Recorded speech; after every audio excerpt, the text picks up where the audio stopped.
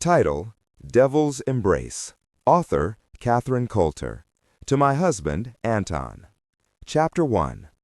Edward Forsyth Lyndhurst, 5th Viscount Delford, drew a deep breath of sea air and guided his bay mare closer to the rocky cliff. The day was unusually warm for the end of March, and the early afternoon sun reflected brightly from the blue water as it rippled gently toward the shoreline. He tugged at his unfamiliar waistcoat and wished again he was still wearing his comfortable officer's crimson and white uniform. He suspected that his Batman and valet, Grumman, felt the loss as much as did he. The fiery little Irishman had been full of voluble complaints about the hoity-toity fashions newly affected by English gentlemen.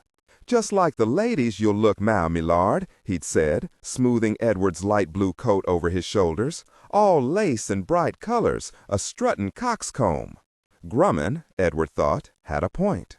Edward shifted in his saddle, shaded his eyes, and looked into the distance up the coastline toward Hemphill Hall, an ancient stone structure that stood at the very edge of the cliffs. He felt a powerful sense of anticipation at seeing the home of the Brahms, Cassie's home. He drew a small miniature of Cassandra, painted on her 15th birthday, from his waistcoat pocket and gazed into the young girl's smiling face. Even at 15, her face had begun to take on a young woman's contours. Her high cheekbones, set above a well-formed, stubborn chin, were delicate and finely etched, her large blue eyes vivid and questioning. He smiled at the thick, wheat-colored hair braided about her head, and remembered how it rippled in deep, natural waves to her waist. He had thought her beautiful even when she was but 8 years old, and he a lad of 14, intolerant of other girls. He had painted outrageous adventures for her, with himself the brave military man, and she had listened to his every word, her eyes serious and intent. Edward shook his head, bemused by memories that had not come to him in years. "What an ass you were," he grunted to himself. But Cassie hadn't thought that. He still pictured her looking at him solemnly, her hair and scraggly ringlets about her small face, saying in her soft child's voice, "You must wait for me, Edward. I shall be a woman grown soon, and then we shall wed. I shall follow the drum with you and share all your adventures." He gazed once again at the miniature and wondered if Cassie was still the same long-legged, skinny girl. He thought about a letter she had written him some 6 months before, hinting at some rather perplexing changes in her appearance, and grinned at her oblique way of informing him that she was becoming a woman. A frown passed over his brow, and he snapped the miniature shut, replacing it gently in his waistcoat pocket. He turned his mare from the path that led to Hemphill Hall, down the rutted trail to the beach below. Cassie had been much on his mind since his Uncle Edgar's death some 2 months ago, when he had felt compelled to resign his commission and return to England to oversee his estates. But he had spent the months in London, with a simple note to Cassie that he would be delayed. Even now he felt ambivalent. She was, after all, but 18 years old, and undoubtedly looking forward to her first season in London. He had felt he had no right to deprive her of an experience that every young lady of her station should enjoy. But he could not help feeling intensely jealous at the thought of her being courted by other gentlemen. What would he do if, when he met her, she gazed at him and felt nothing more for him than childhood friendship? He had cursed himself for a coward and ridden home to Essex. Now, but 1 day later, he was still dawdling and not 1 mile from her home. Edward dismounted when his mare gained the beach, and tethered her to a sturdy bush that had thrust itself up in a small crevice between the rocks at the base of the cliff. He strolled slowly up the beach, blankly watching his boots crunch into the coarse sand, deep in thought. He was caught unaware when a large wave broke and sent water lapping up over his boots. He took several irritated steps back and gazed out over the water. To his surprise, he saw someone swimming through the breakers, bare arms moving in sure, graceful strokes. Although he was some distance away, it would have taken a blind man not to see that the figure emerging from the water was a woman. He watched silently as she rose to her feet and walked through the shallow water to the beach. He could not make out her face, for her head was bowed. But it was not her face that held his attention. She was wearing only a thin white shift that reached to mid-thigh, but she might as well have been naked, for the wet shift was molded against her like a second skin. His practiced masculine eye took in every line and curve of her. Her breasts were full and high, straining against the thin material. His eyes followed the slender lines of her waist and flat belly, to the small triangle of hair outlined by the clinging wet material. She turned slightly, revealing the curve of full buttocks and long, long legs. He felt a jolt of desire and forced himself to look away from her. He tried to calm himself, reasoning that he had been too long without a woman. He recalled the very giving young woman with whom he had spent 2 delightful nights but the week before, and decided with a grin that he must find another excuse. She must be a local village girl, he thought, and began to walk toward her without precisely deciding to. She leaned negligently over to wring the water from the lower part of her shift, and her hair, bounded in braids atop her head, was suddenly illuminated by bright shafts of sunlight. It was a light wheat color, glistening with golden streaks. Edward pulled up short in his tracks and simply stared at her. As if aware that she was not alone, she grew still and raised her head toward him, shading her eyes with her hand. A name formed in Edward's throat, and he called it aloud. "Cassie!" Cassie froze for an instant when she heard his voice, and gazed at the tall, slender gentleman who was loping quickly toward her. "Edward!" Cassie ran toward him and flung herself against his chest. Her voice was a jumble of sobs and laughter. "Edward, it's really you! I can't believe it! You have finally come back!" She hugged him fiercely, then pushed him away to look into his face. "Cass," he said, and gently cupped her face between his hands. How differently he had envisioned their first meeting, with the pained and awkward silences that he had thought inevitable. For the first time in their lives, he kissed her. Cassie had often wondered how she would feel at her first kiss. She had even, upon occasion, pressed her palm against her lips to see if it would make her feel somehow different. She had felt nothing but foolish and was totally unprepared for the sensations that coursed through her body. His mouth grew demanding, and his tongue moved over her lips. Tentatively, she parted her lips and let him possess her mouth. Edward felt a shudder pass the length of her, and reveled in it. His hands moved urgently over her, kneading her hips and pressing her belly hard against him. It was the gentle moan of budding passion escaping her lips that brought forth the honorable English gentleman. Almost violently, he clasped her arms in his hands and pushed her away from him. Cassie gazed up at him, her eyes full of wonder. She felt strangely breathless, somehow urgent. Edward gave a low laugh that ended in a groan. "God, Cass!" She tried to wrap her arms about his neck again, and he forced himself to step back from her, holding her hands tightly in his. "It's good to see you again, Cassie," he said, trying to force lightness into his voice. She frowned at him, confused by his sudden formality. Her frown lightened as she looked closely at him for the first time, and took in every contour of his face. "You are much a man, Edward," she said finally, "but you have not much changed." A smile touched his lips, and he was unable to prevent his eyes from sweeping over her.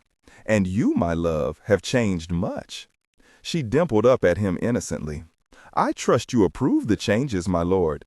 She gazed at the white ruffles at his throat and added shyly, "It was so very warm today. I was swimming." "Yes, I know. I was watching you. I did not think that young ladies indulge in such manly pursuits. You, Edward, are far too used to the company of foreign ladies, who are, I dare say, quite indolent.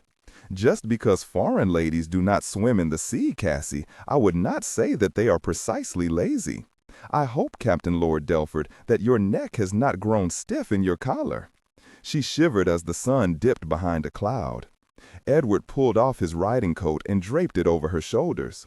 "You must dress, Cass, before you take a chill. Now that you are returned, my lord, that would never do. Oh, Edward, it's been such a long 3 years. I have missed you so." She slipped her hand through the crook of his arm and squeezed him to her. "You have much abused me, my lord. I have been waiting and waiting ever since I got your letter 2 months ago. I did not even know where you were staying in London. Your mother just sighed helplessly in that way of hers when I asked her where you were." Edward paused a moment and said only, "One never picks fruit from the tree until it is ripe." She waved away his words. "I will thank you, my lord, not to liken me to an apple or a pear. And if you are not careful, you might find that I will fall into someone else's basket." Though he felt a moment of uncertainty, he said lightly, "I found that I wished to conduct my business in London. It was better done there in any case." He paused a moment and gazed about at the calm sea and up at the ageless cliffs. "Life is different here. It's as if time touches life here only insofar as the fashions and clothes change. It is not so elsewhere, you know. You so dislike the blissful existence in this Garden of Eden?" He smiled crookedly. "You have always had the knack of boiling things down until there was no water left in the pot." He looked a moment at the soft tendrils of her hair that the sea breeze pressed across her cheek. "Where is your chaperone, Cass? Surely you would not come to a deserted beach alone. It would seem to me, my lord, that you would have been much embarrassed if Miss Petersham had been witness to your exuberant welcome. What? Becky is still with you?" The plump, brisk little woman had been with Cassie as far back as he could remember. Although she had always been polite to him, he had had the inescapable feeling that she somehow did not approve of him. "The mother lion is still guarding her cub," he said aloud. Cassie laughed, and Edward watched her soft tongue dart over her even white teeth. "Becky the lioness, what a marvelous metaphor! She has become quite like a mother to me, you know, Edward, and a watchful one at that. She is quite fond of a nap after lunch, and thus I was able to come here alone. I refuse to believe, my lord, that you would have preferred meeting me for the first time after 3 years across the expanse of the drawing-room. It would have been better for both of us had I seen you fully dressed and not soaking wet like some half-naked sea-nymph." Cassie drew to a halt beside him and said softly, "But then I probably would not have been certain that you still cared for me. You would have been all stiff and full of trite, formal phrases. I would have been far more the discreet gentleman." Cassie felt a stab of apprehension. "Edward, you have not found another lady, have you? Is that why you stayed away from me in London? Damn it, Cass, you're but 18 years old." "Yes," she said quietly, "and a woman grown. If you'll recall, you told me in great seriousness that you were nearly a woman grown when you were 8 years old." "Good heavens, I had forgotten all about that.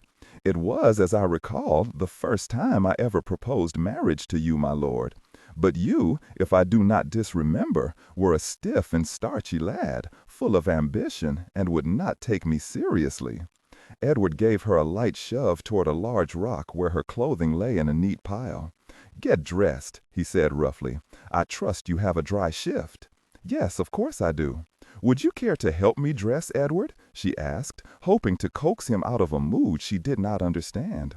"No, but I shall ensure that no other man comes along to see you naked." "But, Edward," she said demurely, "we are on Bromland. You are the only man who has ever come to the beach and seen me swimming. Which makes me wonder, my lord, do you often make it a habit to spy on young ladies? I will not believe you if you tell me that you recognized me immediately." Edward flushed, despite himself. Had she been a village girl and willing, he was not at all certain what he would have done. "Ah, Edward, you have become a rake, I see. Is that why you seem to care so much for indolent foreign ladies? Cassie, you're a baggage. How do you know about such things as rakes? Surely Elliot would not discuss such matters with you. You know that Elliot is 22 now and no longer a boy. I have asked him again and again, but he will not tell me what he does when he goes to Colchester or to London. He always mumbles something about business, which I know is a lie." Cassie stripped off his riding coat, and Edward turned away. "It would appear to me that you have been allowed to run wild since your father died." "Alas, it is true, but all I had to warm me at night were your rather infrequent letters. And from the beatific grin on Elliot's face each time he returns from one of his jaunts, I would say that mere letters are hardly a fulfilling substitute." He smiled, but refused to be drawn. "I was sorry, Cass, to hear of your father's death. "It was probably for the best," she said matter-of-factly. "He had grown quite odd, you know, particularly during the past 2 years. I had the inescapable feeling that he tried to avoid me. It is Elliot's opinion that I am too much like Mother, and that looking at me brought him pain. I think he always disliked me because I killed Mother." "Don't be a fool, Cassie," he said sharply, turning to face her. "But she died birthing me, Edward, and she was but 23. I become depressed every time I think about it." Edward did not immediately reply as he stared at her. She was seated on a rock, dressed in a light blue muslin gown, sashed tightly at her waist, fastening the strap of her sandal. He glimpsed a long white stocking leg before she whisked her dress down over her ankle. She rose and gave him her hand. "Are you now more approving of my appearance, Lord Edward? You are almost as beautiful as the 15-year-old girl I left 3 years ago." She gave him a dazzling smile. "And you, my lord, are still the most handsome gentleman of my acquaintance." She appeared to inspect him closely, from head to toe. "I cannot decide which I admire more about you, your size or—" she cocked her head to one side. "My height or your beautiful eyes," she said promptly. She touched her fingertips gently to his cheek. "They are such a deep brown with golden flecks, just like your hair. I suppose that many ladies have told you that." "Perhaps 1 or 2, but it meant very little to me." His eyes softened on her face. "What did mean a great deal to me was receiving your letters. Your spelling is atrocious, Cass. Many a time I felt as though I were deciphering a military code. Well, your letters, my lord, read for the most part like a campaign log. I have become quite adept at making salt and flour maps, so I knew where you were. Poor Becky could never figure out why I became such an avid student of geography." She paused a moment and dug the toe of her sandal into the sand. "I many times had the feeling that you were not being altogether honest with me, Edward." "I could never grasp what your life was like," Edward said with deliberate coolness. "Suffice it to say, Cass, that warfare and military life did not bear much resemblance to the exploits I dreamed of as a boy. There is never much satisfaction in dispatching another fellow human to his maker. Now, Cass, what of you? Have you been a sad trial to Miss Petersham?" She accepted his rebuff, though it hurt her to think that he would likely never tell her much of his military years.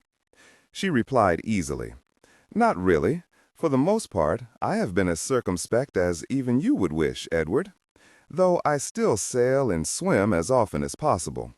I dare say that our parties and dinners hardly made fascinating reading for you." "You are quite wrong. Your letters always reminded me of what was really important to me. What did Miss Petersham think of your writing to me?" She had been frowning thoughtfully over his words, but at the mention of her companion, her eyes twinkled. "Poor Becky. We are quite close, you know, except in matters that concern you. Elliot and I discussed it most thoroughly and decided that in the case of our letters, it would be best to commit a sin of omission. She never found out. Then I dare say that she will not welcome me with open arms. True, but Elliot is my guardian, and she can hardly turn you away. She will come about, you will see. I fear, though, that she will be excessively disappointed that we will not be going to London. I fancy she expected me to snare a royal duke. You and one of the fat German dukes, good Lord." He squeezed her hand. "Come, Cass, let us get my mare, and I shall escort you back to the hall." He felt her fingers close over his, and saw that she was looking up at him, a disturbing smile on her lips. "Before we go, Edward, I would that you kiss me again. I have never been kissed before, and I must own that I like it a lot." He leaned down and kissed her lightly on her closed lips. She stared up at him doggedly. "That is not at all how you kissed me the first time," she added hesitantly. "I like the other things you did with your hands." He stood stiffly before her, trying to still the twisting desire in his loins. "Cass, it is not proper." "But why, Edward? Did you not come back to be my husband?" "Nose, damn it, I have not yet spoken to Elliot." "And as much as you scoff at the idea, there is your season in London." One thick arched brow flared upward. "Season in London? Come, Edward, I was but jesting. Now that you are returned, everything has changed. I shall have no duke, not even a royal one." "It is important, Cassie," he said heavily. "You have been sheltered. It would not be fair of me to prevent you from meeting other gentlemen. Don't you understand? You may meet someone else whom you would prefer to wed." Cassie raised her chin in a proud, stubborn gesture that he remembered well. "I admit that I am young and not much experienced. But I am not a fool, Edward, nor am I a silly, romantic girl whose mind is filled with maudlin drivel. I have long known that you are the man to suit me. I beg you not to question my motives or my feelings. You call this place a Garden of Eden, Cass. You know nothing of what lies beyond even Ipswich. Edward, you make it sound as though I have been raised in a convent. You know that Becky needled Elliot the moment I turned 17 to let me put my hair up and entertain lavishly. I assure you, I have been most feted by many gentlemen, even some from your precious London. I have found them, for the most part, to have very little under their powdered heads save empty, vain heads. Now, I would that you cease this nonsense." "Very well, Cass, we shall discuss the matter another time. Edward, if you do not believe me, I shall simply have to seduce you and force you to wed me. What do you know of seduction, miss? If you will kiss me again, I dare say that I shall come by it quite naturally." There was a woman's smile on her face, and Edward's honorable intentions crumbled. He pulled her roughly against him and kissed her temples, the tip of her straight nose, the hollow of her throat. His lips touched hers, feather light. "Part your lips, love." She obeyed him willingly.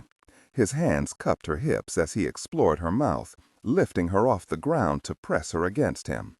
Through her gown and petticoats, Cassie felt the fierce hardness of him. She had seen animals mate, and knew that when men and women coupled, men entered women's bodies. She felt an almost painful ache building between her thighs, and realized that she wanted more than anything to feel Edward naked against her, caressing her, making himself a part of her. She dug her fingers into his back and pressed her body so tightly against him that she could feel his heart beat against her breasts. She gave a cry of frustrated disappointment when he abruptly pulled her away from him. "Enough, Cass," he said harshly. "No, don't argue with me. I refuse to be seduced by a slip of a girl who supposedly knows nothing about it. Come, let me escort you to Hemphill Hall." Chapter 2. Cassie drew Edward up the wide front steps of Hemphill Hall and thrust open the door, nearly toppling Minkle, the brown butler. "Minkle, look who is home, finally, and to stay." Minkle forgot his dignity and bestowed a toothful smile upon the Viscount. "Welcome home, my lord." "Thank you, Minkle. Where is Elliot, Minkle?" "In the library, Miss Cassie, reviewing the account ledgers, I believe." Cassie laughed. "Poor Elliot. I'll wager he is muttering to himself and tugging his hair. Gilder was here all morning, our agent, you know, and left Elliot frantically toting up columns of numbers. He will be pleased to be rescued, Edward." Elliot Brown, 4th Baron Tensdale, was in fact staring past his account books out over the east lawn, a young lady in his thoughts. He started guiltily every few minutes and forced his attention back to his task. He looked up, startled, as Cassie burst unceremoniously into the library. "Close your books, my love, for I've a surprise for you." "What, Cass? You finally caught that large sea bass for my dinner?" "It's not a fish, Elliot, but I trust that I have finally caught him. Edward." "Good God, man, it's been ages." Elliot quickly rose to shake Edward Lyndhurst's outstretched hand. "I trust we do not disturb you, Elliot. This madcap sister of yours dragged me in here without a by your leave." He has become a man, Edward thought, gazing at Cassie's brother. Though he had the same open, smiling face, 3 years had added firmness to his jaw, and his light blue eyes seemed to hold widened experience, if not wisdom. "I am quite used to her bursting in upon me," Elliot laughed. "I am only safe when I am taking my bath." "Elliot is home to stay, Elliot. Cassie said, tugging at her brother's sleeve. Forever. Oh? Elliot said carefully, his eyes upon Edward's face. As Cass said, Edward, she's finally caught me, Edward said blandly. He kissed me, Elliot. Would you not say that he has compromised me irrevocably? He must now do the honorable thing. I think what he should do first, Cass, is join us on a glass of sherry. Despite all your letters, Captain Lord Delford, I vow we have a good deal of catching up to do. Your letters were so terribly military, Edward, Cassie said by way of explanation, that I saw no reason for Elliot not to read them. There was only one that I did not show him, for he would have been obliged to call you out. To your safe return home, Edward, Elliot said as he clicked his sherry glass to Edward's, then to his sister's. To a new beginning, Cassie said. To a continuation of a long-ago beginning, Edward said. Let us sit down, Elliot said. He had often wondered if Cassie's lifelong infatuation for Edward would endure into adulthood, but as he watched them, he could not doubt that it had. He saw their eyes meet, and although they made no move to touch each other, they might as well have been locked together. Elliot cleared his throat. Your mother is well, Edward. She enjoys her ill health, as always. Uncle Edgar's death came as something of a shock to her. Your uncle was an honorable gentleman, Elliot said. Your estate was in capable hands. Speaking of hands, Edward, did that shoulder wound you suffered a couple of years ago heal well? Not even a twinge now. I was fortunate enough to fall into the care of a sober surgeon. In India, that commodity is hard to find. I insist upon seeing the scar, Cassie said. Elliot frowned at his sister. Really, Cass, Edward will think that you have not been properly raised. You should have seen her, Edward, when you finally wrote of your wound. She was like a raging virago, and if it had not been for my calm good sense, I think she would have sailed her sloop to India by herself. I was very worried, though speaking of Elliot and good sense together is far off the mark. But since he became Baron Tinsdale, he is so full of self-consequence that he must needs continually make up all sorts of outrageous qualities for himself.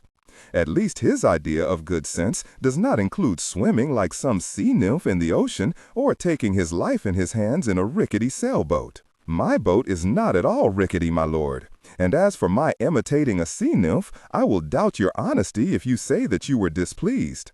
Cass, I trust you were wearing something while you were swimming. She was like Venus coming from the sea. Quite a lovely prospect, I must admit. I was wearing a shift, Cassie said, gazing from her brother's raised brows to Edward. She rose gracefully and shook out her skirts. Now that you know the extent of Lord Delford's brazen behavior, Elliot, I shall leave you to deal with him. Do not let him escape, brother, else I shall have to take my shredded virtue and hie myself to a convent. After Cassie left the library, Elliot turned to Edward in some embarrassment. She is ever forthright to a fault, but of course you know that. He tugged a moment at his collar. You did not, that is, Cassie did not. Edward blinked in surprise and said in an amused voice, She was wearing a shift, Elliot, a very wet but quite modest shift. My intentions are honorable, you know, so there is no need to call me out. I want to marry her, but I must admit I am uncertain what to do about her London season. She flatly refuses now even to consider it. As well as being forthright, she is headstrong. Stubborn as a mule once her mind is made up. True, still, if you insist that she spend the season in London, then between the two of us, we should be able to rein her in. She has never wavered in her affection for you, Edward, though I believed for some years that it was naught save hero worship for a brave and absent military man. If you wish to wed her now, I'll not cast a rub in your way. Such support will likely result in Cassie naming our first son after you. Cassie a mother! Elliot shook his head bemused. It seems but yesterday that she was a child herself, intent only upon learning how to bait her hook. Yet I remember the time I crammed my horse over a fence and broke my leg. She was motherly, bullying me and forcing all manner of vile potions down my throat. I am glad that I did not return to England when I was laid up with my shoulder wound. Edward smiled gently at the still bemused Elliot. What do you say, Elliot? Can we arrange a wedding in, say, 2 months? "Captain, Lord Delford moves quickly once he is on the attack, I see." "I can see no problem. Becky will take charge and see that everything comes off aright. Speaking of Miss Petersham, it is better that I deal with her myself." "As you will, Elliot. Now, my friend, there is much I wish to discuss with you. How has Elliot Brom found life as the 4th Baron Tinsdale?" Chapter 3. Elliot Brom smiled down at the agitated Miss Petersham. "Come now, Becky, Edward Lyndhurst is one of my oldest friends and a man of honor. If Cassie wants him, I'll not kick up a ruckus. She's but a girl, Elliot. She's but a girl and can't know her own mind. Her dashing Viscount comes galloping home, dripping with countless stories of his exploits, no doubt, and practically begs her to fall into his arms. You're off the mark there, Becky. If I know Cassie, it is she who very likely encouraged Edward to fall into her arms. It's certainly not as if Edward were a stranger after all. They've written to each other for the past 3 years. They have what?" Miss Petersham drew in an appalled breath. Elliot had the grace to look sheepish. "Now, Becky, Cassie and I decided not to tell you, for you'd have disapproved." "You mean that Cassie decided not to tell me, and you wretched boy, fell in with her? You are 4 years her senior, and her guardian since his lordship's death." Miss Petersham groaned and took several perturbed steps about the room. "Promise me, Elliot, that you will not let her wed him until after her season in London." Elliot shook his head. "I cannot understand why you are not content that Cass is making a love match. Lord knows that there are few enough of them nowadays. And you must admit, Becky, that she has shown nothing but indifference to all the young pups who have gathered about her like bees to a honey-pot. All she would find in London, I dare say, is more of the same. I have given my approval, and they want to marry in 2 months. 2 months? Oh, no, surely not." Elliot set about soothing her. "It's not as if you're going to lose her to some gallant who lives God knows where. Delford Manor is but 2 miles away, and I fancy that all of us will continue much as we always have." Miss Petersham drew a deep breath to calm herself. "I suppose what's done is done. I only wish that I had known sooner." Elliot patted her plump shoulder, not without affection. "You know when Cass gets the bit between her teeth, there's no stopping her. I dare say with your genius for preparations, we shall be able to pull off the wedding as if we had had 6 months to plan it." Elliot beamed at her, thankful that the weight of all responsibility was to be on Miss Petersham's capable shoulders. Miss Petersham gave him a thin smile. How many times she had thought that Elliot should have been the girl and Cassie the boy. While Cassie was strong, quick-witted, and an expert in getting what she wanted, Elliot was guileless and malleable, clay in his sister's hands.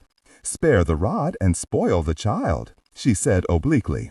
She tugged at her lacy cap and left the drawing-room, her black skirt swishing with each brisk step. Elliot drew a sigh of relief and looked up to see his sister peep her head around the door.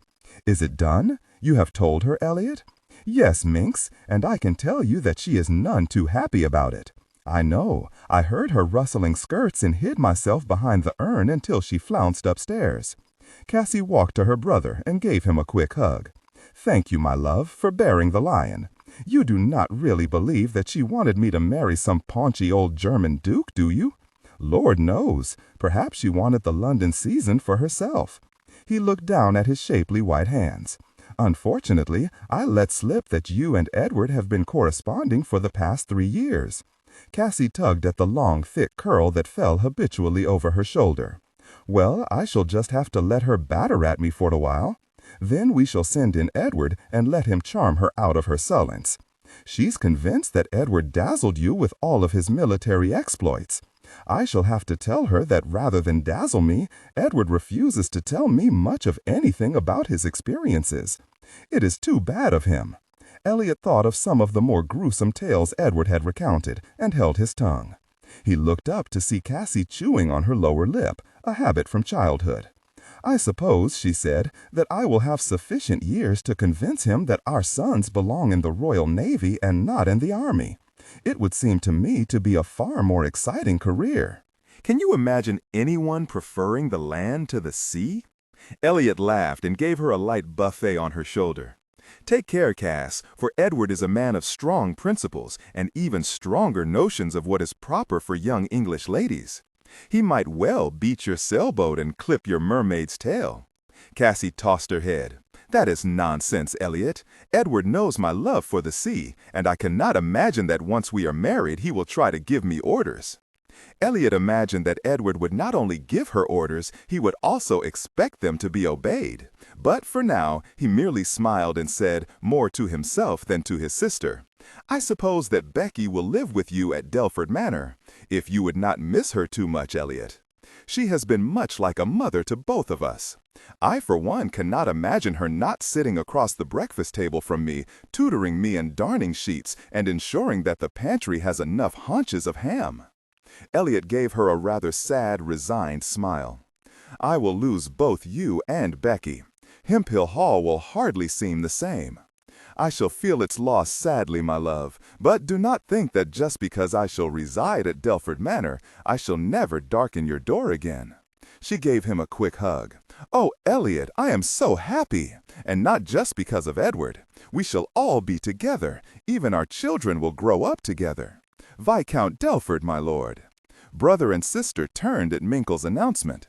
Edward Lyndhurst stepped into the drawing-room and stood for a moment, staring at Cassie. It was not her face and figure that held him, but the joyful expression that lit her eyes as she looked at him. She took a quick step toward him, as if impatient of any distance between them. Elliot cleared his throat. Lord, Edward, you'll have all your life to stare at her. Wretch. Don't mind Elliot, he has so little in his head that he must needs forever tease me. Do come in, Edward. Cass and I were just discussing the advantages of the Royal Navy over the Army. I suppose the two of you want to be alone, so I'll take my leave. To see Miss Penworthy, Elliot? I don't know why the devil not. With you and Edward staring at each other with sheep's eyes, I have a fancy to try it myself. Miss Penworthy has such great brown eyes, I think she will do it quite nicely. Eliza already hangs on his every word, Edward, as if he were some sort of Greek god, bestowing gems of wisdom on us mortals. Elliot gave his sister a crooked grin, and Edward a quick salute. Beat her, my lord, that's my advice. Once they were alone, Edward held out his hand to her. Come here, love. Will you beat me, my lord? There are too many other things to do with you that first require my attention. She shyly took his hand. I trust that we will always be in such perfect agreement. I do not believe, my lord, that I have told you how much I love you since last evening. Do you mean you love me today as well? He asked, his fingers tracing over her parted lips. I suppose that I have no choice, she said, as she rubbed her cheek lightly along his palm, else you would think me a fallen woman, for just thinking about you brings all sorts of very physical thoughts to mind. She kissed his palm, then stepped into the circle of his arms and pressed her cheek against his shoulder. There can be no more fortunate man than I, he said, and drew her tightly against him. He felt an awakening shudder pass through her body as he lightly kissed her mouth, and knew with certainty that her passion would rival his own. He kissed her small white ears and reluctantly pulled her away. Come, Cass, old Winslow has put up a hunter for sale, and I have promised to see her this afternoon. May I have the pleasure of your company? Indeed you may, my lord. If we must spend the afternoon looking at a hunter, I would far rather do it now than after we are married. Chapter 4. Drat you, Miss Cassie, hold still, else you'll have your buttons all askew. Oh, do hurry, Dolly, our guests will arrive at any moment. Dolly Mintlow shook her head fondly at her fidgeting mistress and curled her arthritic fingers to fasten the tiny buttons on the back of Cassie's ivory satin gown. There, miss, all done now. But look at your hair, you've already shook loose a curl. Cassie sighed and forced herself to sit quietly as Dolly put her hair to rights again. She frowned at herself in the mirror.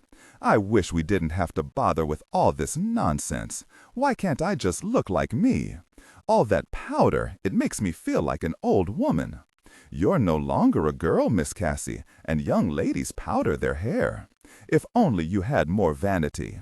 With the way you're always bouncing about, I wager you'll have white powder all over your gown. At least the gown is white. Dolly is right, Cassandra. A little more decorum on your part would not be at all amiss.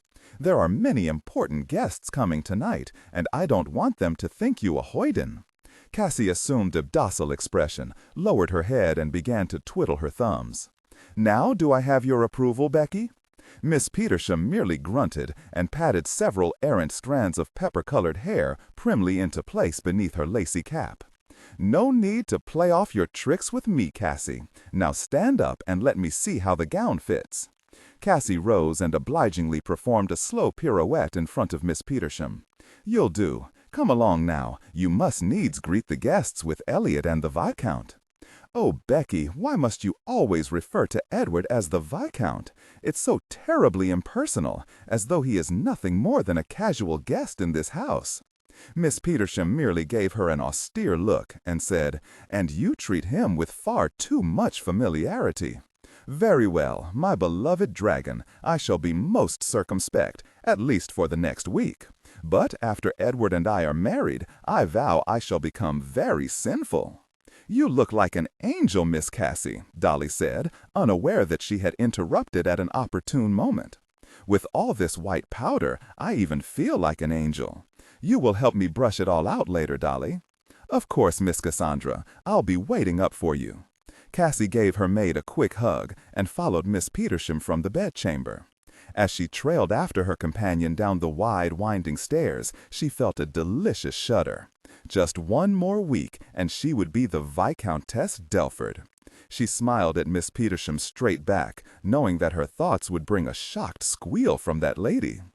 Only that afternoon, Becky had called Cassie to her room and, after some roundabout conversation, had stiffly inquired if Cassie understood what would be demanded of her on her wedding night. Cassie stifled a laugh and displayed what she hoped was maidenly shock. "I believe I do have a very general idea, Becky." Miss Petersham breathed an audible sigh of relief. "A very general idea is all that is necessary. Your husband will see to the specifics. I dare say Edward does have sufficient experience to be able to carry everything off smoothly." She gazed up apprehensively at Miss Petersham after her unthinking comment, and saw that she was regarding her oddly, her expression serious, and her hazel eyes narrowed in concern. "I am sorry, Becky, to tease you so," Cassie said quickly, her hand on her companion's arm. "No, child, you are not teasing me." She looked as if she would have said more. Quickly, she was behaving in much her old way, briskly reminding Cassie not to chew on her thumbnail like some peasant child. "You look beautiful, Cassie." Cassie looked up to see Edward standing at the foot of the stairway, dressed elegantly, without affectation, in black and silver, his chestnut hair powdered like hers, and drawn back with a black ribbon at the nape of his neck. And very grown up. "It's all this dreaded white powder," she said, smiling up at him as she rested her hand in the crook of his arm. "What, my lady doesn't want to be fashionable?" "If that is what you wish, my lord," she said demurely. Realize, though, that it all must be brushed out at night before one can go to bed. An irrefutable point. Ah, Elliot and Miss Penworthy. Elliot's fair curls were powdered and brushed in artful disarray. He took Miss Penworthy's small hand in his, thinking that she made the perfect foil to Elliot's blonde handsomeness, with her pert oval face framed with rich black curls. "Well, one more week, old boy, and she's all yours." Elliot cast a critical eye over his sister and gave her a wink. "Take care, Elliot, else Eliza will think that you don't care for your poor sister." Cass turned and smiled down at the diminutive Miss Penworthy. "I am so abused, my dear. Elliot throws me at the first gentleman who offers marriage." "Oh no, Cassandra, you disremember," Miss Penworthy said in great seriousness. "Elliot told me that he'd been plagued for the past 6 months by your suitors. Why, there was Oliver Claiborne, somewhat of a slow top, I admit, but still." Elliot groaned and firmly took Miss Penworthy's hand in his. "She's teasing you, Eliza. Don't heed a word she says." "Well, I know, Elliot," Miss Penworthy said, "but it amuses you so to see me teased. Come, my dear, I must return to my mamma." "You mean that it is marriage that I offered?" Edward said in an appalled voice after Miss Penworthy had removed Elliot. "If you want my money, my lord, then you must first place a wedding ring on my finger. Since I am a fortune hunter, at least in Miss Petersham's eyes, I suppose I am doomed to take the chaff with the wheat." Cassie suddenly felt the baleful eyes of Edward's mother turn in her direction. She held out her hands to the short, sparse little woman.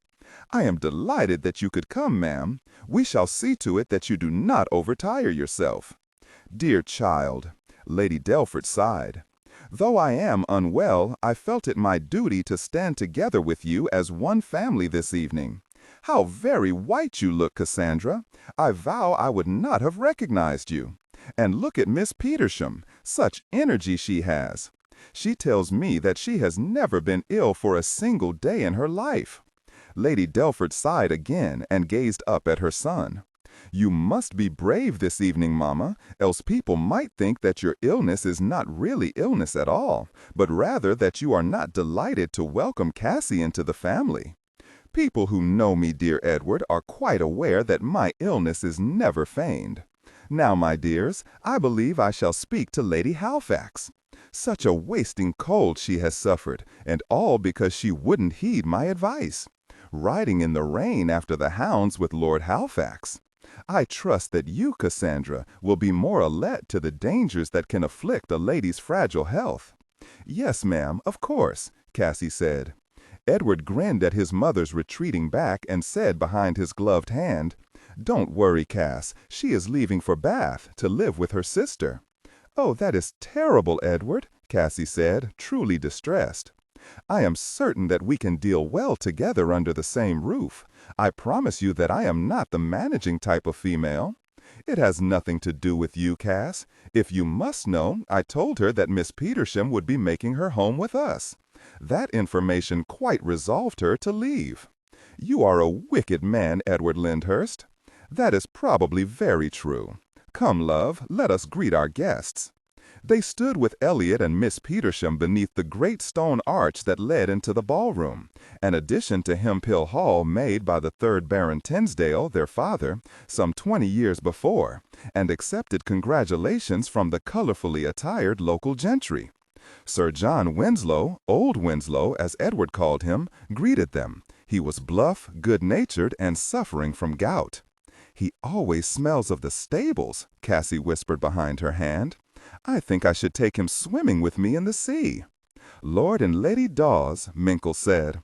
Poor Lady Dawes, Cassie thought, as she bade them welcome. She must needs tolerate a profligate husband who treats her like a stick of wood, deaf and dumb to his rake-hale behavior.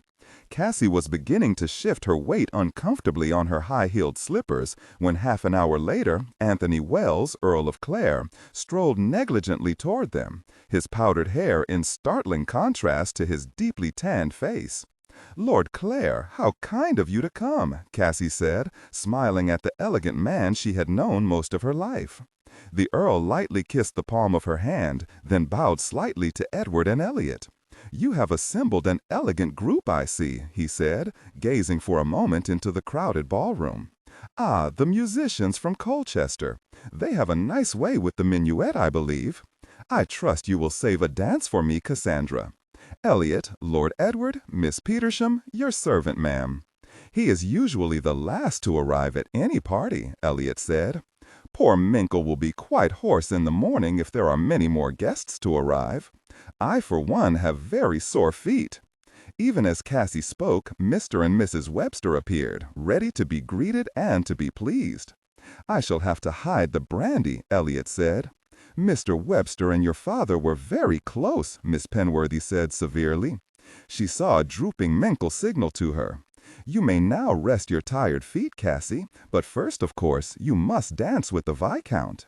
Such sacrifices I already make for you, my lord." As she took Edward's arm, she heard Miss Petersham say sternly to Elliot, "Do not spend the evening in Miss Penworthy's pocket, else her doting mamma will have you to the altar before you catch your breath."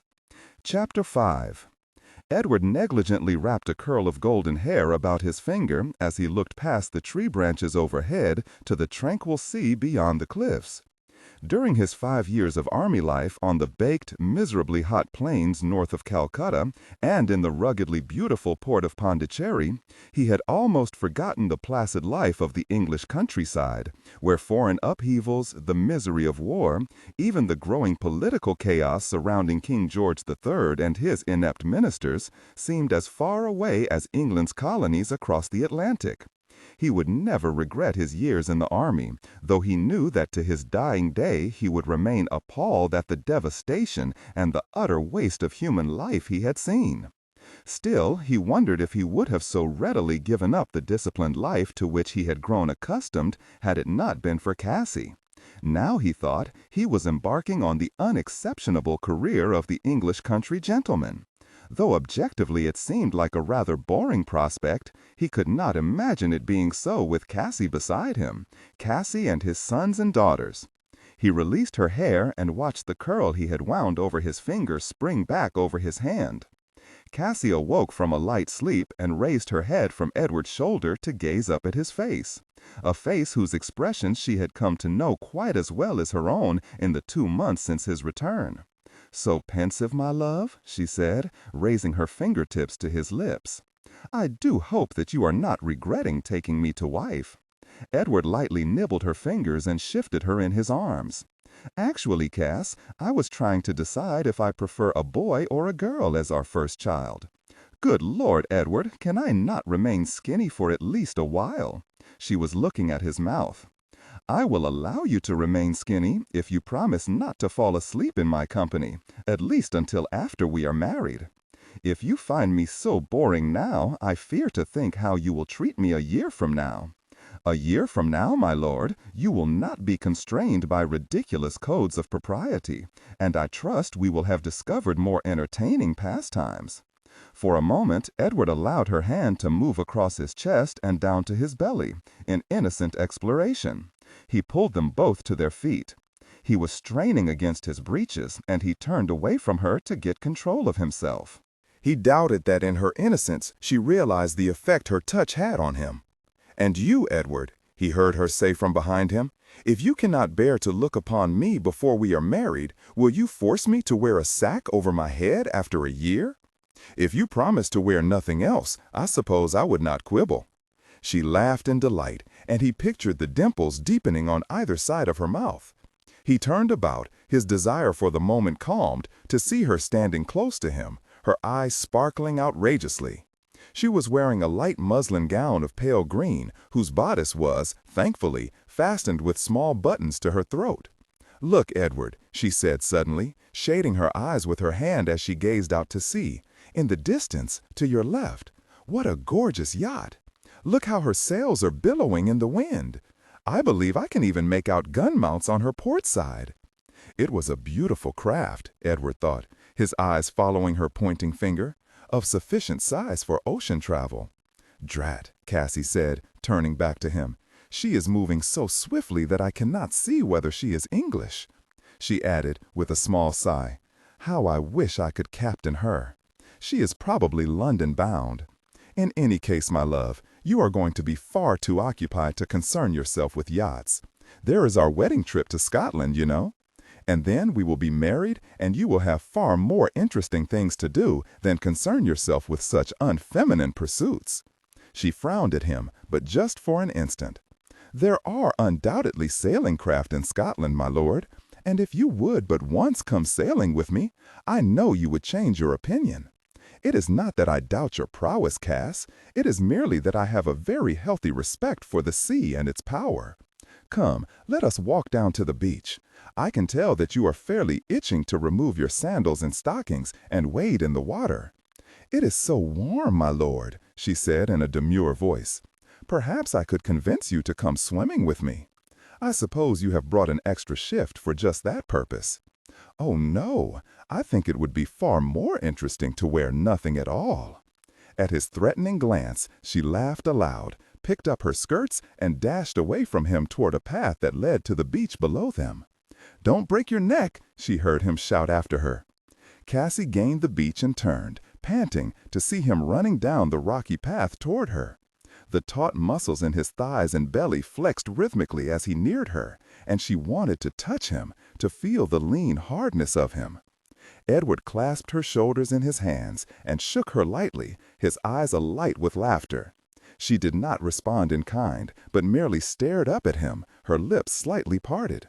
She realized dimly that they were standing motionless, in plain view. It was unlikely that she could even convince him to kiss her. She remembered a small cave, private and protected, some 20 yards up the beach, carved long ago by the crashing of the sea into the rocks. She pulled away from him and ran full speed up the beach, hoping she could reach the cave before he caught her. Startled, Edward stared after her a moment. "Cassie, what the devil?" he shouted, but she did not stop. He shook his head and galloped after her. The beach curved sharply, and when he rounded the cliff, she was nowhere to be seen. "Cassie, if you don't come here this instant, I am going to beat your bottom." He saw a flash of green from the corner of his eye and turned to see her standing in the mouth of a cave. "You must catch me first, my lord," she cried, and disappeared into the cave. Edward's eyes grew quickly accustomed to the dim interior, and he saw Cassie standing quietly some feet away from him. "Alas, my lord," she said in a breathless voice, "it appears that you have trapped me." "You deserve a good beating, my girl." "Yes, Edward," she said, and bowed her head. In an instant, she felt his hands grasp her shoulders and his breath warm upon her forehead. She raised her head and parted her lips in mute invitation. He realized vaguely that she had tricked him, but she was standing on her tiptoes, her mouth close to his, and he felt rational scruples slip willingly from his mind. They were to wed after all, in but 2 days' time. "I love you so, Edward." He felt her breasts pressing against his chest and wrapped his arms tightly about her back. "And I you, Cass." He brought his mouth down to hers and kissed her, savoring the taste of her. He grew more demanding and wrapped his hands in her hair that hung to her waist. He shuddered when she dug her fingers into his back. She was filled with passion, innocent passion, and it was driving him mad. "Please, Edward, touch me the way you did on the beach when you first saw me." He released her hair, and his hands caressed her. He cupped her buttocks and lifted her to press her belly tightly against him. "Damn your ridiculous skirt and petticoats." He pulled away from her and shrugged quickly out of his coat. He spread it on the sand and eased himself down. "Come here, Cass," he said, and held his hand out to her. Cassie fell to her knees beside him and let him pull her into his arms. She fell onto his chest and let her hair swirl about his face. Edward circled her chin with his fingers, tilting her face to him so he could look into her eyes. They were huge and dark in the pale light, full of tenderness and excitement. "Lie on your back, Cass," he said softly. He balanced himself on one elbow and smoothed her hair away from her face into a golden halo about her head. "God, you're beautiful," he whispered. His fingertips traced the straight line of her nose and gently outlined her cheek. "I feel so urgent, Edward," she said, as his fingertips lightly touched her mouth. "My heart is pounding so, I can scarce breathe." He saw her eyes widen as he cupped her breast and pulled her to him, and felt a shudder pass the length of her body. "There is much, much more. Please teach me, Edward. Let me become a woman." Although he had had much practice, Edward's fingers trembled as they probed at the small buttons on her bodice. He wanted her as he had never before desired a woman. She lay passively, staring up at him as the material parted, and he pulled free the blue ribbons that held her chemise close over her breasts. When cool air touched her skin, she stiffened, for no man had ever before seen her naked. "Don't be afraid, Cass," he said. He parted the chemise, baring her breasts. They thrust up firm and full toward him, delicately white and smooth, her creamy nipples a dusky pink. "Do I please you, Edward?" He groaned deep in his throat and closed his mouth over her. She sucked in her breath in surprise as he licked and tugged at her with growing possessiveness. He felt her quicken and arch her back instinctively to press more tightly against him. Edward sat back on his knees and jerked open his white lawn shirt. Cassie raised her hand and tangled her fingers in the light brown hair of his chest. She lightly traced the diagonal white scar that slashed down his shoulder. "Let me feel you against me," she whispered. He lowered himself down upon her, his senses reeling at the giving of her, and he kissed her deeply, savagely, until she moaned breathlessly into his mouth. He drove his hands frantically beneath her to the buttons on the skirt of her gown. Cassie joined her fingers to his as he jerked free the bowed sash and tugged at the strings of her petticoats. Edward gave a shaking laugh as he clumsily helped her to rise to free her of her clothing. As her shift fell from her hips to land on her discarded skirt, Cassie hesitated and furtively crossed her hands over her thighs. She remembered starkly having overheard whispered words of two young maids when she was but 12 years old. Molly had said hoarsely, "He'll drive it into ye, and yell, scream with pain, and bleed afore you learn to like it." She realized dimly that she was afraid to give herself over to him, to lose the mystery and innocence that bound her to herself, to a self that was known and safe. She stood stiff with uncertainty, lacing her fingers tightly together. "You needn't fear me, Cassie. Come, look at me, love." She forced her eyes to his face and saw understanding there. "I'm being quite silly," she said in a low, nervous voice. "No, you are being you. Trust me, Cass. I'll not take anything from you, nor would I ever hurt you. I want to give you everything that I have, and that includes my passion and my body."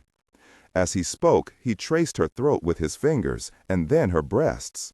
He felt her quiver at his touch and drew her into his arms, closing his mouth over hers. His fingers caressed her until she dropped her arms to her sides and leaned against him. "Do you want me now, Cassie?" "Yes." She closed her hand over his caressing fingers. He fell to his knees in front of her, and she felt his eyes upon her, looking at her. His fingers touched her, and her embarrassment at his intrusion slipped away from her as his gentle caressing sent intense sensation down to her belly. His other hand was kneading her buttocks, pressing her closer to him. His fingers caressed her until at last they parted her.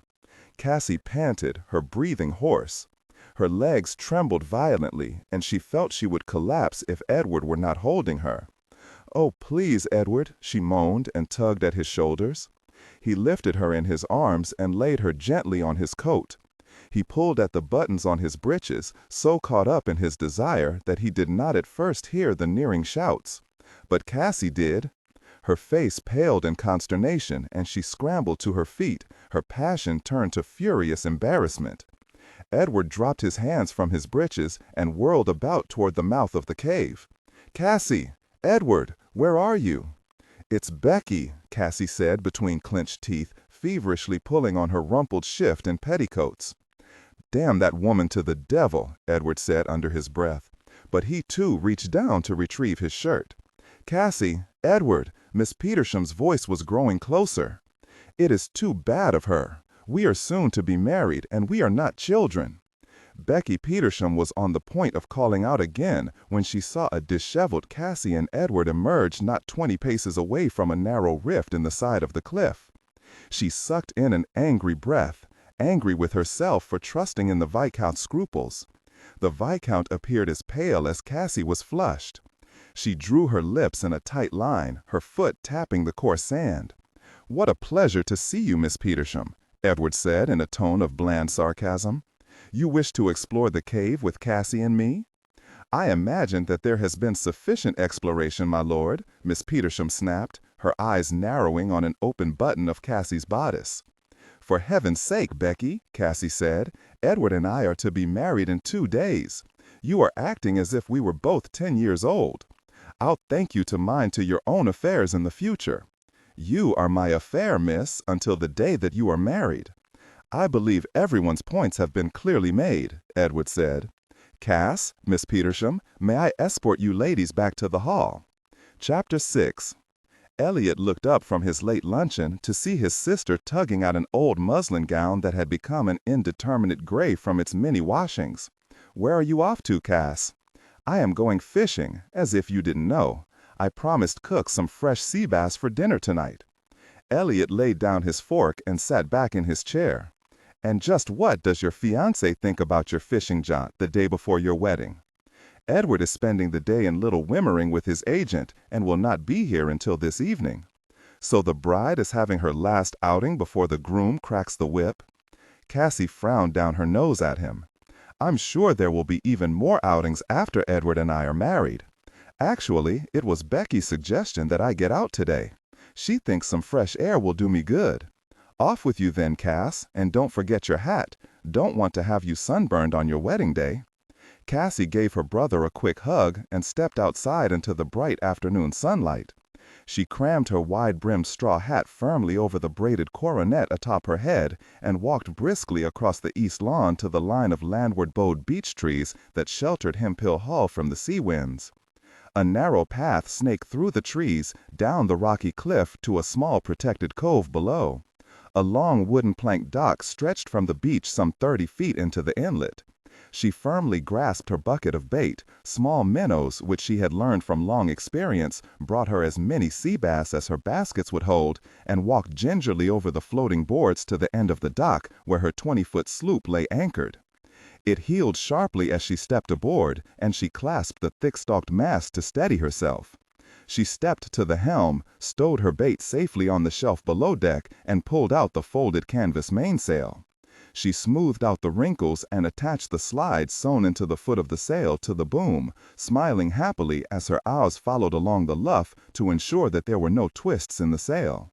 From long habit, she gazed out beyond the mouth of the cove to the sea and saw that the wind was whipping the waves into stiff whitecaps.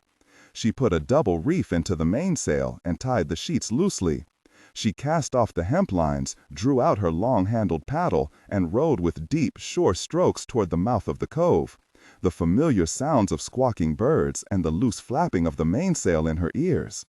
She sniffed the tangy salt smell and enjoyed the wind slapping lightly at her cheeks until she reached the open sea and eased out the sail to catch the wind. She examined the wildly fluttering wool telltale tied to the shroud to gauge the strength and direction of the wind. She smiled ruefully, knowing that with the tide outgoing and the stiff northeasterly wind, she would be spending more of her afternoon with her hands tightly on the tiller and working the sheets than lazing back with her fishing pole dangling comfortably over the side. She let her sailboat continue on its starboard tack, and the mainsail bellied out as it caught the full wind. She laughed aloud when the bow of her boat sliced through the trough of a wave and sent a fine mist of salt spray into her face. She steered away from the wind to slow her speed and relaxed her grip on the tiller, content for the moment to let her boat glide smoothly in a course parallel to shore. She baited her hook with a small minnow, flung the thin hemp rope over the side, and rested the fishing pole between her knees. She sat back contentedly on a cushioned plank and allowed her thoughts to drift with the lulling motion of her boat to the afternoon before and the incredible moments she had spent with Edward before Becky's wretched interference. The image of Edward's lean chest and arms as he had stood over her, and the vivid memory of his hands and mouth on her body made her tremble even now. She wished she had seen him naked. She had felt the swelling, demanding hardness of him as he had pressed her belly against him, but she had been too shy to touch him as he had her. Cassie gazed up into the cloudless blue sky and decided that making love with Edward in the middle of the day would be a delicious experience. Her sail suddenly luffed wildly, and she pushed quickly at the tiller, chiding herself for her inattention before she promptly fell back into pleasant fantasy. She was disturbed again by waves slapping sharply against the bow and looked up to see a large sailing vessel in the distance. She drew in her empty line, dropped the fishing pole into the boat, and shaded her eyes, trying to make out the lines of the ship. She gave a crow of delight when she realized that it was the yacht she and Edward had seen the afternoon before. It rode high in the water, its many square-rigged sails tautly full as it held its northeasterly course close into the wind. She saw the gun mounts on the starboard side and several sailors perched high up the mast, unfurling the royals and topgallants. Cassie wanted to see the yacht more closely before it passed her by, and she jerked on the tiller, bringing her boat high into the wind. She eased in the sheets, and the mainsail bulged tautly as it took more wind. As she drew closer, she could make out sailors standing on the quarterdeck. She fancied she could see the captain of the yacht shouting commands to the sailors swarming over the rigging, and to the helmsman as he steered the ship past the dangerous shallow inlets. She was suddenly able to see the name of the yacht, painted in bright yellow letters on the starboard bow. She stared with growing confusion at the Cassandra. The yacht was overtaking her, and she was perplexed to see that its course had shifted more northerly. In a few minutes, if she was not careful, it would cut in front of her small boat. Grim visions of the huge vessel ramming her, blind to her presence, sent her speeding into action. She jerked the tiller sharply and tacked to starboard and landward. In her haste, she backwinded her sail, and for a few frantic seconds, her sloop lay dead in the water, bobbing up and down in the crest of waves from the approaching yacht. She let the sheets fly free and ducked as the boom swung with a grating thud to starboard. She pulled at the tiller to put the wind to her back, and her small sail took the wind with agonizing slowness. Cassie fought off her growing panic, secured the tiller between her thighs, grabbed her paddle, and rowed furiously toward shore. She heard a man shout and slewed her head about for a moment to see the yacht bearing down on her, its graceful, full bow slicing cleanly through the water. The huge shadow of the yacht blotted out the sun, and Cassie moaned low in her throat as the specter of death rose before her. A man's voice commanded sharply, "Veer off! Hook the ropes and haul her in!" Cassie gazed dumbfounded at several sailors hanging precariously from rope ladders over the side, each of them holding in his free hand a thick looped rope. "By God, they are pirates, white slavers," she thought. She saw herself tied in irons, bound for servitude on the Barbary coast, and pulled frantically with her paddle. She heard a whirling sound over her head and was suddenly thrown backward against the tiller as looped ropes encircled the mast and the outjutting bow. She shook off the pain in her back from the sharp-edged tiller and scrambled forward. She tugged at the thick hemp rope about the mast, but it was pulled taut. She looked up when one sailor shouted upward to a man who stood at the railing, "All secure, Captain. Pull her close in. Steady now." There was something oddly familiar about the commanding deep voice, but her mind was so clogged with fear that she did not heed it. She saw that fumbling with the thick rope about her mast would gain her knot, and quickly stumbled to the stern of her wildly lurching boat. She measured her distance to shore and groaned with frustration, for in her heavy skirt and petticoats she would drown long before she reached shallow water. She was thrown to her knees as her boat heeled sharply, drawn closer to the yacht by the ropes. She watched numbly as the captain gingerly stepped over the side and began his descent down a rope ladder. He was a powerfully built man, dressed in a full-sleeved white shirt and tight-fitting knit breeches above his black boots. He is a pirate, she thought, their leader. She grabbed the long wooden paddle and held her weapon tightly against her. Her boat heeled as he stepped into the cockpit, and he closed his hand about the mast for support. She took in his thick black hair and deeply tanned face and gasped in astonishment. "Lord Clare! Oh, thank God it is you! I thought it was a pirate and that I was to be taken or killed." She ceased her babble of words when Anthony Wells only gazed at her, unspeaking. Cassie drew a shaking breath and lowered her wooden paddle. "You frightened me, my lord," she said more calmly. "I do not think I like your joke. You could easily have rammed my boat. Pray tell me, why have you done this?" "My purpose was not to ram your boat, Cassandra, only to capture it," he said in his low, clipped voice. "You gave me quite a chase until you backwinded your sail." Her fingers tightened about the wooden paddle. "What are you saying, my lord? You wish to capture my boat?" "I commend your bravado, Cassandra. However, I must ask you to drop that deadly paddle and accompany me aboard your namesake." "Lord Clare, what is the meaning of this? I asked you just why the devil you have secured my boat. I demand that you answer me." She took an angry step toward him. "Come, Cassandra, enough of this foolishness. The time grows short.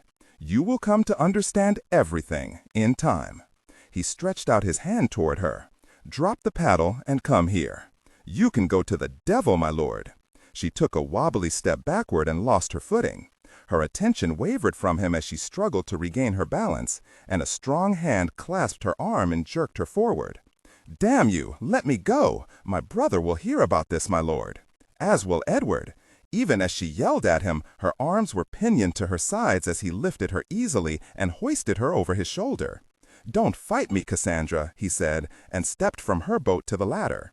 Cassie felt a numbing sense of disbelief sweep over her. She had known Anthony Wells for most of her life as a gentleman, a sophisticated yet kind man. She realized through a haze of fear that he was really someone different, a man she did not know or understand. She wailed aloud, reared up from his shoulder, and twisted about, smashing her fist against his cheek.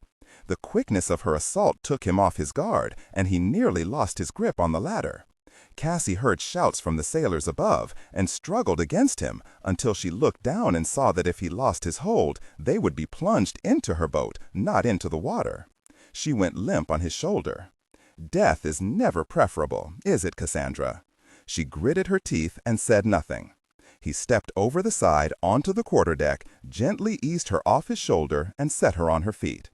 She ran until she felt a palm flattened against the small of her back. "Leave her be, Scargill. She is not a fool." "Aye, my lord." Cassie whirled about. "You are Lord Clare's valet. I recognize you. Will you not tell me the meaning of this?" She heard the Earl say crisply from behind her, "All in good time, Cassandra. First, I must see to your boat." She turned slowly. "What do you mean?" "You will soon understand," he said, striding toward her.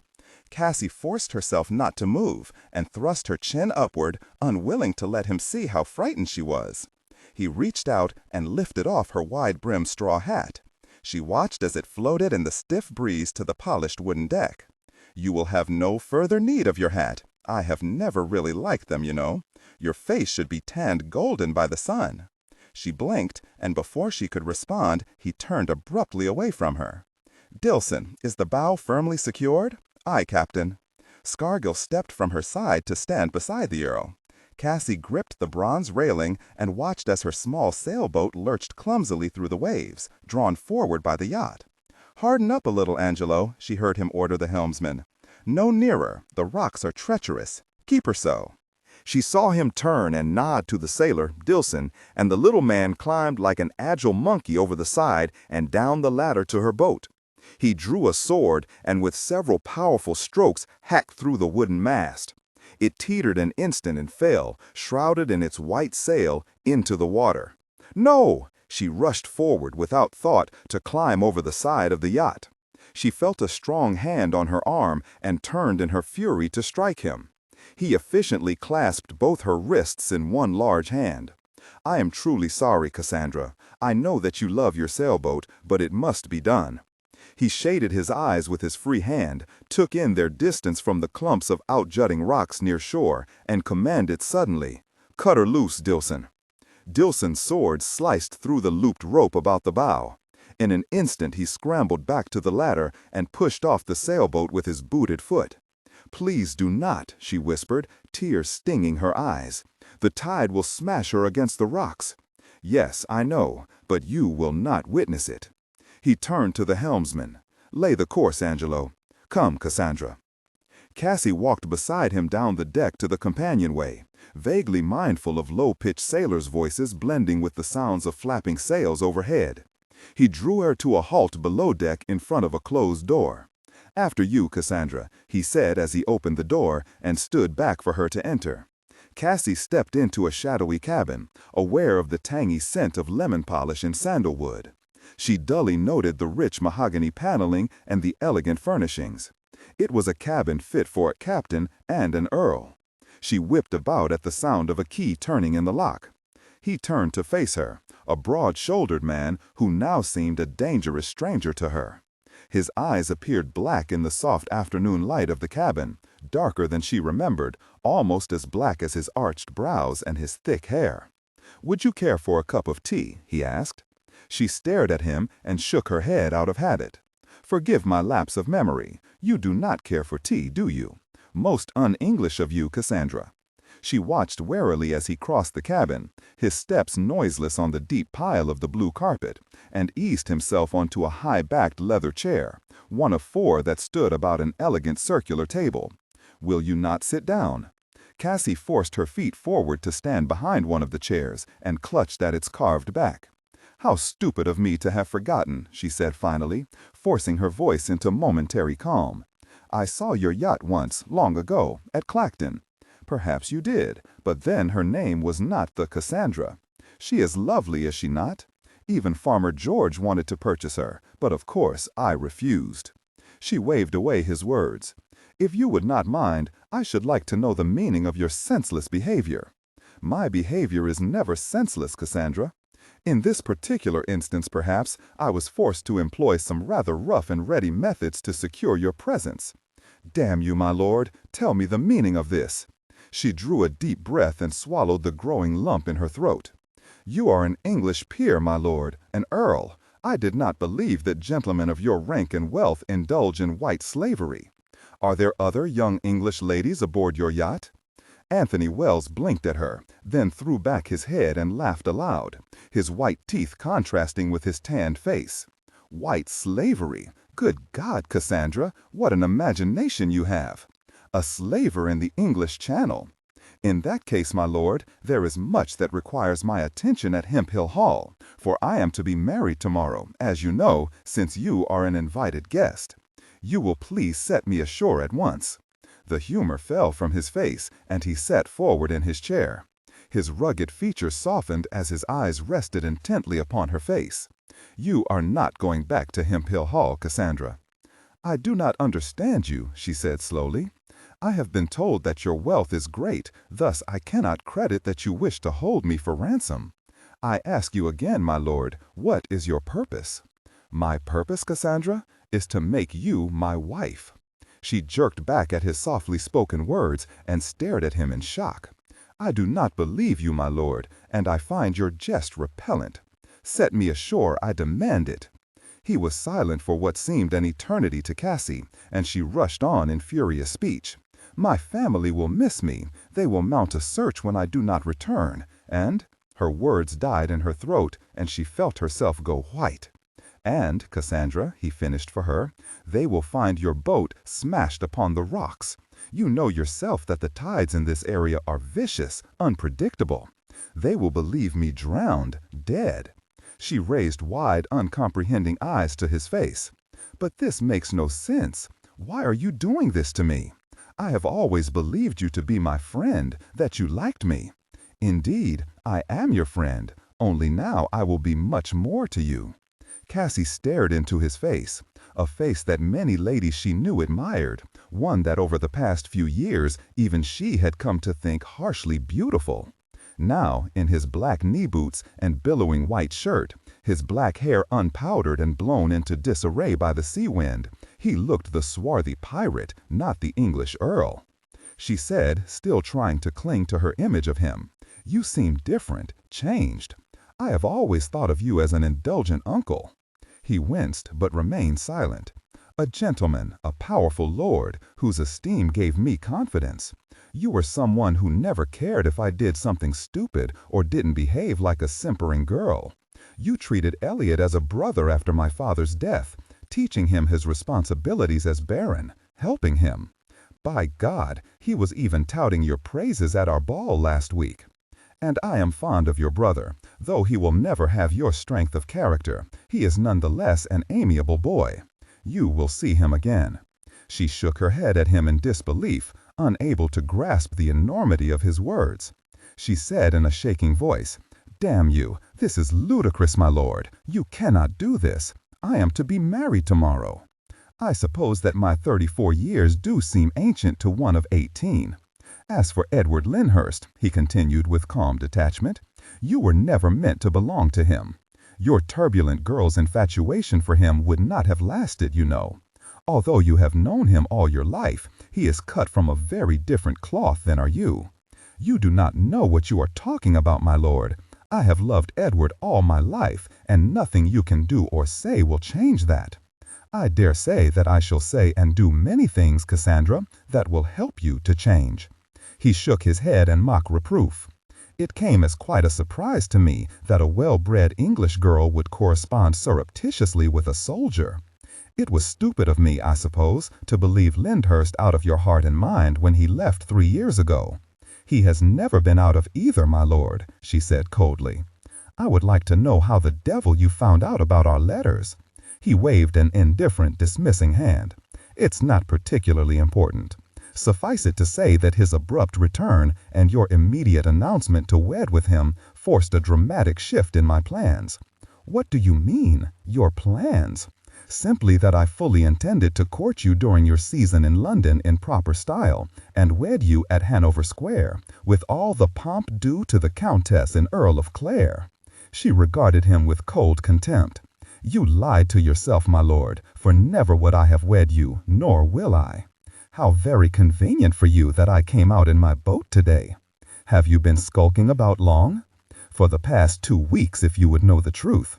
I did not expect Lyndhurst to have such control over your actions.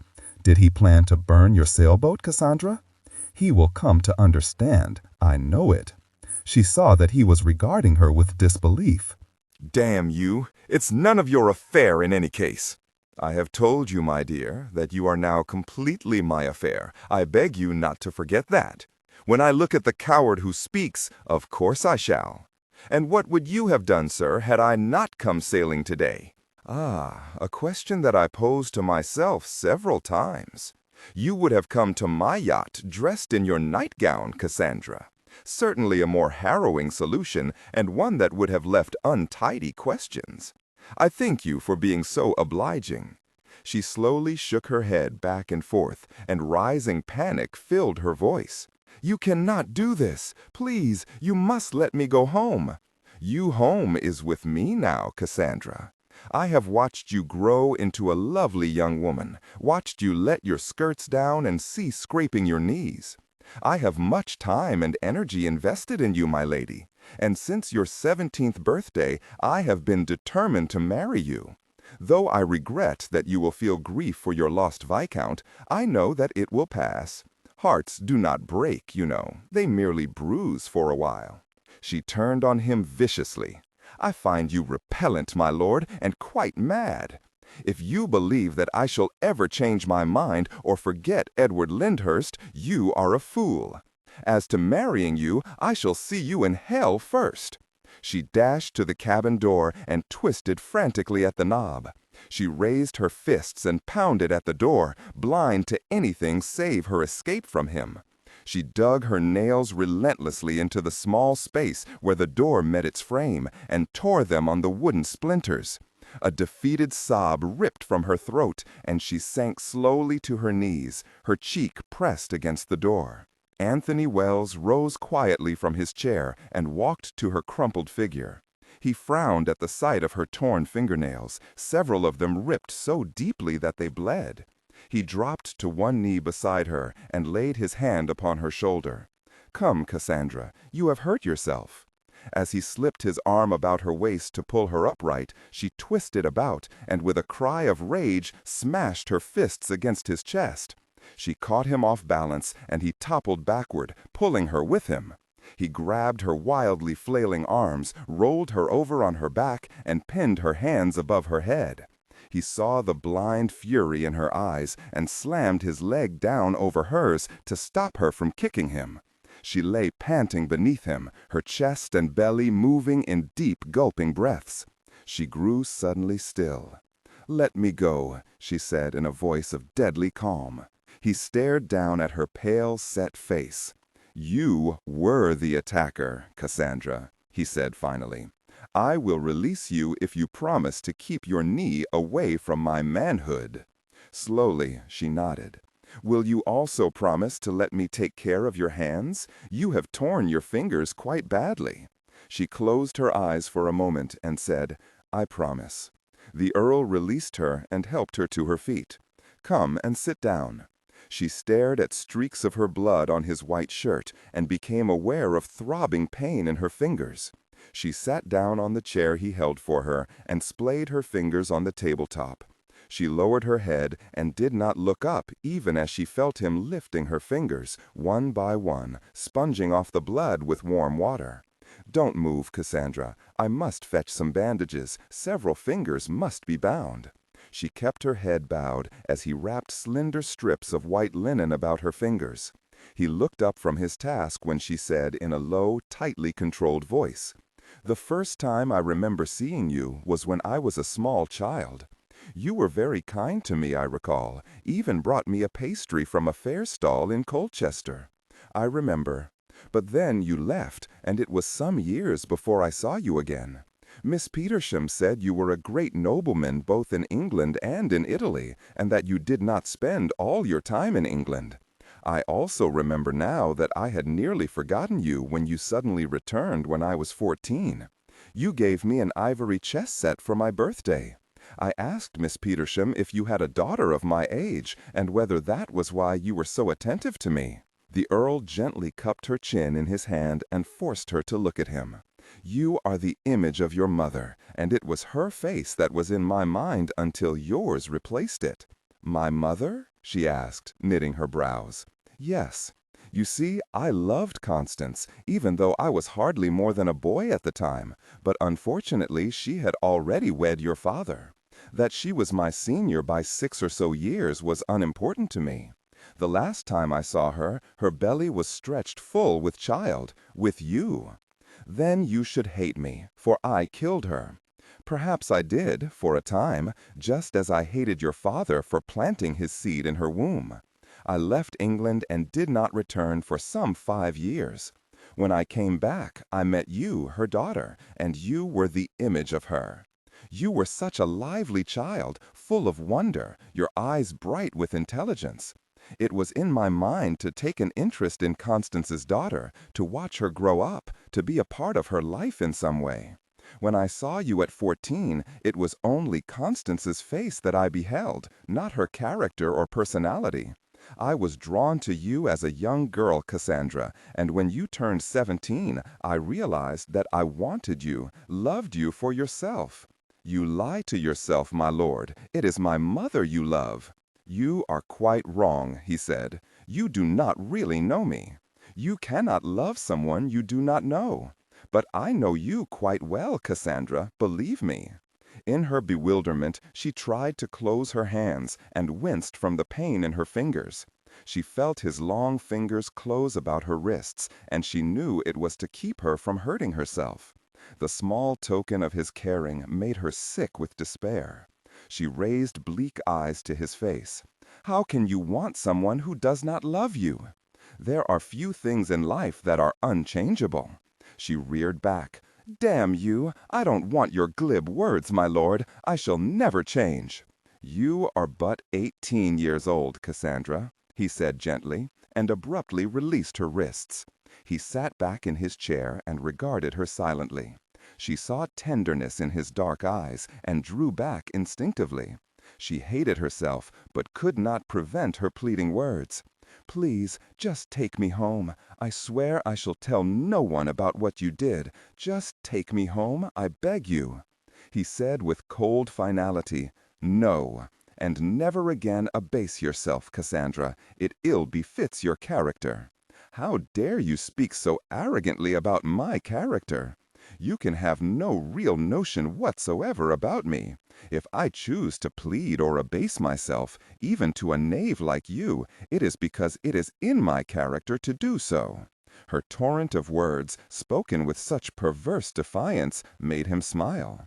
"I suppose that next you will tell me that a woman's tears come easily to you, that a woman's guile are also part of your character. Go to the devil." "Ah, the lady finally speaks words I understand. I wager that other young ladies of your age would have demonstrated sufficient sensibility by this time to have swooned at least twice.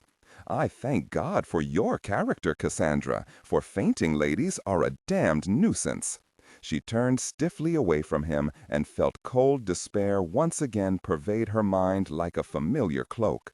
She could feel the swiftness of the yacht and knew that each minute took her farther away from her home and from Edward. "Where is your yacht bound?" she asked, not looking at him. Perhaps he would dock somewhere in England and she could escape him. He extinguished the small glimmer of hope with one word. "Italy. Genoa, to be exact. We have a long voyage ahead of us. You know, of course, that my father was an English peer, the 3rd Earl of Clare. My mother was Italian.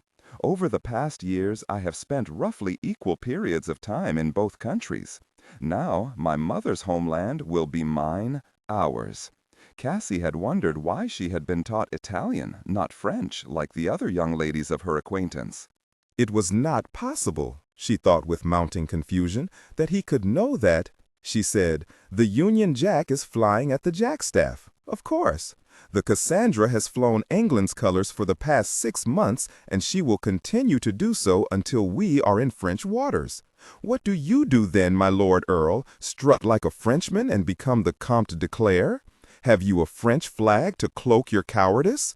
Such a masquerade might prove amusing, but not at all necessary. The Genoese are the bankers of the French. Even the bucolic Louis has the good sense to protect the funnel to his royal coffers. And if the French attack by error?" As if he read her thoughts, he said, "Believe me, Cassandra, to be taken by French privateers or the French Navy would not result in your return to England. In any case, it will not happen. Did you not notice the gun mounts? They are not toys, I assure you." Cassie slumped forward in her chair, her thoughts upon Edward and Elliot and the grief they would feel when they found her wrecked sailboat. Even at this moment, Elliot was probably growing concerned that she had not returned. "You are an evil, ruthless man, my lord," she said, her voice as dead as her heart. "Perhaps. Ruthless at least, for I would have gone to any lengths to secure you as my wife." He saw the glazed look in her eyes and said no more. He glanced at the clock atop his desk and rose. "It grows late, Cassandra. I must go on deck for a while to see to our course. If you wish to bathe, you will find fresh water on the commode. Gowns, underthings, stockings, hairbrushes are in the dresser and armoire. We will dine when I return." Cassie merely stared at him, mute. Vaguely, as if from a great distance, she heard a key turn in the lock. "The wee lass, she is all right?" "She will be," the Earl said as he released the helm to Angelo and turned to Scargill, a plucky, straight-spoken Scotsman, his valet for some 10 years. "It was like ye killed a part of her when ye sent her boat toward the rocks." "Yes, but she shall have another, once we are home again." Anthony Wells gazed starboard for a long moment over the choppy water, toward the English shoreline. "She is very young, Scargill." Scargill's coarse red hair flapped up and down on his forehead in the sea wind, and out of habit he raised his forefinger to smooth it down. He studied his master's strong, proud profile, outlined in the orange glow of the setting sun, and shook his head. "It's a ruthless thing you've done, my lord." "Precisely Cassandra's words, Scargill, but there is little point in repining now. She is mine, and that is the end to the matter. As I've told you afore, my lord, I've never known a man to raise his own wife. I thought you'd forgotten her when that spitfire Giovanna got her hooks into you.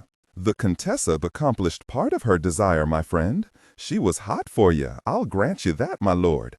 But besides warming your bed, she has an eye to your title and fortune.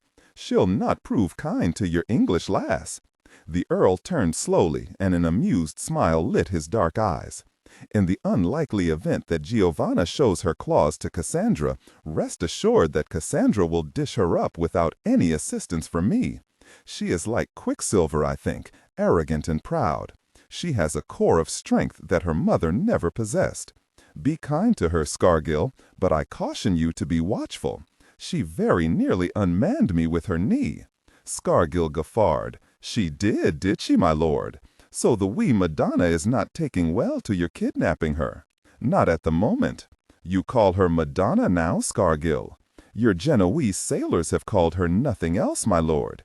It's your mixed blood, they say, that makes you one minute the cold, imperious lord, and the next the unpredictable man bent on his own passions.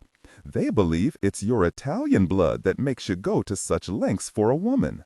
The Earl stood rigidly straight, his features impassive. It was always so when his lordship was angered, Scargill thought, particularly when someone referred to his fiery Italian blood. "Have I a rebellion brewing with my men? Nay, ye know as well as I do that they'd follow ye to hell if ye asked it of them. Never would I demand anything so final. See that they get an extra ration of grog, Scargill, but not more, mind you. I will be much occupied this evening, and have no wish for the Cassandra to run aground." Scargill grunted. "The men will come to accept her, my lord. Even Angelo, as superstitious as any man with a woman aboard, admitted that she had a fine way with her wee boat. That is quite an accolade, coming from my close-mouthed helmsman.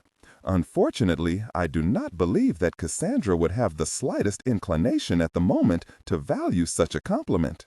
Do you think she'll agree to wed with you, my lord? She will wed me, Anthony said calmly. Now, my friend, I must use your cabin just this once to bathe and change for dinner. See that Arturo prepares the English fare that I ordered. You will play the English butler this evening. Aye, my lord. Scargill watched his master walk down the highly polished deck toward the companionway, his step jaunty and the set of his broad shoulders assured. It was dark when the Earl straightened his black satin waistcoat and unlocked the cabin door. He could make out Cassandra's figure in the near darkness as he opened the door, seated in the same chair next to the table where he had left her. He frowned, for she had not bothered to light the lamps. He performed this task, and when the cabin was flooded with light, he turned to face her. She was wearing the same old muslin gown, and tendrils of hair, unbrushed, curled haphazardly about her set face. "Good evening, Cassandra," he said, and sat down opposite her. "I see the pirate clothes himself like a gentleman," she said, her eyes flitting over him with open contempt. "And I see that you are still clothed as a peasant girl? You do not find the wardrobe I have provided you to your liking? I will never touch anything that belongs to you, my lord. In that case," he remarked imperturbably, "you will soon find yourself naked." He saw her expressive eyes narrow in disbelief, then widen in ill-disguised fear. Obviously, she had not considered that he would make sexual demands of her. "Our dinner will arrive shortly. Would you care for a glass of wine?" Cassie nodded dumbly, aware suddenly that her throat was parched from thirst. He handed her a glass of French Burgundy and watched her clumsily take it between her bandaged fingers. She downed it in one long gulp and fell into a paroxysm of coughing. "It is heady stuff, Cassandra. You must learn to sip wine, not gulp it down like water." She frowned at him from watery eyes and thwacked the delicate glass on the table. "Would you care for some more?" He saw her hesitate perceptibly and guessed that she feared that he would make her drunk. He liberally watered down another glass and placed it in front of her. There came a knock on the cabin door. "Ah, our dinner has arrived. Enter." Scargill appeared in the doorway, dressed in an English butler's formal attire, his arms laden with covered silver trays. The Earl bit back a bark of laughter at the look of pained resignation on his face. Cassie moved away from the table and sat upon a blue velvet settee. She watched the Earl silently as he lifted each cover and sniffed at the dishes. "You may tell Arturo that he has performed wonders," he said to Scargill, who was looking with worried eyes at Cassie. Cassie said sharply, "Is it your wish to go to the gallows with your master? That is where brigands and pirates end their days." Scargill turned to face the flushed girl. "If it is God's will, lassie, then so be it." She rose unsteadily to her feet and shouted at him, "I will see that it is God's will. How can you obey a man who ruthlessly kidnaps a woman from her family and those she loves? He is a devil without heart or honor." Scargill shook his head slowly, his hazel eyes softening. "You're wrong, lassie," he said gently. Cassie drew a shattered breath and without thought to consequences took 2 quick steps forward and hurled the remaining wine in the Earl's face. "Oh my God," Scargill whispered behind her. Anthony Wells silently drew a white lawn handkerchief from his waistcoat pocket and mopped the wine from his face. Scargill could not help but admire her, for although her face was perfectly white, her chin was thrust forward and her shoulders were squared. The Earl lowered the handkerchief and said quietly, "You may leave now. Cassandra and I wish to dine." "Aye, my lord," Scargill said slowly, his eyes searching his master's face. The Earl shut and locked the cabin door after his valet and walked to the filled basin atop the commode to dash water over his face and neck. He toweled himself dry and said calmly, "Sit down, Cassandra. Arturo went to great pains to prepare an English meal to your liking." Cassie looked at him uncertainly, for after her unthinking act, she had expected him to retaliate. She sat down at the table, unwilling for the moment at least to provoke him further. She soon found that she was as hungry as she had been thirsty, for she had not eaten since breakfast. He watched her wolf down a rare slice of roast beef and a goodly portion of the boiled potatoes and parsley. Her hunger eased, she slowed and sat back in her chair. "I am delighted that you approve of at least one thing I've done for you." She looked at him and he saw her fingers tighten about the stem of her newly filled wine glass. "Do not do what you are thinking, Cassandra," he said.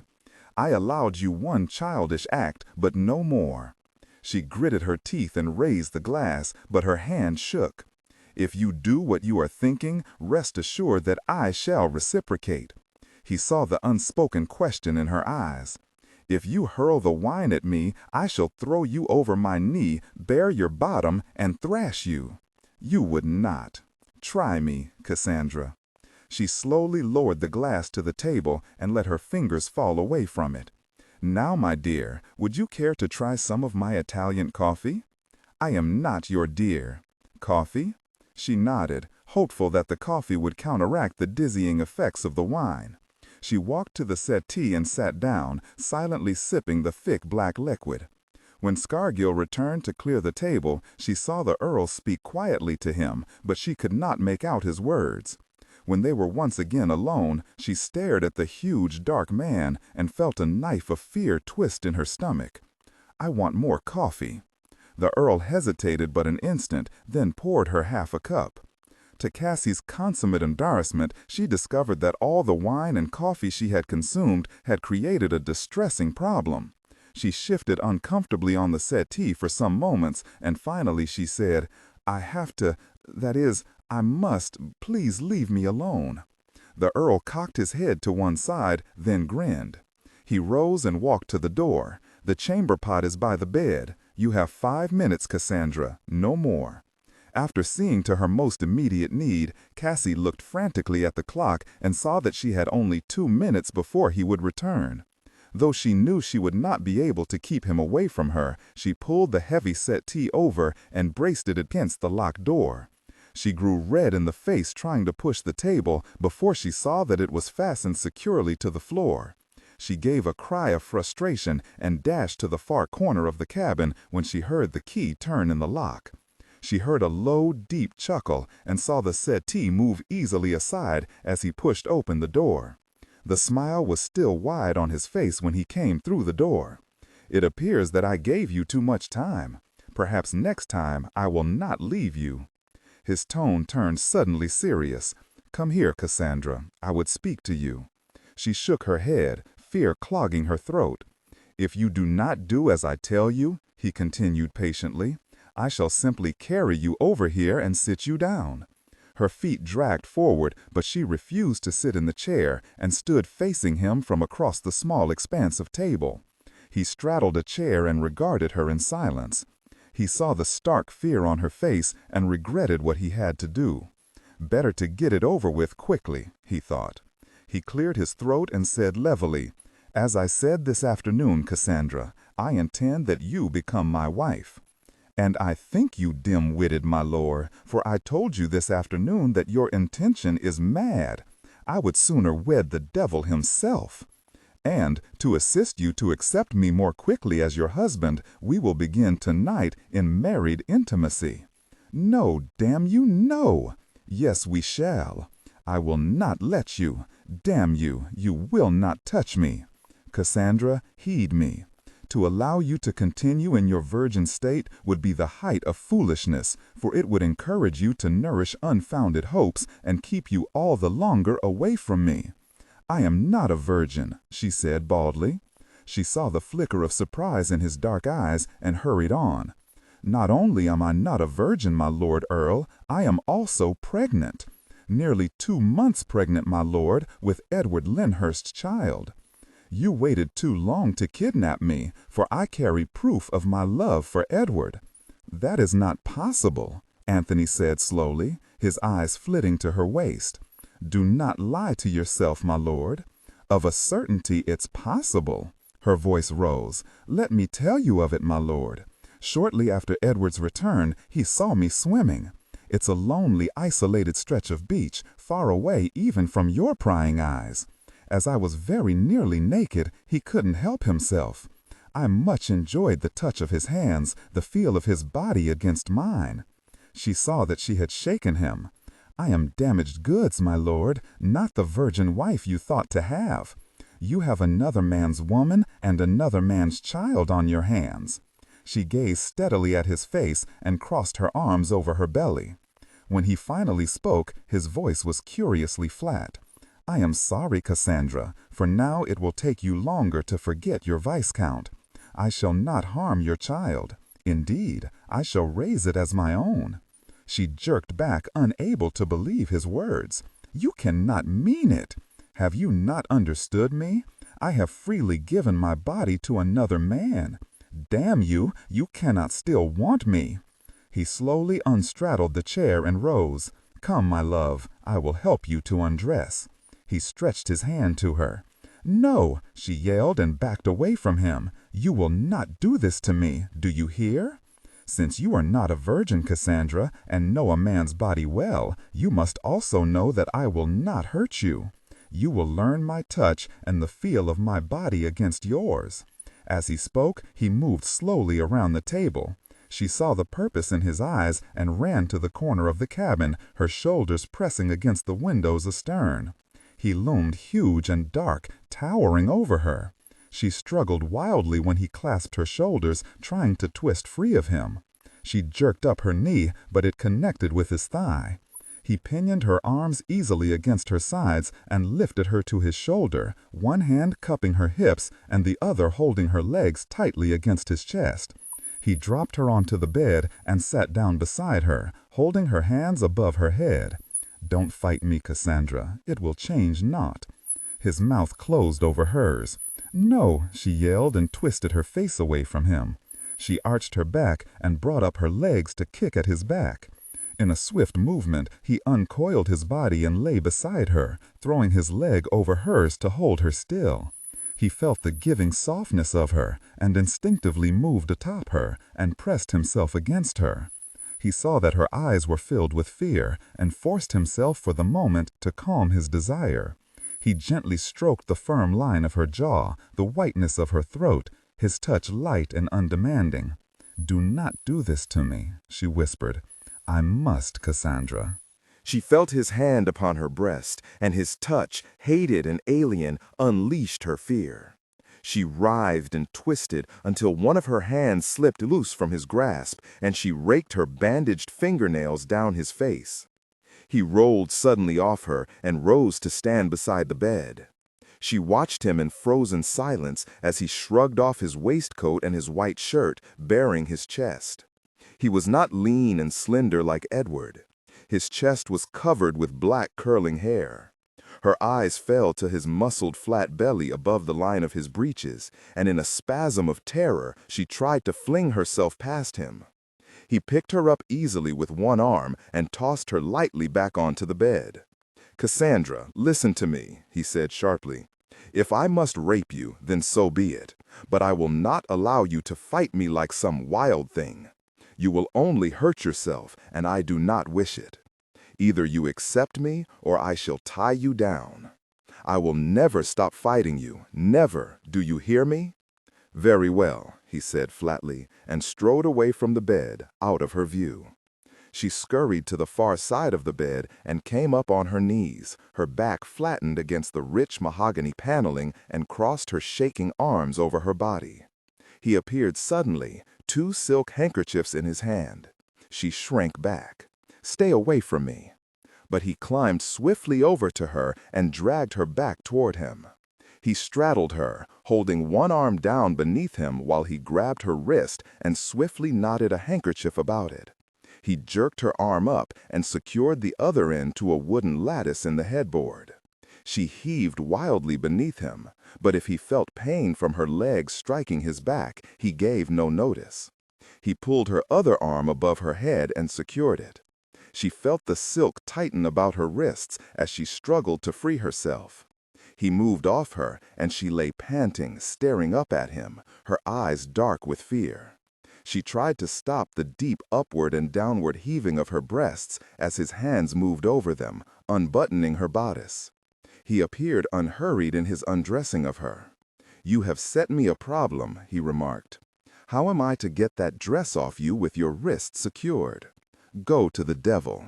I must sacrifice your gown, I fear, he continued, as if she had not spoken.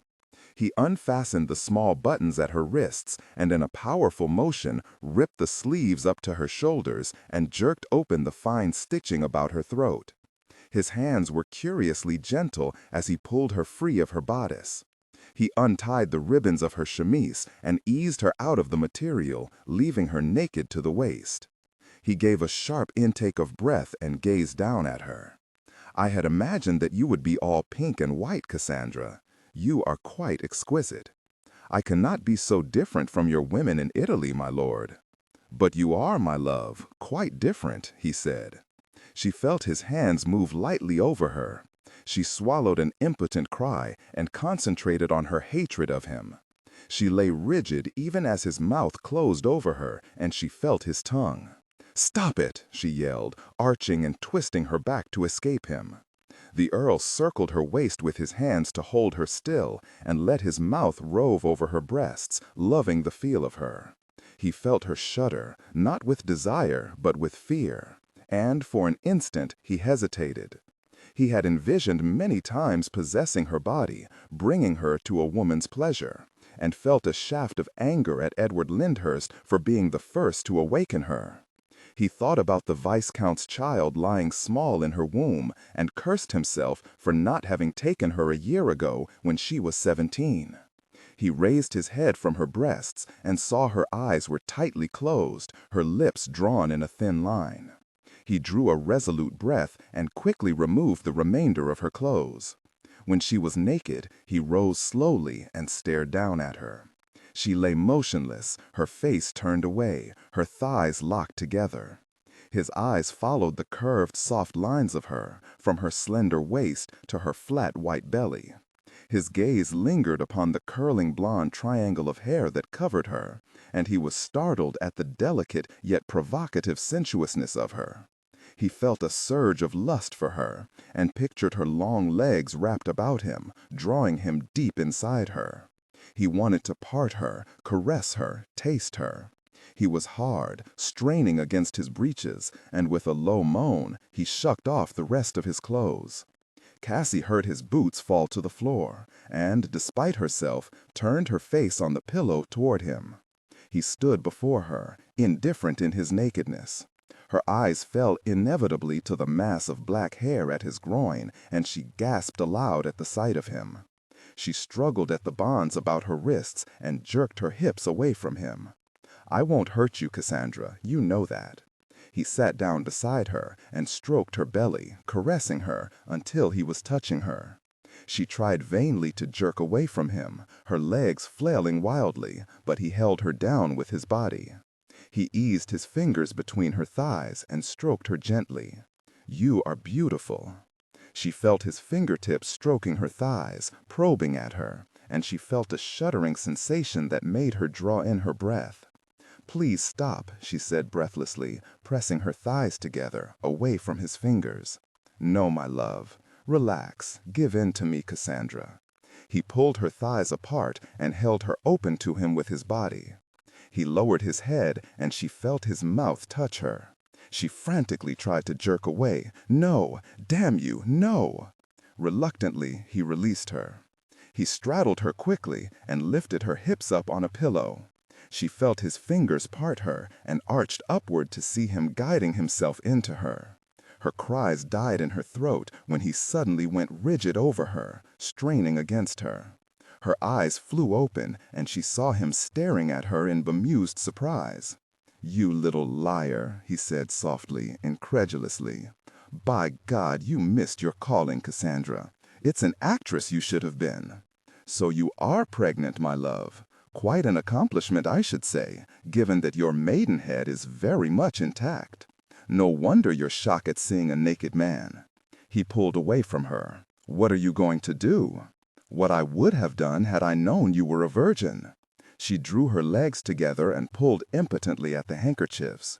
When she felt his weight upon the bed, she looked to see him holding a small jar in his hand. "What is that?" she said, lifting her head from the pillow to see him better. He did not answer her, but wedged his hand between her thighs, forcing them apart. Cassie felt his finger ease inside her, and her muscles tightened at the feel of something cool and soothing inside her. The Earl saw her eyes, wide and pleading upon his face, and though he wanted to reassure her, he knew that anything he said would only prolong her fear. Cassie felt herself stretch to hold him when he entered her, but she felt no pain. She felt him pushing against her maidenhead, and she stiffened. "Cassandra," he said, his voice bringing her eyes to his face, "I must hurt you, but just for a moment." She cried out once at a sharp pain, and felt him move deep within her. She felt a numbing shock that brought hopeless tears to her eyes. His large hands were clasping her hips, drawing her upward to meet him. She heard him moan above her, curiously tense, and felt his seed deep inside her.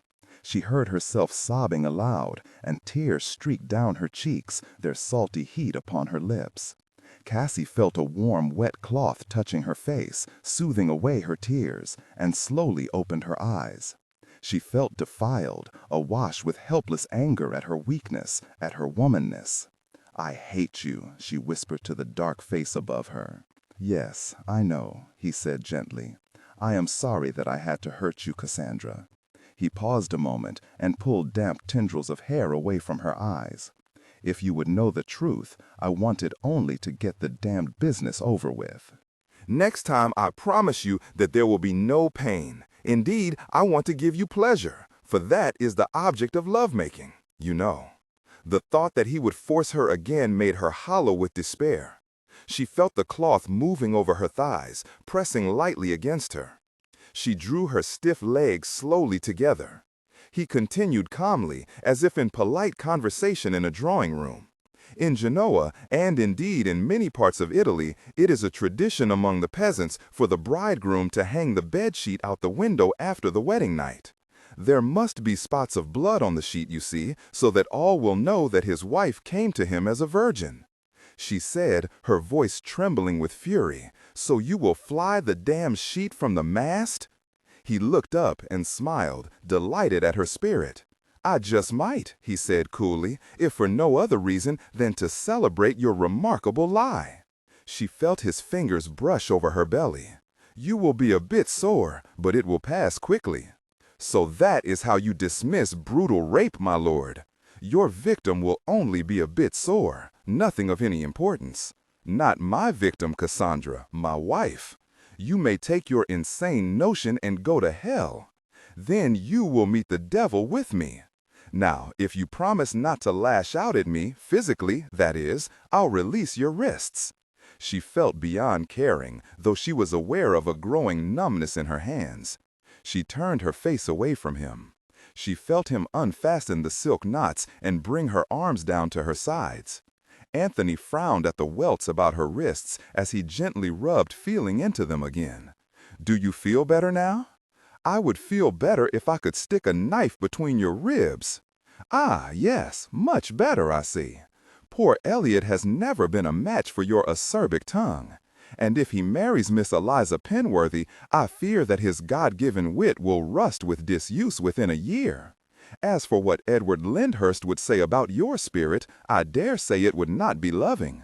She did not answer him, and he continued lightly, "Nor do I believe that you would have managed to subvert your opinions and ideas for very long with Edward Lyndhurst. He has very set notions about the wifely behavior of English ladies, you know." Cassie felt a raw surge of grief. Edward must believe me dead by now. Probably not yet. I'll wager that he will scour the coast for you for some days to come before he finally accepts the fact. "You must listen to me," Cassie said, easing herself up on her elbows. "Now that you have used me, will you not cease this cruel charade and take me home? Since I am no longer a virgin, there can be no sport left for you." She was aware that his eyes wavered from her face, and she grasped the corner of a sheet and pulled it over her. "My lady shows such modesty." He grinned as he rose. "I am naked too, and yours for the asking." "Answer me," she yelled at him. "If you speak nonsense, you leave me nothing to say," he said easily. He stretched, and Cassie's eyes dropped to the thick bush of black hair at his groin. His man's sex lay flaccid and soft. "I cannot be erect for you all of the time, my lady. Even your faithful servant must rest upon occasion." She felt tears sting her eyes and gulped down a sob, turning away from him. She felt his hand touch her loosened braids. "You must brush out your hair, else it will be a mess on the morrow." She made no move, and he sighed. "Very well, then, I shall do it for you. Will you hold still, or must I tie you up again?" She turned back to him wearily. "Give me the bloody brush." Though her arms ached, she ruthlessly jerked the brush through the masses of hair, smoothing down the deep ripples from the braids with her fingers. "Your hair, like the rest of you, is exquisite." She stared stonily ahead of her. From the corner of her eye, she saw him turn and look toward the clock atop the ornate oak desk. "It is time to sleep, Cassandra. It has indeed been a long, quite fatiguing day. Where will you sleep?" His dark eyes twinkled. "Wrapped around your lovely body, of course." "I wish a nightgown." "I am sorry, my lady, but a nightgown is the only item of apparel that you will not find in your wardrobe." "I never sleep without a nightgown." "Then it is time to break such prudish habits." She choked down an angry curse and gave in to her exhaustion. The Earl moved about the cabin and extinguished the lamps.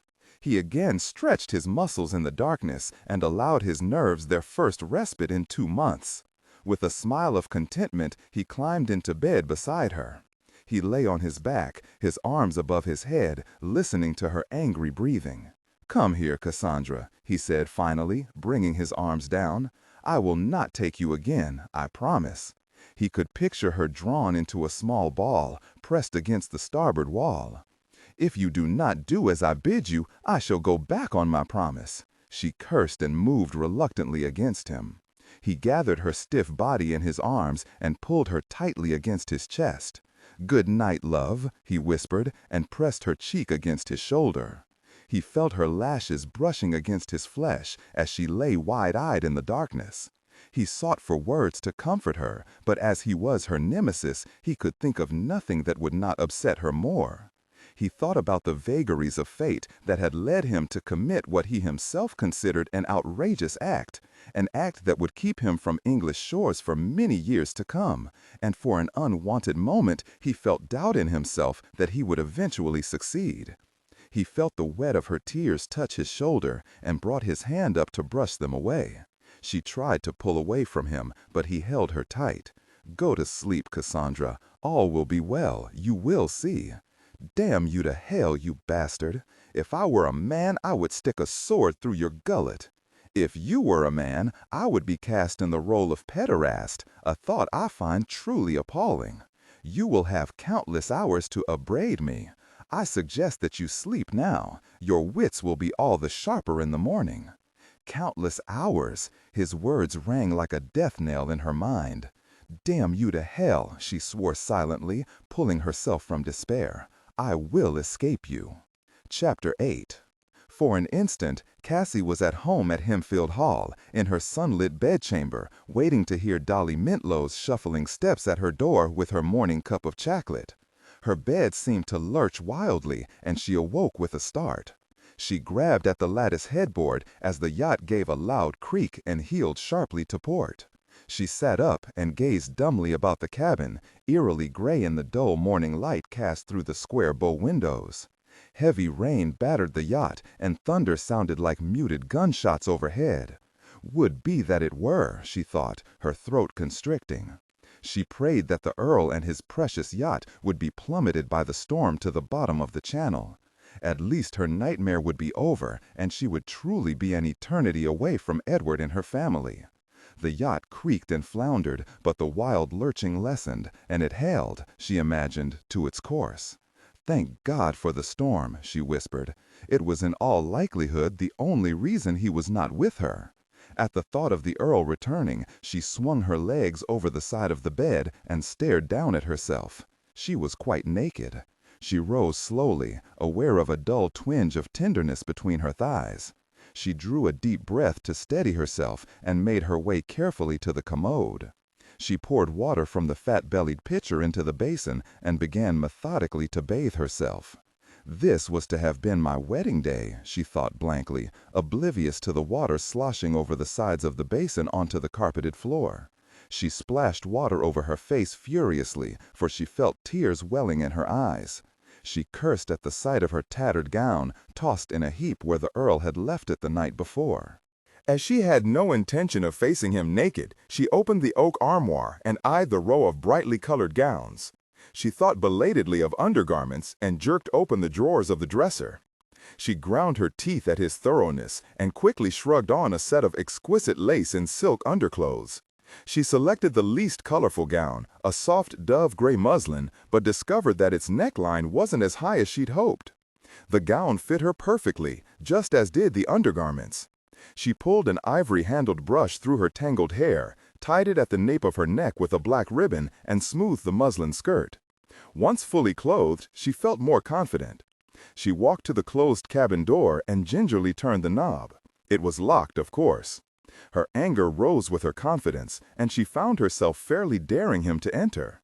She paced in impotent frustration, her steps growing more certain as she discovered the rhythm of the yacht. Her stomach growled for her breakfast, and she cursed him. Was he trying to starve her into submission? The wild pitching of the yacht became gradually more predictable, and the pounding rain, too, slowly lightened. She turned at the sound of footsteps outside the cabin door and squared her shoulders. A key grated in the lock, and the door swung open. The Earl strode in, filling the doorway. He was like a vital, threatening force, and she drew back from him. She saw a black canvas cape, glistening with drops of rain, lying in the companionway outside the door before he shoved it closed. "Good morning, Cassandra," he said, his voice obnoxiously cheerful, as he wiped his full-sleeved shirt over his wet brow. "Or rather, I should say good afternoon." She gazed at him, not speaking. "The gown becomes you," he continued easily, his gaze sweeping over her stiff figure. "I trust everything else that I purchased for you fits as well." She thought of the silk underclothes that caressed her and took a step backward, her hand moving unconsciously to cover the expanse of her white bosom. The Earl, seemingly blind to her discomfort, walked to the table, poured himself a glass of water, and tossed it down. "Scargill will be here momentarily with our lunch. Forgive him for not bringing you breakfast, but he has been mightily occupied. Channel storms can be dangerous, you know, else I would have never left the warmth of our bed." He pictured her as she looked in sleep, her face peaceful and her golden hair fanned over her shoulders and breasts. When he had reluctantly eased away from her early in the morning, she had sighed softly and curled into a small ball, her sleep unbroken. "My lady is remarkably silent today," he remarked casually, as he sank down into a chair. "No venomous words? I shall begin to believe you afraid of me, Cassandra, if you continue to cower so in the corner." She said, "I was hungry, my lord, but enduring your presence has made me quite lose my appetite. I do hope you regain it, for I should not like your splendid charms to waste away." There was a light knock on the cabin door, and at the Earl's command, Scargill entered, his arms laden with covered plates. The valet glanced furtively at Cassie as he moved silently about the table, setting the places. Although she tried valiantly to ignore him, she felt her cheeks grow red. She wanted to dash to the mirror above the dresser to see if she somehow looked different, if her expression, her eyes perhaps, betrayed her lost innocence. She became aware that the Earl was speaking to her, and raised her eyes warily to his face. "The idea was mine," he was saying modestly. "There may be a veritable tempest above deck, but your plate will remain just where you place it." She looked blankly at the heavy pewter dishes. "Lodestones," Scargill said, lifting a dish for her inspection. "You see these strips here? You set the dish along this line, and it will take a man's heavy hand to pry it up. If you will be seated, Madonna, I've a tasty lamb stew for your lunch." The talk of lodestones flitted from her mind, for the smell of the lamb stew made her mouth water. She did as she was bid, wondering while she sat down at the table why he had called her Madonna. She ate her fill, all the while keeping her eyes upon her plate. The Earl regarded her from time to time, but remained silent, guessing that any attempt at conversation from him would make her forget her hunger. He regretted the storm that had kept him away from her throughout the morning. He knew she was in turmoil, and he wanted to be with her, if only to give her the chance to lash out at him. He cursed the fickleness of the weather. At the close of the silent meal, the Earl tossed his napkin on the table and rose. "I am sorry to leave you again so soon, my dear, but Mr. Donnetti is laid up with influenza, and Angelo is uncomfortable at the helm in such weather. My strong hand is much needed elsewhere." Cassie thoughtfully sipped her wine. "I will pray that you fall overboard, my lord, though I doubt that even the fishes would be interested in your carcass." "Excellent! And I had feared your wits had grown dull in my absence." He gave her a bow and left the cabin. Cassie's shoulders sagged within minutes of his leaving. The lamb stew did not settle well in her stomach, and she stared resentfully around the cabin, knowing her nausea would only increase if she remained confined. She walked to the window and pressed her cheek against the glass, trying to ease her discomfort by watching the tossing sea outside. Her disgruntled stomach slowly righted itself, and she resumed her ferocious pacing. She considered how she could escape him, but nothing occurred to her that was in any way reasonable, and she turned her thoughts to other things out of frustration. She thought about the Earl and wondered if he were not very likely mad to have done what he did. She did not care about him or his motives, only that he had turned her life into a shambles. He had had the effrontery to tell her that he loved her, that he wished to wed her, and had then proceeded to force her. Although he had not overly hurt her, she felt humiliated that a man could do such a thing to her. She remembered him holding her down, caressing her body, and thrusting himself into her. Her nausea returned, and she walked with slumped shoulders back to the window. "This cannot be happening to me," she thought. Although she did not wish to, she thought of Edward and of their wedding. In her mind's eye, she lovingly fingered the fine Brussels lace that layered the bodice of her wedding gown. She pictured his face, his brown eyes heavy with desire for her, and wondered what her wedding night would have been like with him. His eyes were not filled with desire now, they would be dimmed with grief. A lone tear squeezed from the corner of her eye, and, angrily, she dashed it away. She raised her fisted hand toward the quarterdeck. "Damn you to hell!" She drew up in her tracks and turned a confused face toward the cabin door. Was that a chuckle she heard? The door swung open, and she saw the Earl's laughing face. "My poor Cassandra, just tell me which of my belongings has so angered you, and I shall stick my sword through it. Then you may stick it through your black heart." He grinned at her and tossed her a bundle of clothing. "Here, my love, change into these and you can come up on deck with me. The breeches are a donation from the smallest of my men." She wanted to yell at him to take the clothes and himself to perdition, but she realized that she had to get out of this wretched cabin and settle her stomach. She thought of the salt spray on her face and the feel of the wind against her, and nodded. She bent down, picked up the breeches and the shirt, and held them against her chest. "You will find boots in the armoire. I will come back for you in 5 minutes."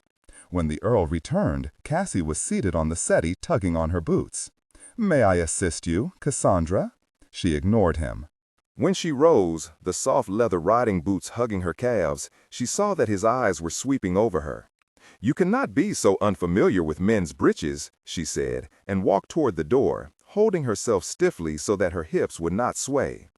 "It is good of you to remind me," he said. Bundled in a large canvas cape, a woolen cap pulled over her head, Cassie walked onto the deck. The Earl held her arm tightly, as if he thought her a child who would hurt herself if not kept on a short leash. She ignored him and raised her face to the spattering rain, closing her eyes for a moment as she drew a deep breath of fresh salt air. She had hoped to make out land, but the yacht was shrouded by low, billowing dark clouds that stretched impenetrably as far as she could see. The sails were tightly furled against the ripping crosswinds, and the huge masts, like winter-stripped trees, reached starkly upward. The Union Jack still fluttered at the jackstaff, and she wondered idly why the Earl had not secured it. The yacht suddenly slammed at an odd angle through a deep trough of a wave, and she was thrown against the Earl. He gripped her arm more tightly and smiled. "An awesome and beautiful sight, is it not? I have always fancied the notion of men daring to combat the power of the sea with naught but their will and the strength of their arms. We have again won, for the winds have slackened. Perhaps we shall even see a glimmer of sunlight before nightfall." Cassie was not heeding him. Her attention was upon the canvas-cloaked sailors, crouching forward into the force of the wind as they worked the rigging. "We are sailing too high in the wind," she said, steadying herself on the rigging. The Earl gazed down at her a moment, an arrested expression in his eyes. "I do believe you are right." There seemed to be pride as well as amusement in his voice, and Cassie looked away, wondering why she had even said anything. "Would you care to take the helm, Cassandra?" he asked as they gained the quarterdeck. "I?" She brushed the rain from her face and looked at him. "Certainly." He continued casually. "If you do not mind, though, I do not think it wise to let my men know. They would be aghast if they found out an 18-year-old girl was holding their lives in her hands. Come, we shall relieve Angelo." He clasped her hand firmly in his and guided her carefully over the slippery deck down into the cockpit. He tapped the small black-cloaked sailor on the shoulder and ordered him in flawless Italian to take himself below deck. She saw Angelo's dark gimlet eyes dart over her as he released the helm to the Earl. With a salute to his sodden woolen cap, he turned and walked jauntily away on the lurching deck, as sure-footed as if it were a drawing-room floor. "Come here, Cassandra." The Earl pulled her in front of him before the wide spike-handled wheel and raised his arms in a circle about her, his billowing cloak hiding her from view. "The helm is yours." She wanted to yell at him that she wanted nothing to do with either him or his miserable yacht, but the temptation to take the helm of such a magnificent vessel kept her quiet. Without looking at him again, she grasped the smooth wooden spikes of the wheel and felt the strength of the sea. She felt a surge of sheer joy sweep through her at the challenge she was facing. A towering wave slammed against a bow, and the yacht yawed, jerking the wheel to starboard. She felt sharp pain in her arms as she tried to pull the massive wheel back to port. The Earl knew he had placed her in unfair disadvantage, but fought the impulse to help her. He rested his hands lightly on her shoulders and felt her muscles tighten as she struggled to control the wheel.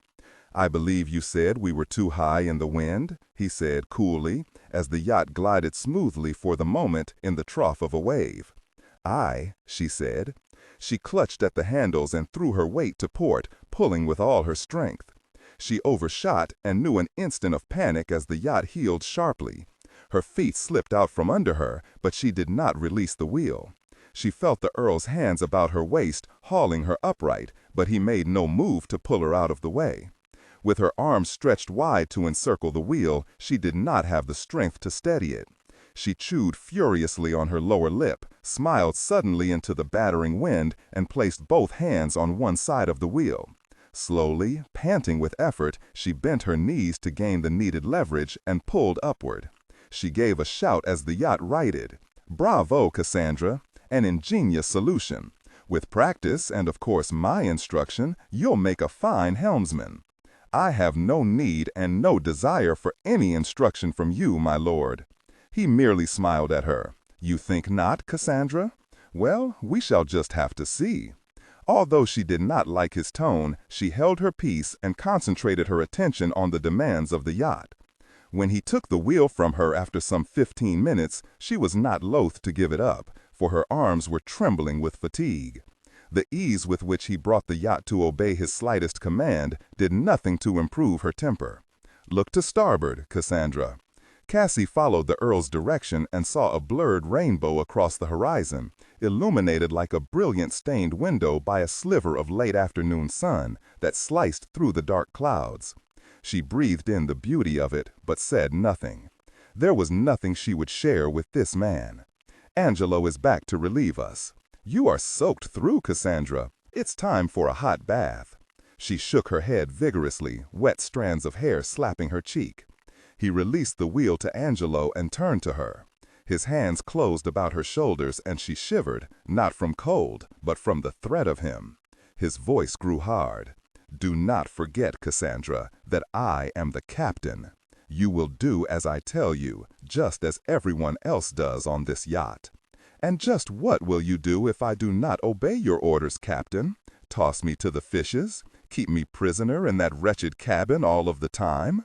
The Earl gazed down at her upturned face, flushed and rain-streaked, framed by the woolen cap pulled nearly to her eyebrows. He felt her fear of him, and imagined that if he allowed it, she would remain above deck until she collapsed from cold and fatigue. A smile touched his lips. "I could beat you, I suppose.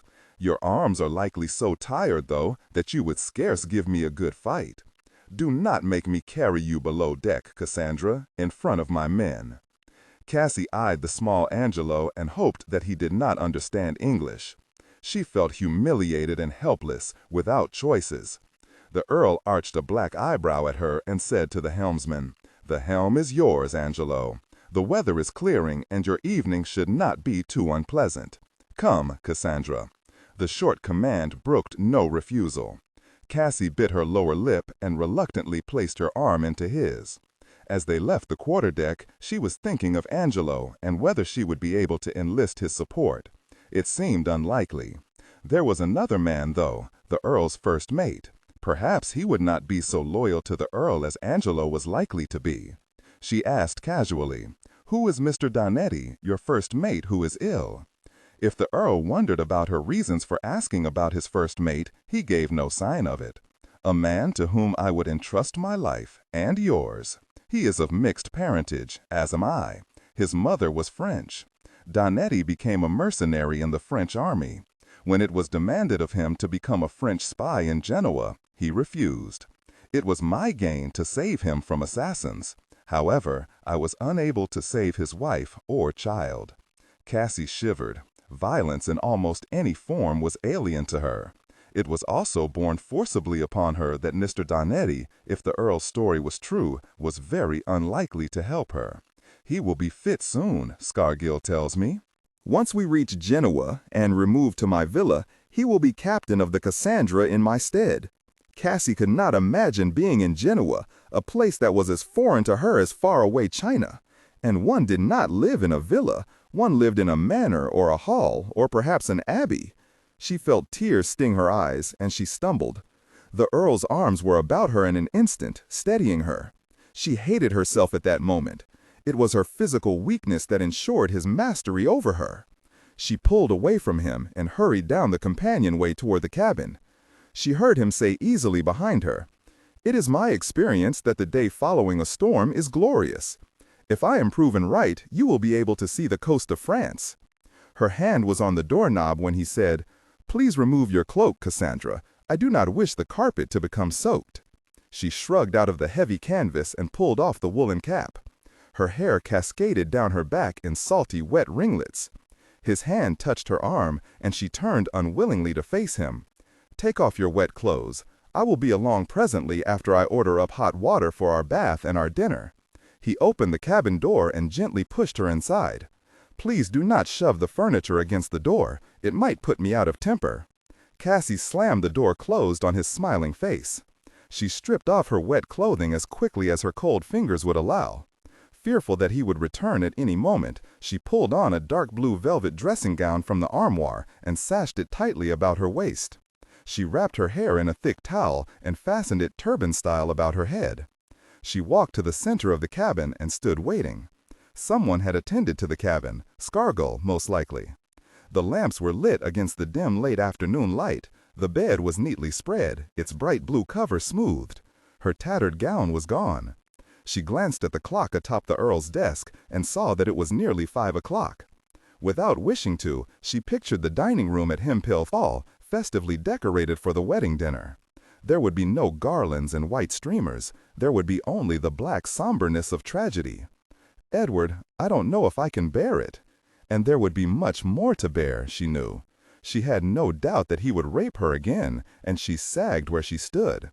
The cabin door opened, and the Earl entered, followed by 2 hefty sailors, each carrying buckets of steaming water. Cassie moved away, watching silently as the copper tub was filled. She heard the Earl order the sailors to bring more water and leave it outside the door. He turned his eyes upon her, studying her. "Your bath awaits. Because I am a gentleman, I shall let you go first. There is lavender-scented soap for your hair, your favorite." It did not occur to her to question his knowledge of her soap, for she was frantically searching for a screen to keep her hidden from his view. Always, at home, Dolly had placed a screen in front of her tub.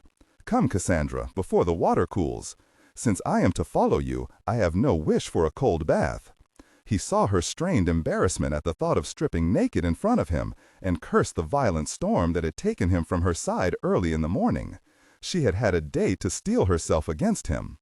"I would like a screen." "There is none," he said crisply. "I shall keep my back to you, at least for the moment, Cassandra," he amended silently to himself. Cassie walked slowly to the tub and unwound the towel from her head. She made no move to pull off her dressing gown until he turned away and poured himself a glass of wine. The Earl heard the gentle splash of water and turned to see her, chin high in the water, her wet hair fanning about her like a golden cloud. He downed the remainder of his wine, stretched loudly, and stripped off his own damp clothing. She lowered her head as he strode, naked, to the armoire and shrugged into his own black velvet dressing gown. The wine relaxed him, and he eased into the large leather chair at his desk. It had been a damnably long and fatiguing day, a wasted day. He watched her from beneath closed lids as she clumsily tried to lather her hair. It was likely, he thought, a smile upon his lips, that this was one task she rarely performed by herself. Likely, too, that her arms ached from her exertion at the helm. Perhaps tonight, he thought, he could make her respond to him. He felt his loins tighten, picturing her naked in his arms. He rose and walked to her. "Since I have deprived you of your maid, the least I can do is offer my services." He picked up a hank of wet hair. She jerked away and winced, for he did not release her hair. She felt her body tense with fear. "Can you not even keep a simple promise, my lord? You did say you would keep your back turned." "For God's sake, Cassandra, I merely wish to help you. You need not fear me, you know. I assure you that when I wish to make love with you, you will know it." "I do not wish your help, and I am not afraid of you." He grinned down at her. "Such a liar you are, my dear. What a mane of hair you've got, more than my stallion Cicero. I don't give a damn about your wretched horse. I don't propose to argue with you further. Hush, and accept my help." She ground her teeth and bowed her head. As he vigorously lathered her hair, she dropped her hands and furtively covered her breasts. "Would you like me to scrub the rest of you?" "No, and you may remove yourself, my lord, so I can rinse my hair." He returned to his chair, sat down, and closed his eyes, allowing himself to be lulled by the gentle rocking of the yacht. When he opened them, she was sitting on the edge of the bed in her dressing gown, toweling her hair. He rose and stretched. "Prudish modesty really doesn't become you, Cassandra," he said as he stripped off the dressing gown. He was amused when her eyes, despite herself, fell to his belly, and he felt himself respond to her gaze. "There is nothing like a hot bath or a lady's eyes to revive one," he said as he eased himself into the tub. Cassie did her best to ignore him, but his booming baritone voice soon filled the cabin. He sang a lusty sea chanty, and she felt her cheeks flush red at the vivid image of the serving maid lifting her skirt for the amorous captain. "I would that you be quiet." He laughed and stepped from the tub, huge and dark and dripping wet. "Would you care to hand me a towel?" "Fetch it yourself, my lord." "Would you care for some more wine, Cassandra?" Her hair swirled softly against her cheek as she shook her head. "Shall I peel an orange for you?" "No, I am quite full, my lord." "Excellent. I am delighted that my chef has again pleased you." He paused a moment and added softly, "And now it is time for me to show you that I, too, can please you." "You will not, you must not." She pressed herself flat against her chair. "Ah, yes, my love," he said, and rose to pull at the bell cord. Her wariness fled, and she slipped nimbly out of her chair. Instead of fear, she felt numb with anger. "Damn you, you cannot be such a villain." There came a knock on the cabin door, and Scargill entered. "All was as you wished it, my lord?" he asked carefully. He was acutely aware of the shrinking girl cowering in the corner, and did his best to ignore her. Most admirable, given the storm and its constraints in the galley. "You are much in need of your rest, Scargill. Remove the dishes and take yourself to bed." "Aye, my lord. Is there aught else that you wish?" A foolish question, he thought, as he followed his master's eyes toward Cassandra. She looked like a skittish filly, ready to bolt if but given the chance. He prayed that his lordship knew well what he was doing. He filled his arms with the heavy pewter dishes and bowed himself out of the cabin, straining under their weight. The Earl leaned back in his chair and tapped his fingertips thoughtfully together. "At least you are not wearing that damnable gown. You will not touch me, my lord." "I fear you are growing repetitious, Cassandra, in your conversation. How else will you learn a woman's pleasure if I do not touch you? I will never feel anything but hatred for you. I swear it. Damn you, take me home." He waved away her words and rose. No. She thrust her hands in front of her, but he pulled her to him, crushing her arms to her sides. She jerked her head away from him, but his mouth found hers, the heat of his breath upon her as he forced her lips to part. She struggled as she felt his hand upon her buttocks, his fingers caressing and exploring her through the velvet. "No!" she yelled again as his mouth left hers. But his mouth was on her throat, his tongue tracing over her wildly beating pulse. Even as she twisted against his arm, she felt his fingers pulling free the sash from her waist and easing her out of the dressing gown. She was oddly aware of the soft, brief touch of velvet at her ankles. She shuddered at the cold air upon her back and the fierce heat of him against her. She had scarce time to draw her breath before he had shrugged off his own dressing gown. To her horror, he lifted her off her feet and pressed her belly against him. "No! You will not rape me again." Her final words were muted as he closed his mouth again over hers. She felt his tongue probing her mouth and the incredible power of his surging body, searing her, engulfing her in his passion. Her mind froze and her body went slack against him. An intense shudder coursed through her belly. She whimpered softly, aghast at herself. "I don't believe that I will, Cassandra," he said. He looked into her eyes, glazed with confusion and with burgeoning passion. He wanted her to moan her desire into his mouth, to welcome him into her body. "Please do not," she whispered, but he paid no heed and carried her to the bed. She felt the smooth, cool cover beneath her back and his hard body against her as he pressed himself down upon her. She felt the hair on his chest against her breasts and his swelled sex, frightening and urgent between her thighs. She thought wildly of Edward, of his love for her, of his passion, and an anguished moan broke from her mouth. Whether it was from the pain of her loss or from the scalding sensation building within her, she did not know. She realized dimly what was happening to her, and she fought with all her will to deny herself and him. His mouth caressed her breast, and she felt both her body and her will to resist him begin to slip away from her. She cursed herself, willing herself to fight him, but her hands lay limply above her head, clasped lightly in his. He reared back, and her body cried out at the loss of his touch. She drew a ragged breath and curled her hands, now free, into fists to strike him. She felt his tongue caressing her breasts and then her belly. "No," she said, forcing her body to tense. But his mouth closed over her, and she knew that she could not bear it if he were to stop. She felt her body opening to him, felt her hips moving upward against his mouth. Her hands closed over his shoulders, kneading the taut muscles, pressing at him to bring him closer to her. Suddenly, with a force that left her gasping, a shock of burning pleasure exploded within her. His mouth left her, but the burning need remained, and she was trapped within herself, within her own passion. She moaned aloud, not really understanding, a helpless cry of frustration.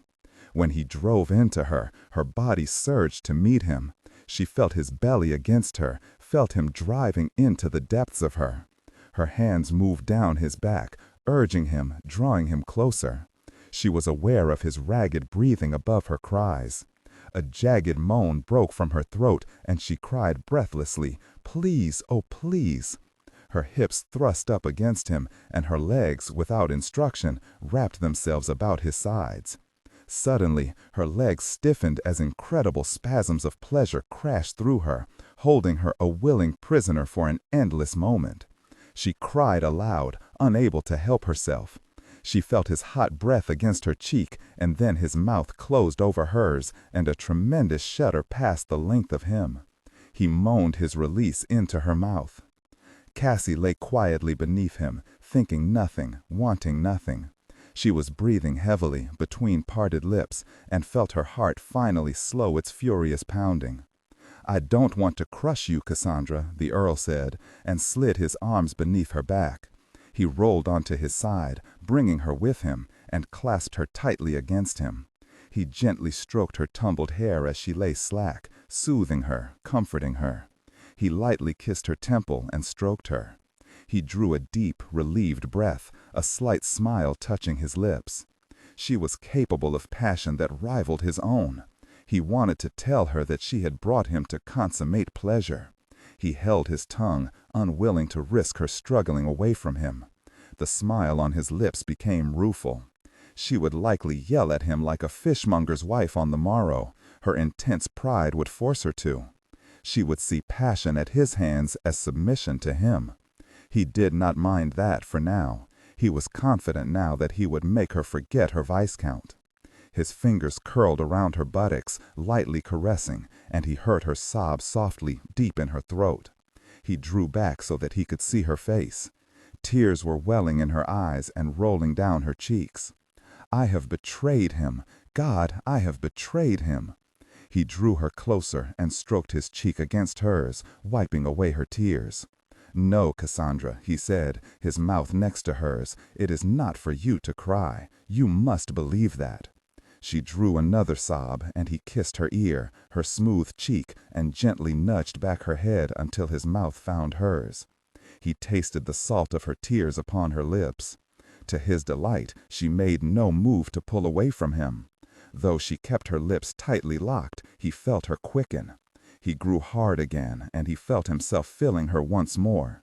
His fingers moved over her, lightly teasing, and her soft belly trembled against him. He pressed his mouth more firmly against hers.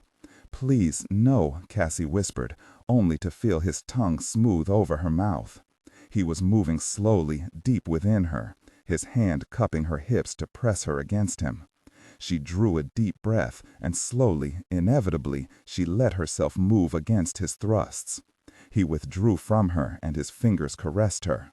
She thrust her hips toward him and pounded at his chest until he felt him enter her again. The Earl clasped her to him and rolled over onto his back, bringing her with him. "I would look at you, Cassandra." He smiled at the dazed bewilderment on her face. She tried to pull away from him, but he encircled her waist with his hands and drew her upright. She felt him deep inside her and quivered, not looking at him. His hands moved from her waist, upward to cup her breasts. She moaned softly and spread her hands on his chest to support herself. The Earl went slowly with her. He lifted her, kneading her as he moved her over him, and pressed his fingers against her belly, splaying them downward to caress her. She writhed at his touch, and her thighs tightened about his sides. She arched her back to draw him deeper. The intensity of her response broke his control. Engulfed in her own desire, Cassie felt his shuddering climax deep within her, and gave herself to him and to her pleasure. She had not the strength to support herself, and fell, her hair cascading over his face and shoulders, her cheek against the hollow in his throat. Gently he straightened her legs and felt the length of her soft body against him. "I love you, Cassandra." His words floated vaguely through her mind, but they did not touch her. She fell into an exhausted sleep, lulled by the gentle rocking of the yacht and enveloped by his warm, hard body. Chapter 9. Cassie awoke feeling cramped and hot. There was something tickling her lips. She opened her eyes and tensed. She was locked tightly in the Earl's arms, her cheek against his shoulder. She drew back her head, scarcely able to weave her thoughts together. I have given myself to this man. She gave a shake of her head, recalling the intense, rampant sensations that had driven all thought from her mind, remembering vividly moaning her lust to him, holding him against her as if she would have dissolved into jagged pieces if he had released her. She was a woman now. But she had given herself to a ruthless man she did not love, the man who had abducted her. She wanted to scream her fury at herself and her hatred of him for making her respond to him. How could she have felt what she did but one night after he raped her? Her unspoken reply made her shrink within herself. But I am a lady, an English lady. No, she was not a lady, she was a slut, with no more moral fiber than the cheapest harlot, and she had betrayed Edward. She remembered her words, wrenched from her last evening. He had been gentle and comforting, had spoken words to her that had stilled her guilt. I let him seduce me again, and I did not want it to stop. Stop it, Cassie. She held her breath, for he stirred. How could she face him when she could hardly face herself? She felt his arms slip down to her hips. She tried to ease herself away from him, but realized that if she moved, he would surely awaken. She looked down at him. He appeared strangely vulnerable in sleep, a lock of raven hair falling over his wide forehead. Vulnerable indeed, she thought. His black eyelashes were long and thick, lush as a girl's. But there was nothing else about him that was remotely feminine. She looked at his straight nose, a Roman nose, his finely etched cheekbones, his wide sensual mouth, his square jaw. She remembered other ladies of her acquaintance talking of him as devastatingly handsome, wickedly handsome. She decided that wicked was the more apt term. She felt his belly beneath her thigh, tautly muscled, his hair caressing her skin. He sighed deeply in his sleep and rolled onto his back. Slowly, Cassie slipped out of his hold and wriggled off the bed. She breathed a sigh of relief that he still slept. The water in the basin was cold, but she paid it no mind. She wanted to be bathed and dressed before he awoke. She was leaning over, scrubbing herself, when she heard his voice from behind her, lazy and teasing. "I would be delighted to perform that duty for you, Cassandra." She whipped around, the washcloth dangling from her fingers. She looked wildly about for something with which to cover herself, but there was nothing. Her dressing gown was on the far side of the cabin, on the floor, where he had stripped it off of her the night before. "You are awake," she said, holding the washcloth in front of her belly. "Yes, I missed you. Come back to bed, Cassandra. It is so early. The seagulls are still at roost. I am not tired. Then we will talk. You do not mind that I am unshaven, do you? You are very dark. I really do not wish to come and fetch you." He patted the bed beside him. She wanted to tell him to take himself to the devil, but she found herself gazing at his body. A light tingling sensation pulsed through her belly, and she shivered. "We will talk?" she whispered. "You promise?" "Of course. We shall do whatever you wish." She placed the damp washcloth atop the commode and walked slowly to the bed, not looking at him. He held the cover back and she slipped in, pulling it down over her and clutching it to her throat. She lay on her back, her eyes fastened on the cabin ceiling. "You slept well?" Her wayward breathing calmed, for he had made no move to touch her. She replied honestly, without thinking, "Yes, very well." "Excellent. I will not remind you of the reason." The teasing went out of his voice as he continued easily. "Don't be afraid of me, Cassandra. I will keep my word." "I am not afraid of you." "I know. Now you have only to be afraid of yourself." She choked, hating him for so easily guessing her thoughts. She compressed her lips into a tight line and turned her face away. "I told you last night that you had betrayed no one. It is true, you know." "That is a lie." She turned back to face him, surprised at the desolate calmness of her thoughts and voice. She drew a deep, steadying breath. "But it will not happen again. I will not allow myself to feel such things again. One cannot control passion, Cassandra. It is a mighty force, one that cannot be denied. It simply happens between some people." "But I felt passion for Edward." But even as she thought it, she could not be certain. She had felt curiosity, to be sure. She had never doubted that the strength of her love for him would allow them to share physical pleasure. He saw her confusion and her pain, and sought for soothing words to help her. He was taken aback when she said suddenly, her voice deadly calm, "My mother. Did you feel such passion for her?" "I never made love to your mother. As I told you yesterday, I was but a lad at the time, though, as you can imagine, I dwelt with a boy's fervent imagination on what the experience would be like." "Did she desire you?" Constance. It had been such a long time since he had thought of her in that way. So many years. If Cassandra did not so closely resemble her, her face would have become but a blurred image in his mind long ago. I cannot be certain. The years blunt the edges of every memory.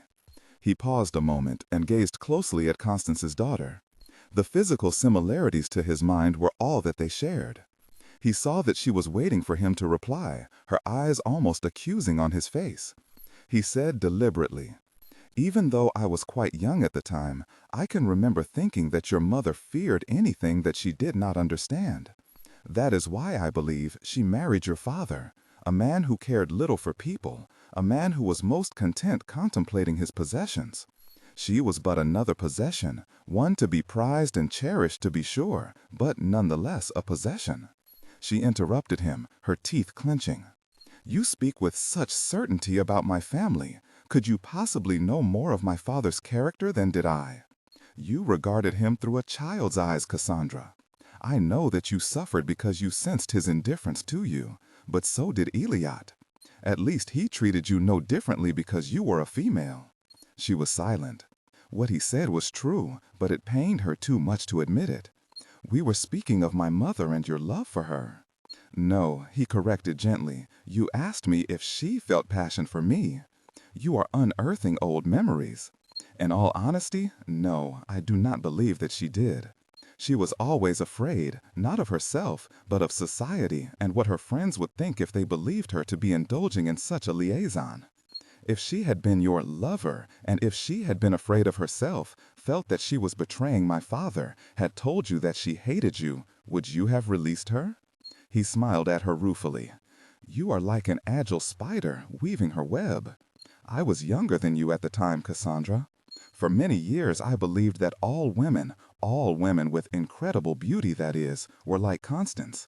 Vain, without character, save when it achieved their desires, and spineless. And because she did as she was bid and wed your father, she sealed her own fate. She used me, a boy who adored her, worshipped her, to bolster her image of herself as a desirable woman. Your father, she admitted to me once, was not a sensual man." He stopped abruptly, sensing her bewilderment. "I will always hate you.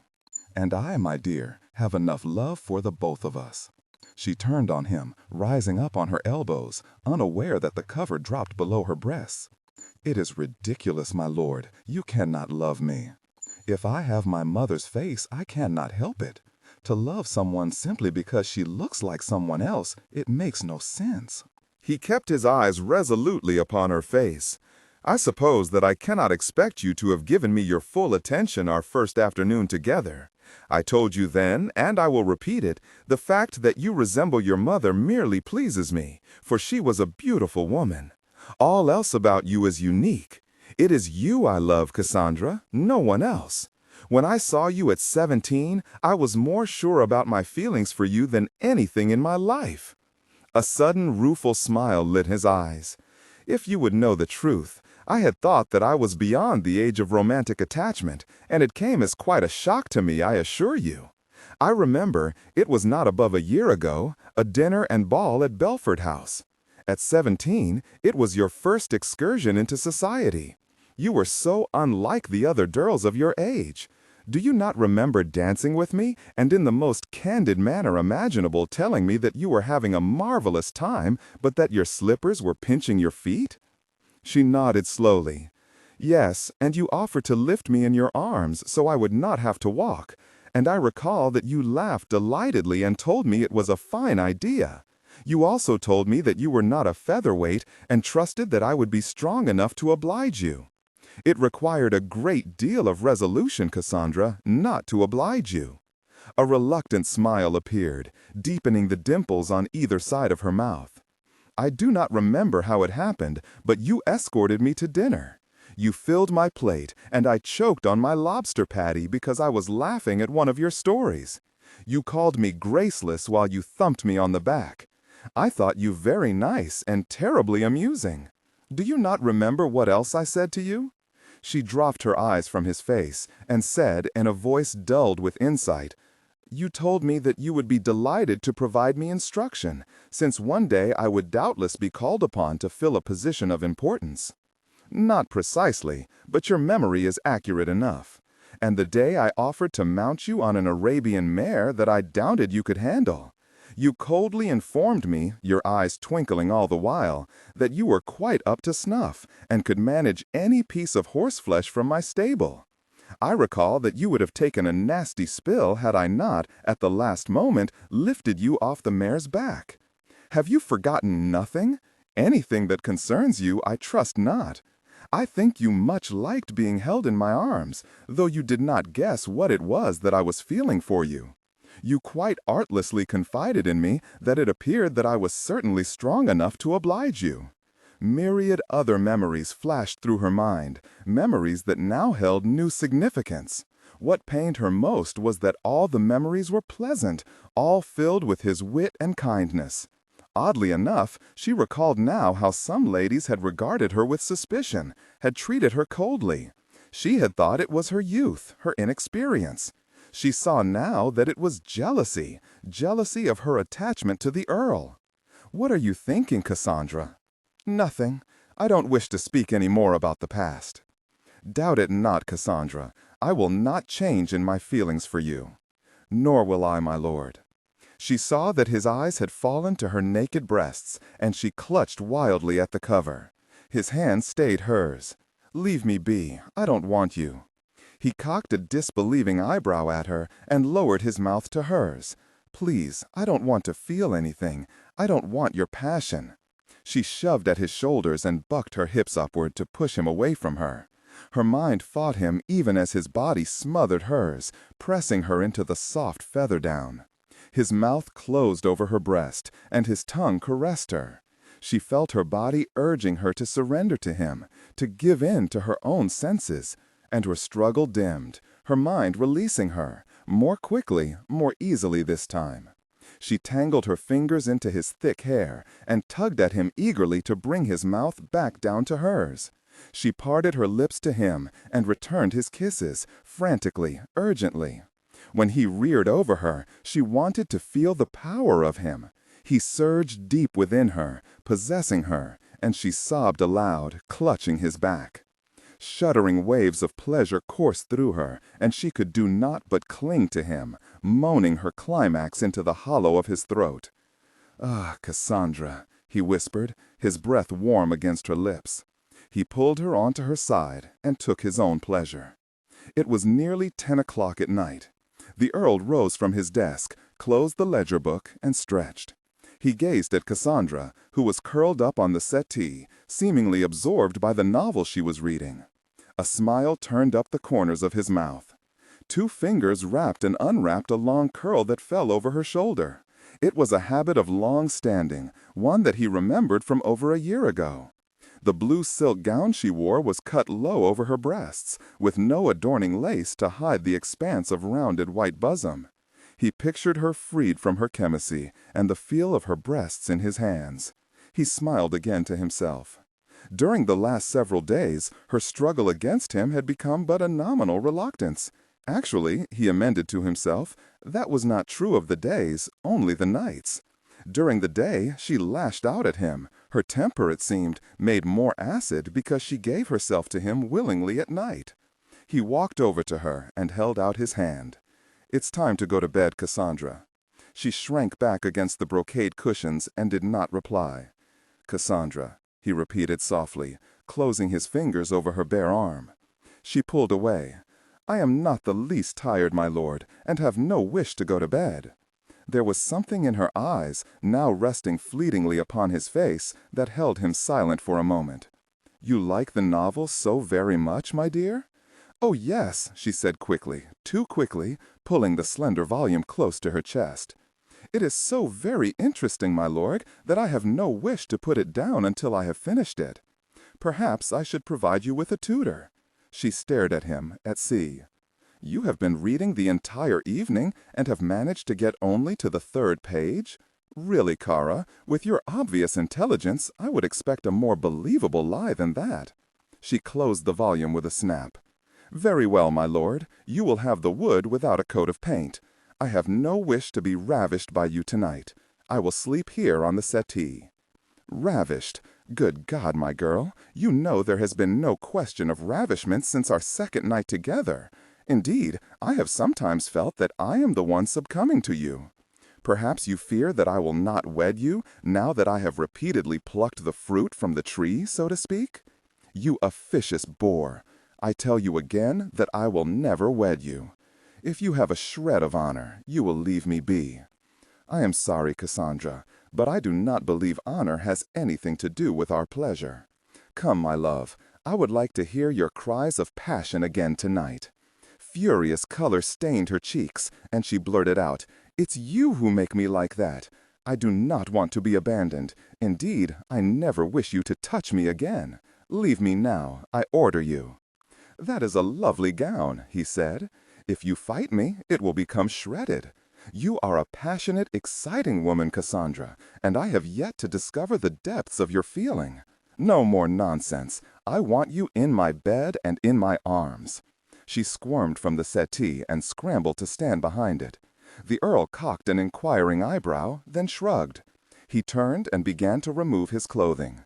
He heard a relieved sigh and said over his shoulder, "Although it was I who set the rules, you will abide by them. We will live as man and wife, and that, my love, means the intimacy of the marriage bed. Now, take off that gown." "No." Behind the furious defiance of that short word, his ears detected a pathetic plea, and he turned to face her, now dressed only in his breeches. He gentled his voice. "Why, Cassandra?" Her fingers fretted mercilessly at the pleats in her skirt. "Please," she began, her voice barely above a whisper. He strode to her and clasped her shoulders in his large hands. She stood rigid, even as his fingers caressed the slender column of her neck. He slowly traced the softness of her cheeks and the firm line of her jaw. "Why, my love? You know you will want me. You know that you forget your Viscount in my arms. Let us not wrangle." She raised her wide eyes slowly to his face, and he saw no fear in them. He leaned down and closed his mouth over hers. She tried to pull free of him, but he held her fast, winding his fingers in the thick masses of hair that lay unbound down her back. She cried out softly, but not with desire. He released her mouth, and she pleaded softly, "Please, you must not. I cannot." "What do you mean, you cannot?" He raised her chin up with his thumbs, so she could not look away from him. She flushed scarlet and closed her eyes tightly. "Please," she whispered, "cannot you simply leave well enough alone?" Sudden understanding dawned upon him, and, unwisely, he threw back his head and laughed. "You beast! You braying ass!" He grinned down at her. "However could I forget that you must needs be a woman in all ways? I could show you, Cassandra, that your womanlessness is but a minor obstacle to lovemaking." He stopped, for her face was pale with embarrassment. "Perhaps some day soon," he said, and walked away from her. He retrieved a full-cut white nightgown from the bottom drawer of the dresser and silently handed it to her. "You need not say it. I do think of everything. Never would I wish to wound your maiden sensibilities. You may wear this garment a given number of nights each month." He patted her cheek, doused the lamps, and climbed out of his breeches. As he climbed into bed, he heard her breathe a sigh of relief. Some minutes later, she slipped into bed beside him, and, as was his habit, he pulled her into his arms and gently stroked her hair. Chapter 10. "The stop-knot is too loose, Madonna," Angelo said in his soft Italian. He dropped to one knee and with light, sure tugs adjusted the tension. He grinned as he handed it back to Cassie, shaking his dark head. "A lady as a sailor, I never would have believed the day. You'll do, Madonna, you'll do." "Grazie, Angelo." She flushed slightly at his rare words of praise. He nodded and turned away from her at the shouted command of Mr. Donnetti. In the next moment, he was agilely climbing the rigging of the mainmast. Cassie watched his graceful ascent. Squawking seabirds soared in wide circles above, hoping, she supposed, for some stale crusts of bread. She rose slowly and dusted her knees, an unnecessary gesture, since the deck always sparkled from the continual efforts of the Genoese sailors. She gazed to port. In the hazy afternoon sun, she could barely make out the coastline of Spain, some 20 miles distant. "You can't see much from here." She turned to Scargill, who was shading his eyes with his hands, looking toward land. "You'll turn dark as a blackamoor if you don't have a care." He indulgently eyed the light sprinkle of freckles across the bridge of her nose. She raised her golden-tanned face toward the sun, disregarding him. "We will put into port, Scargill?" "Nay, Madonna, it's hardly likely." At the tightening of her lips, he added lightly, "If you know your politics, you'll realize that the Spanish are no friends to the English." "His lordship does not have a Spanish flag?" Scargill shook his head at her ill-disguised sarcasm. She doubted that the Earl would put into port in any case, unless, of course, she thought bitterly, he were to lock her in the cabin for the duration. At least this wasn't the case as long as they were at sea. The Earl had given her free run of the yacht, though he forbade her the wearing of breeches. "I think it would be unwise," he had said one evening, grinning at her crookedly, "to tempt my men more than they already are. The sight of you in breeches would doubtless encourage them to mutiny." She looked midway up the mainmast at Angelo's perched figure and sighed enviously. Her skirts billowed in the sea breeze, and she slapped them down, her ill humor mounting. As though he had read her thoughts, Scargill said gently, "You know that his lordship is in the right, Madonna. To see such a figure as yours climbing the rigging would surely cause the men to forget their duties. You wouldn't wish to be the cause of a man having the skin flailed off his back. It would be the lightest punishment his lordship would mete out, you know. I dare say that such a display of viciousness would well fit his character." Cassie bit her lip as the Earl's voice boomed out behind her. "Perhaps, Cassandra, but then I have never informed you what your punishment for such disobedience would be." She whirled about. "Is it also your habit to eavesdrop on other people's conversations, my lord?" "There's no need to get yourself all a-twitter, Madonna," Scargill said easily, raising a placating hand. "You know his lordship is the captain, and thus must keep himself apprised of all that goes on." "And just what would my punishment be, my lord?" Cassie demanded coldly, ignoring Scargill. "What do you think would be just?" "I would say, my lord, that the punishment I have received already at your hands is sufficient for anyone's lifetime." The Earl waved Scargill away, a signal that the valet obeyed with alacrity. He took a step nearer to Cassie, and she held her ground, her expression forbidding. His voice dropped to a caressing murmur. "It is no way my fault, Cassandra, that you have felt punished for our 4 days of abstinence. How dare you?" Angry and embarrassed color mounted her cheeks. "How dare I what? Remind you that you are a woman and not a sailor to be climbing over the rigging dressed in breeches?" As the gleam of fury did not abate, he added placidly, "If we have another storm, I will approve the breeches for its duration." "How very kind you are." "Remind me to hide your dinner knife, Cara, since you are in such a foul temper." She turned away from him, and he stood quietly for several moments watching her walk quickly to the forecastle deck where several of his men were working.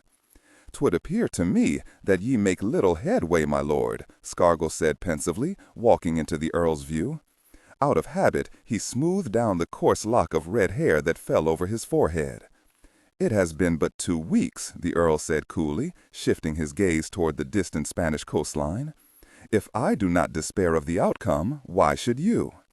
Emboldened by the Earl's direct question, Scargill said quickly, "You have the habit of twitting the girl mercilessly, my lord, and though the Madonna is sharper in her wits than most ladies I've known, she has no chance with ye, what with ye being so much older and experienced. Hardly lover-like ye be, my lord." The Earl laughed.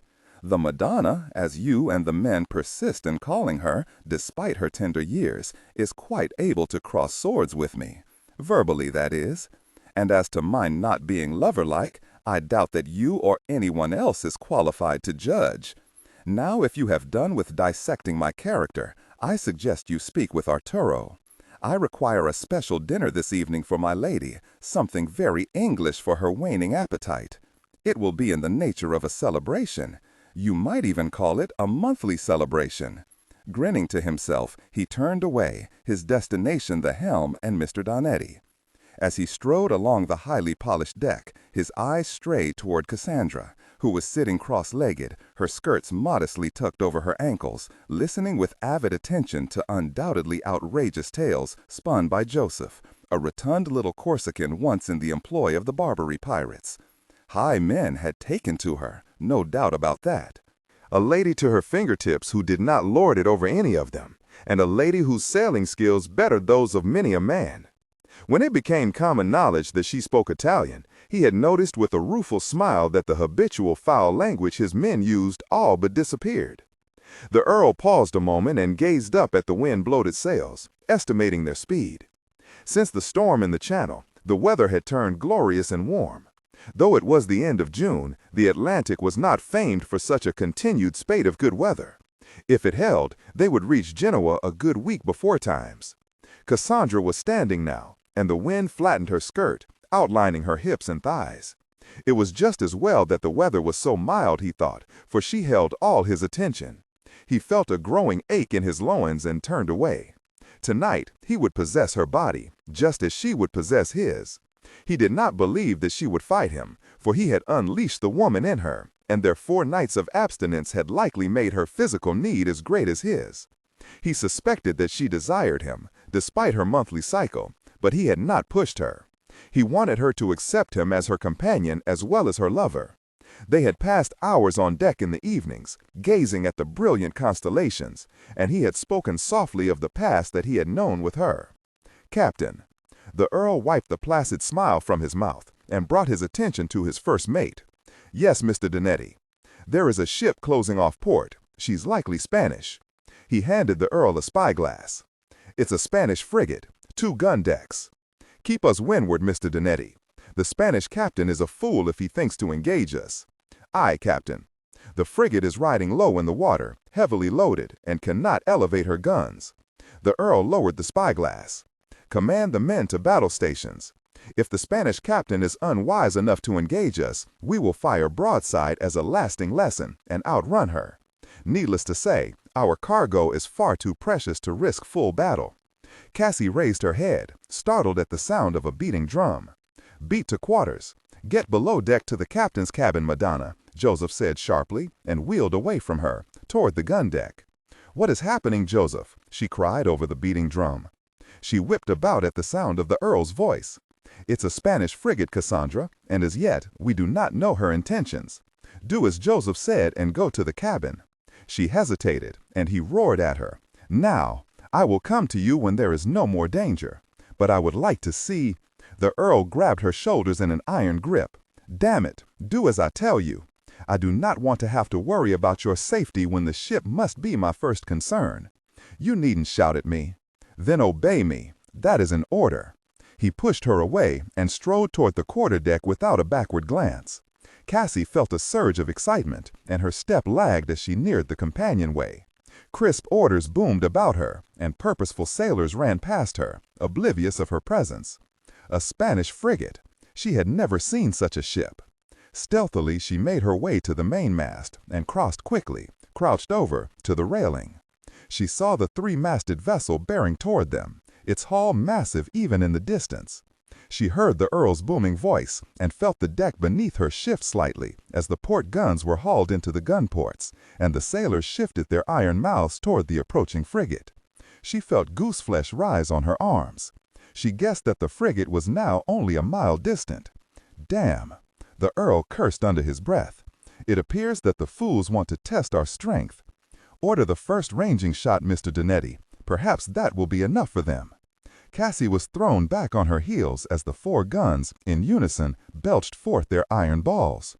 She saw great explosions of white smoke, then veils of spewing water. In an instant, it cleared, and to her disappointment, the frigate emerged unscathed. She watched, her heart pounding in her chest, as it veered off. Mr. Donetti chuckled. "Cowards, the whole mess of them. 1 round from our guns and they scurry away like rabbits." "Don't underestimate them," the Earl said softly. "My guess is that they are bound for bigger game and do not wish to risk any damage.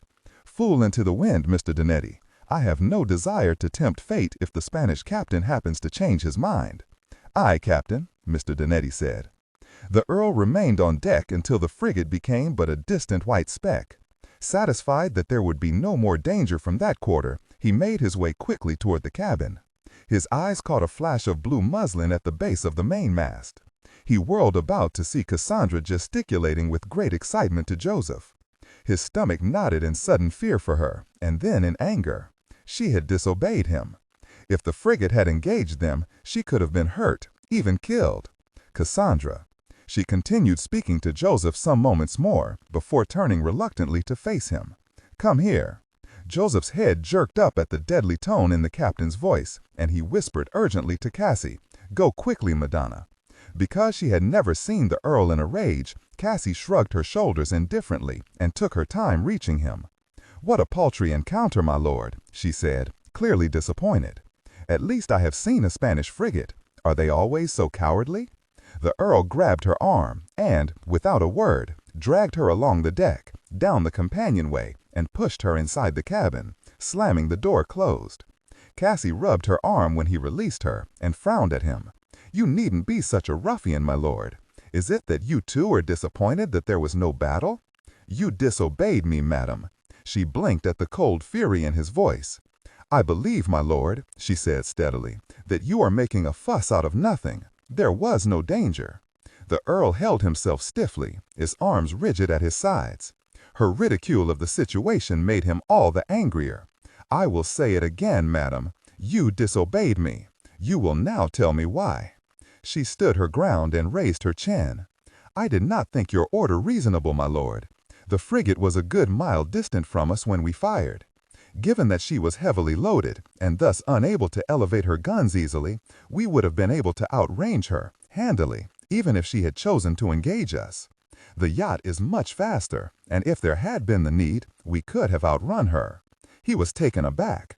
"Just how the devil do you know that?" She had analyzed the situation with impeccable accuracy, and it did nothing to improve his temper. "I do not know why men persist in believing that women are stupid, useless creatures who have nothing in their heads but spun cotton. You know that I have sailed all my life. Do you believe me so buffle-headed as to be ignorant of the subject? Very well, Cassandra, I commend your education. But the fact remains, madam, that you did not do as I bid you. Given all your experience and reading, you must know that without obedience and strict discipline, a captain cannot effectively command. Just what do you think would have happened if all of my men had decided to do whatever pleased them rather than obey my orders? That, Cassandra, is insubordination and subject to exacting punishment." Her forehead knitted into a thoughtful frown, and her eyes wavered from his set face. She drew a deep breath. "Though I am not one of your crew, what you have said is just. A captain's orders cannot be ignored. I will submit to whatever punishment you deem fitting for what I have done. The punishment, madam, is at the very least a flogging that would take the flesh off a man's back." She paled visibly. He pressed his point, wanting to assure himself that she would never again do something so foolish and dangerous. "If a man were not to obey my order in the face of impending battle, I would seriously consider hanging." There was silence between them for some moments. Finally, she said, "I think it would be wasteful of you to hang me." A slight smile hovered at the corners of his mouth, and he sternly repressed it. "I doubt not that you are right. I have never cared for wasteful hangings. The offense, however, remains the same." The Earl found that his anger was rapidly dissipating. He had made his point well, and she had clearly accepted his reasoning. He thought to remove her obvious fear when she squared her shoulders and said in a calm voice, "I would ask only that you not demean me by flogging me in front of the men. Nor do you have to tie me up, for I will submit to your flogging." He stared at her, at a loss. Although he greatly admired her courage, he wanted to enfold her in his arms and reassure her, to see the fear disappear from her eyes. But she would see that as an insult to her courage, condescension to her as naught but a weak woman. He would well imagine that she would be enraged, and justifiably so, for everything that he had said to her would have a hollow ring. He was struggling to find an answer to this ridiculous situation when she asked in the same calm voice, "What kind of whip will you use, my lord?" She added, poised still, Do I take it from your silence that I must be flogged in front of the men and tied to the mast? No, he said finally. I shall not beat you in front of my men, nor will I tie you down. Thank you, she said, her mouth now quite dry with fear. She closed her eyes a moment, praying that she would neither cry out nor faint. It was on the tip of her tongue to apologize to him, to beg him not to whip her, but she could not bring herself to do it. Will you do it now, my lord? No, I think not, he said. I will leave you, Cassandra, to think about what you have done. It will be settled when I return. Since he had no idea of what the devil he should do, he knew he had to have some time alone to try and untangle this mess. He gazed a moment longer at her pale, set face and left the cabin. He paced the deck, deaf to the shouts of taunting laughter from his men as they waved toward the now distant Spanish frigate. Ye do not seem justly pleased, my lord, Scargill said as he walked into his master's preoccupied line of vision. The men performed well, as if they had all been trained in the English Navy. The Earl breathed deeply and turned rueful eyes to his valet. It's not that, to be sure, Scargill. I have gotten myself in a rare mess, and am wondering how the devil to get out of it. Ye speak in riddles, my lord. The Earl drew a deep breath and ran his fingers through his rumpled hair. Cassandra disobeyed me, Scargill, and I was a forceful fool.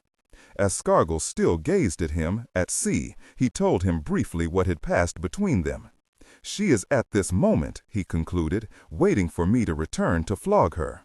Her only request is that I not flog her in front of the men. Scargill sucked in an appalled breath. Jesus Christ, he said succinctly. The Earl slammed a fist against his open palm. Hellfire and damnation, this entire situation is ridiculous. And you, Scargill, you have done naught but add needless expletives. I beg your pardon, my lord, but it was a reference to the Almighty above, though I have gained no assistance from its use. He suddenly flung back his head. I will take her place, my lord. Ye will have her watch, and the lesson will never be forgotten. She called me a braying ass not long ago. Now I must bequeath that charming title to you. Under no circumstances would I do anything so reprehensible. Ye abducted a lady, my lord, and against her will. If you do not keep your tongue between your teeth, I shall have you flogged for insolence. If you have not the wit to see that the circumstances are utterly disparate, I wash my hands of you. Methinks it is the fiery Ligurian gentleman speaking, and not the English lord. The Earl shot him a look so filled with frustrated anger that Scargill quickly mumbled an apology and fell silent. The Earl said finally, a black brow arched, If you, Scargill, had disobeyed a direct order, even if it imperiled only yourself and not the yacht, you may rest assured that I would have had you flogged without hesitation. Aye, my lord, but I am a man. Ah, what will ye do? Go to the devil, he said, and turned away. Cassie heard the sound of his boots outside the cabin door, and quickly squared her shoulders. She pinched color into her cheeks and rose to stand by the table, one hand laid carefully on a chair arm to support her trembling legs. He filled the cabin with his presence, as he always did, and her hand tightened about the chair. He looked like a pirate, she thought, with his black tousled hair above his thick-arched black brows, and his full-sleeved white shirt, open at the neck and topped with a loose black vest. He closed the door behind him and leaned against it, his thumbs hooked in the wide leather belt around his waist. His expression was unreadable, but to her eyes his mouth was set in a pitiless line. Is it to be now, my lord? The calmness of her voice was belied by the flash of fear in her eyes. He said slowly, still hopeful of inspiration, I am not certain if a flogging is what is most needful. Perhaps a flogging, like a hanging, would be wasteful. Her fear made her blind. Wasteful? It is your needless cruelty that is wasteful. Damn you! Why must you torture me? Do it and be done. He realized that there was no hope for it. Hellfire, he muttered under his breath. Aloud he said, Very well. His voice sounded remote, and it required all her courage not to back away as he slowly unfastened the wide belt from about his waist. He dropped his hands and walked quickly to the dresser. From the bottom drawer, he drew out a soft, narrow leather belt. "Stripped to the waist, Cassandra." His jaw tightened as he watched her trembling fingers prod at the tiny buttons on her bodice. She was as white as her camise when she slowly slipped the lace straps from her shoulders and let the soft satin slip to her waist. Absurdly, she covered her breasts with her hands. "Pin up your hair, it is covering your back." As she jabbed pins haphazardly into the masses of hair, she remembered, foolishly, their verbal battle earlier in the day about what her punishment would be if she wore breeches without his permission. It had been so ridiculous, they had done naught but spar with words. She tried to think objectively about pain, but she could recall nothing but the broken arm she had sustained at 10 years old, after being thrown from her mare.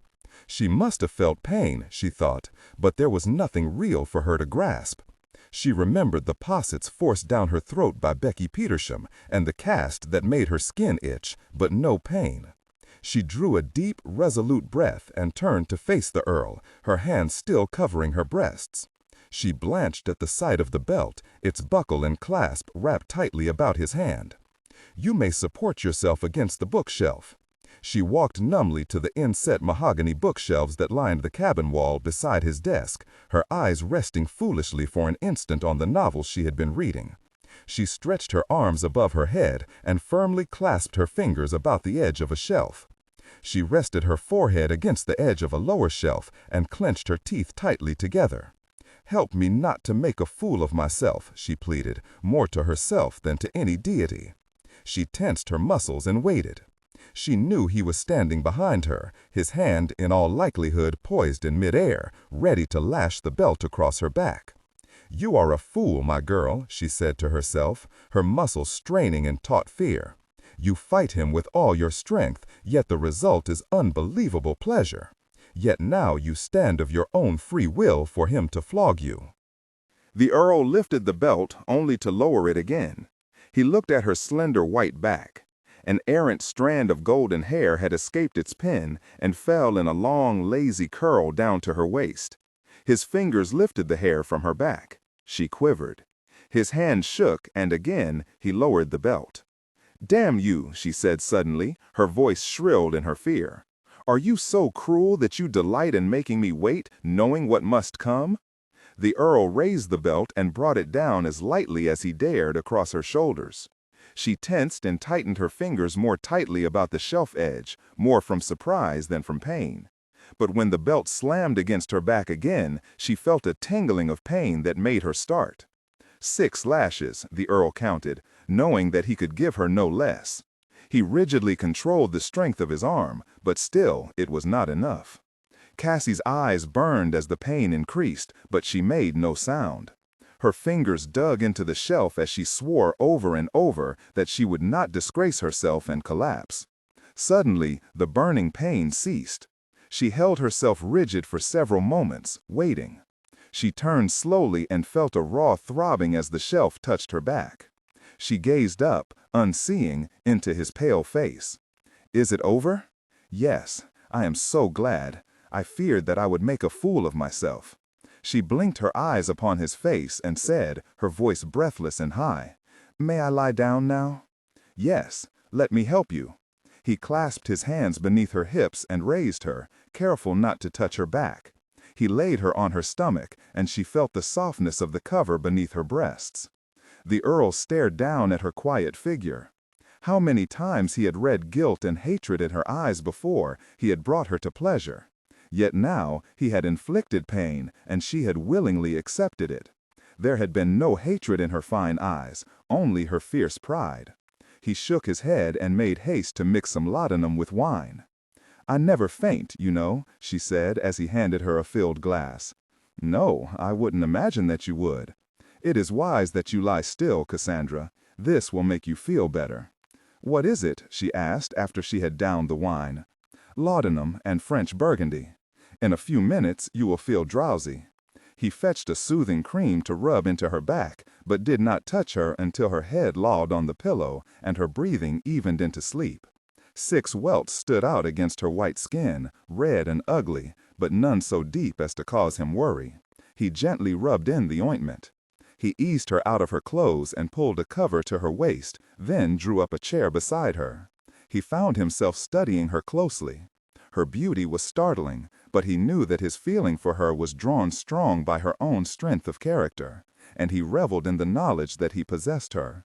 Had she ranted at him, or even resorted to tears to save herself from punishment, he would not have loved her less.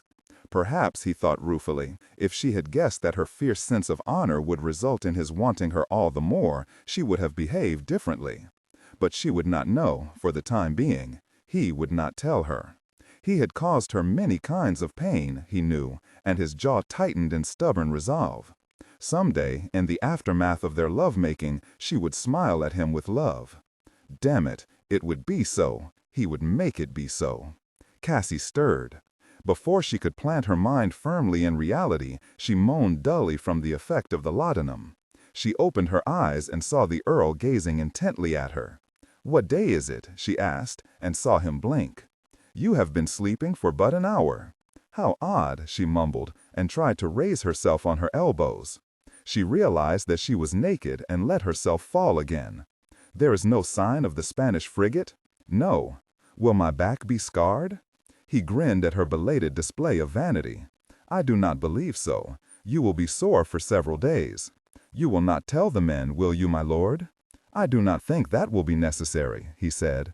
Actually, he imagined that he would have a mutiny on his hands if his men were to discover what he had done. He started forward in his chair at a tear that fell from the corner of her eye and trickled down her cheek. "Cassandra," he said, uncertain. She raised her hand and dashed it away. "I am sorry," she choked out. "The laudanum is making me a fool. I cannot seem to help it. I wish you would but leave." "No, I will not leave." She flinched at the anger she saw in his eyes. "Do not be angry. I am sorry to shame you." He scraped back his chair and rose abruptly. He guessed that she felt pain, but was too proud to admit to it. "Be quiet. It is not a question of shaming me. Do not move. I will get you more laudanum." With shaking hands, he poured a few more drops into a large goblet of wine. It was much more than she needed, but he needed it to relieve his guilt as much as her discomfort. He thrust the glass to her lips. "Here." It took her some minutes to down the entire contents, and a trickle of wine fell down her chin. He wiped it away with his fingertip. He realized that her wits were indeed addled when she clumsily pushed herself onto her side, facing him, heedless of her bare breasts. Her eyelids appeared heavy, her cheeks flushed. "It is dreadfully uncomfortable to lie on one's stomach," she mumbled. "I dare say that you are right. I feel rather strange, as if I were floating outside of myself. And my words don't seem to speak themselves easily." The Earl sat back in his chair and crossed his arms over his chest. "It is because you are drunk, Cassandra," he said. "I have never been drunk before, you know," she said aloud, trying to focus her eyes upon his face. "Nor," she added thoughtfully, "have I ever been beaten before. I did not want to thrash you, but you gave me no choice." Her hazy thoughts wove themselves together as his gently spoken words penetrated her mind. "No, there was no choice. You did what was just." She sighed and whispered, her words so slurred that he could barely make them out. "But there have been other things you have done to me, things you have made me feel that I did not wish. There was choice there, I think." Before he could decide how to respond to her, she said, "Your laudanum and French burgundy have worked. I do not hurt now. I'm glad." She closed her eyes and rested her cheek against the pillow. He leaned forward and smoothed the strand of hair from her forehead. Her breathing was even. She slept. He rose and pulled the cover again to her waist and returned to his chair. Chapter 11. The cabin door burst open, and Cassie quickly stepped back and clutched the satin chemise to her breast. The Earl filled the doorway, looking, as ever, powerful and confident. "Can you not at least knock? È una bellissima giornata, cara." "I do not care if it is foul or beautiful weather, my lord. You have no right to burst in unannounced."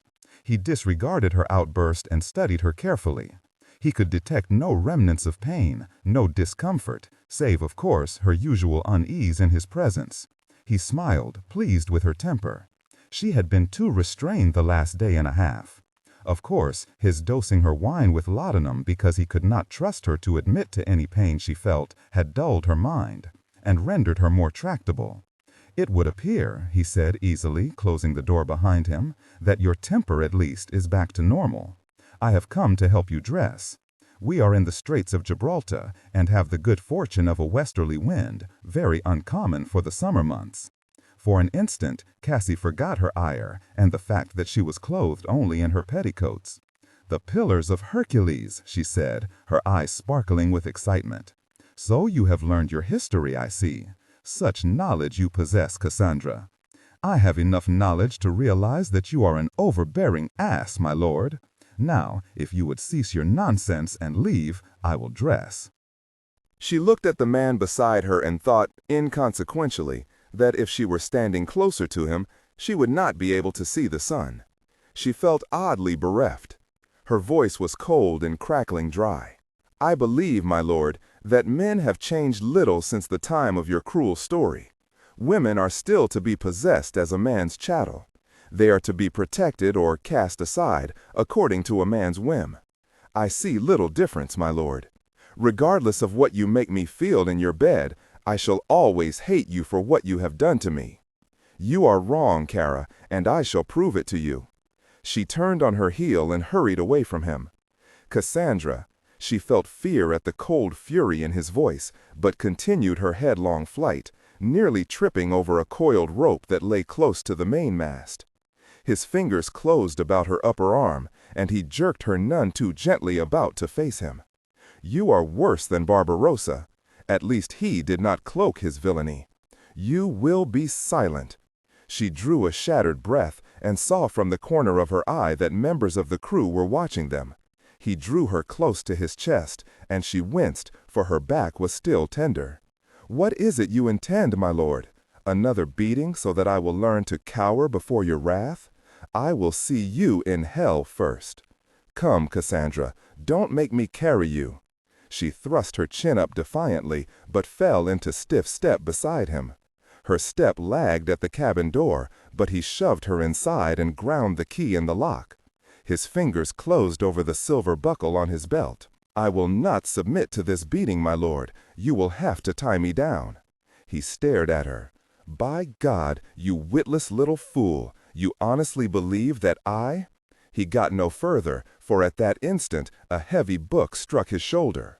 "Witless am I, my lord," she yelled at him. "You will see that I am not helpless." She grasped 2 more weighty books from the library shelves and flung them at him with all her strength. He raised his arm and knocked them aside. He strode toward her, and Cassie, with a sob of anger, abandoned the books, clutched the huge ivory candle holder from atop his desk, and flung it at him. He ducked it, vaguely wondering as he heard one of his prized possessions crash heavily to the floor, if the ivory had cracked. He reached her behind a large mahogany desk, and she lashed out at him. Her fist connected with his belly. "That is quite enough, Cassandra," he said, and pinned her arms to her sides. She tried to kick at him, but he pulled her so tightly against his body that she could not move. Her heart beat wildly, and her breasts heaved against his chest. She had believed, still believed, that he was going to beat her. "Cassandra, look at me." He shook her slightly. Reluctantly, she raised her head. Her face was drained of color, yet there was defiant anger in her eyes. "Why would you think that I would beat you?" Although his tone was gentle, Cassie felt her stomach churn, for she knew she was impotent against him, impotent in all things. "You are cruel." "Like Barbarossa?" His expression was impassive, and she felt uncertainty about herself and about him. "Why do you mock me?" "I do not mock you, Kara, nor was it ever my intention to beat you. Don't lie to me. You were furious at me, and you were taking off your belt. Yes, I was angry at your vicious tongue.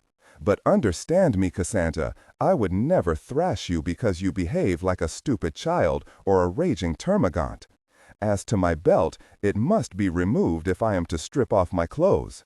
It is my body you need, Kara, not a beating. No." She twisted frantically against him to break his hold. She felt the hardness of him against her belly, and color surged to her cheeks. You are worse than Barbarossa." He merely smiled at her and leaned against the desk. He spread his thighs and pulled her between them. He held her hands behind her with one hand and let the other move casually over her hips. "Why hold yourself so rigid, my love?" he whispered, his warm breath against her temple. "Think about how you will feel very soon now. We have been apart for much too long a time." His fingers continued their gentle probing, and she felt his hard member through her gown and petticoats, throbbing and hungry for her. His voice, deep and sensual, sounded again in her ear. "Think about my mouth moving over you. You are so pink and soft, Kara. You taste so sweet." Cassie reared her head back. "Damn you, I will not let you seduce me with words. I will not listen to you." She felt his mouth close over her, and the now familiar gentle probing of his tongue against her lips. His fingers caressed the back of her neck, then moved slowly to the bodice of her gown. She felt him pulling away the velvet ribbon that bound her hair. He released her mouth, and his lips trailed over her throat and up to nibble at her ear. She felt a sudden bolt of heat burn through her. She was scarce aware that he no longer held her hands behind her, that her arms of their own volition tugged at his shoulders to bring him closer to her. "Please," she whispered brokenly, "don't make me feel like this." But even as she spoke, she pressed against him, consumed by her own desire. As his fingers parted the buttons of her gown and drew open the ribbons of her chemise, he murmured, "I want to touch you, be close to you, be drawn deep inside of you." His mouth closed over her breast, and she arched her back against him. He weaved his passion about her patiently, tauntingly, until at last she cried out brokenly, her voice slurred with desire, "Please, I cannot bear it." "Do you want me, Cassandra? Do you want me inside you?" Her eyes took on a vague, smoky sheen as his fingers glided lightly over her breasts. "Do, Cassandra?" "Yes." The small word seemed wrenched from her. He let his mouth close once again over hers. He felt her hands fumble with the buckle of his infamous belt and was delighted that for the first time she was showing initiative. But she could not free the silver hook, and with a moan of frustration, she pounded her fists against his chest. "Savor your passion, my love," he said softly, his eyes never leaving her face. "Let it build inside you until you feel you will die if you do not find release." As he spoke, his hands, with the smooth skill of long practice, pulled her free of her gown and petticoats. She wanted to help him, to tear off the offending garments, but he would not allow it. Soon, her undergarments and silk stockings bunched softly about her ankles. He let his fingers slowly trail over her belly until they touched her. Her eyes widened upon his face in mute surprise as his fingers caressed her. He smiled. "Do you know how soft you are, Kara?" His lips touched her cheek, the tip of her nose, her chin. She felt his finger gently ease inside her, and she gasped aloud, clutching her hands about his neck to support herself. He felt her tense. "Not yet, my love." He took her hand and led her to the bed. He slipped out of his clothing as smoothly as he had removed hers. She drank in his body without fear or embarrassment, her fingers clenching at the sight of his muscled chest and his taut belly. Her eyes fell to his sex, and she felt a warm, insistent heat between her thighs that made her legs go slack. "You are so different from me, so exquisite," she whispered, scarcely aware that she spoke her thoughts aloud. He laughed, a rich sound from deep in his throat. "All of me, or just part of me, Kara?" "All of you." "Ah, we make progress." He sat down beside her and laid one large hand lightly on her thigh. If only, he thought, gazing at her soft parted lips, he could make her tell him that she loved him. But it was too soon, much too soon, and he knew that it was the passion he awakened in her that drugged her mind. She turned suddenly toward him, pressed her breasts against his chest, and tentatively placed her hands on his shoulders. He moved his hand slowly from her thigh and stroked her belly. He felt his control near to breaking.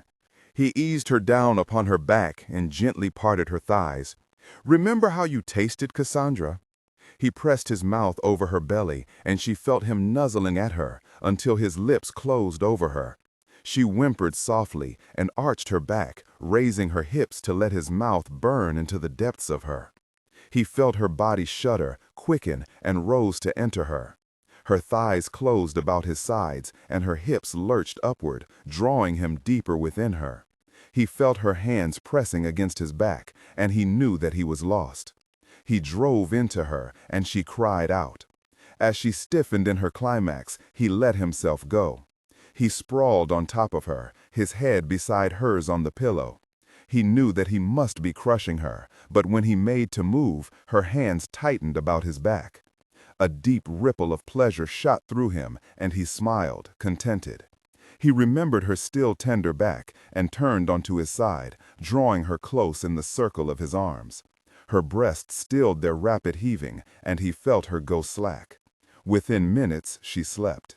Cassie shivered and reached out her arms to draw his warm body to her. Her hands closed about a soft feather-down pillow, and she opened her eyes. She drew herself upright and gazed about the cabin. He was gone. She looked at the clock atop his desk and started in surprise. She had slept only briefly, for it was but a few minutes after 11 o'clock. She pushed her hair back from her forehead and swung her legs over the side of the bed. For a long moment, she simply stared down at her body, unable to weave her thoughts together. She looked at the rumpled bed and saw herself writhing beneath him, her hips surging upward, her hands urgently kneading the hard muscles of his back. The memory sent a sudden tingling down her back. She pictured herself as he must have seen her. Her virulent anger had turned quickly to passion. She had become a quivering woman, begging for his man's body. How very pleased he must have been to see her fall asleep like a sated young animal, replete with the pleasure he had given her. Cassie rose shakily and rushed to the commode. She scrubbed herself viciously until she felt raw. She dropped the damp cloth and shook herself. "Oh God," she whispered into the stillness of the cabin, "what is happening to me?" Unbidden, the memory of the afternoon she had been with Edward in the cave, but 2 days before their wedding, rose in her mind to taunt her. Had it not been for Becky's interference, Edward would have taken her virginity. She had felt passion then, to be sure, innocent, tentative desire, but nonetheless it had been she who had encouraged him. She sobbed aloud and buried her face in her hands. Could any man touch her and set her body on fire? Was she a willing, loose little slut who would part her thighs at a man's touch, at a man's mouth closing over hers? She gazed listlessly toward the port windows, and a word formed on her lips: Gibraltar. An English military outpost. There were Englishmen there who would help her, soldiers who could send a message to Elliot and to Edward. Cassie sped to the portholes and pressed her cheek to the glass. The huge rock was now well behind the yacht, but she could make out a sandy expanse of beach. She moved swiftly, and within minutes she was dressed in the breeches and white shirt the Earl had allowed her to wear during the storm in the Channel.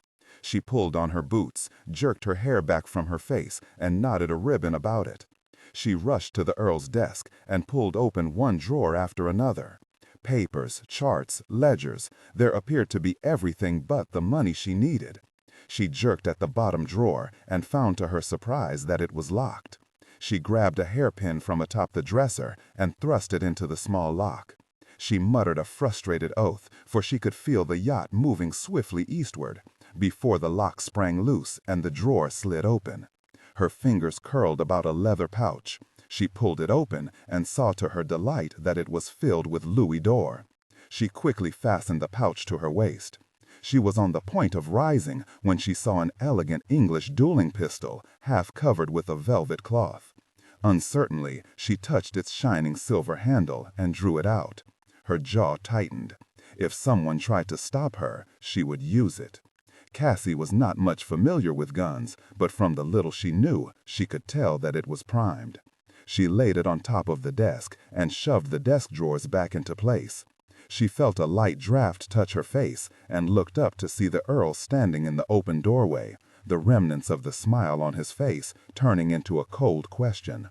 "Just what the devil are you doing?" Cassie straightened to face him, her fingers curling about the pistol. She said curtly, "I am leaving, my lord." I hardly think so, Cassandra.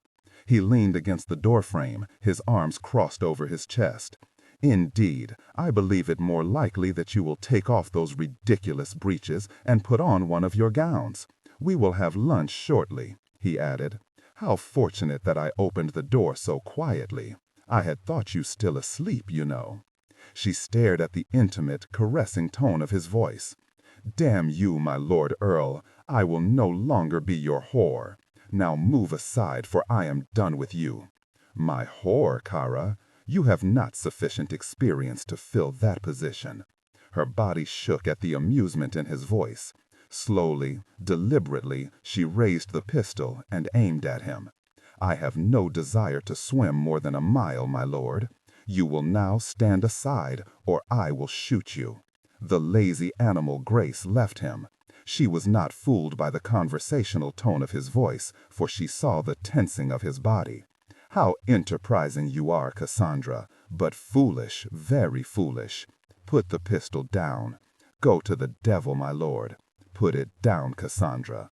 He walked toward her, his stride confident, his dark eyes resting intently upon her face. Damn you, she cried, and pulled the trigger. A deafening roar filled the cabin. A trail of gray smoke billowed from the pistol as it dropped with a sickening thud to the floor. The Earl grabbed his shoulder, the impact of the ball hurling him backward. She rushed past him, through the cabin door and along the companionway. She heard him shout her name, but she did not slow. When she reached the deck, she forced herself to a walk. Sailors were looking about with surprised faces at the sound of the pistol shot.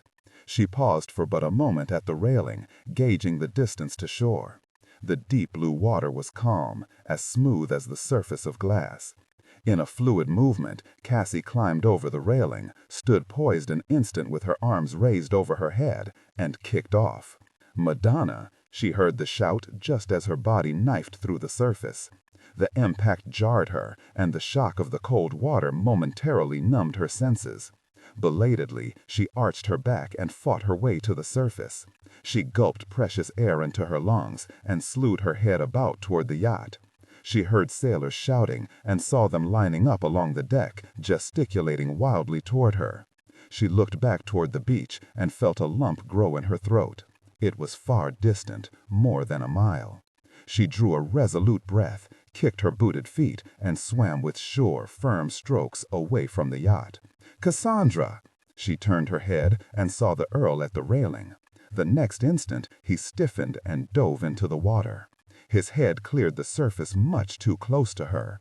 Fiend seize you, she yelled at him, and inadvertently gulped in a mouthful of water. She sputtered and coughed, aware that she was wasting valuable time. She ignored the burning in her constricted throat and stroked with all her strength away from him, toward shore. A powerful arm closed about her hips, pulling her inexorably back and downward. Water closed over her head, and for an endless moment she was locked against him in silent combat. She tried to kick free of his hold, but he drew her against his chest and bore her to the surface. "You are insane, my lord! Let me go!" She struggled wildly against him, striking his chest, kicking her booted feet against his thighs. Suddenly his arms loosened and she wriggled free. Cassandra. Her name sounded barely above a low whisper, and she flipped about to face him. To her horror, she saw that the water between them was red with blood. She gasped aloud.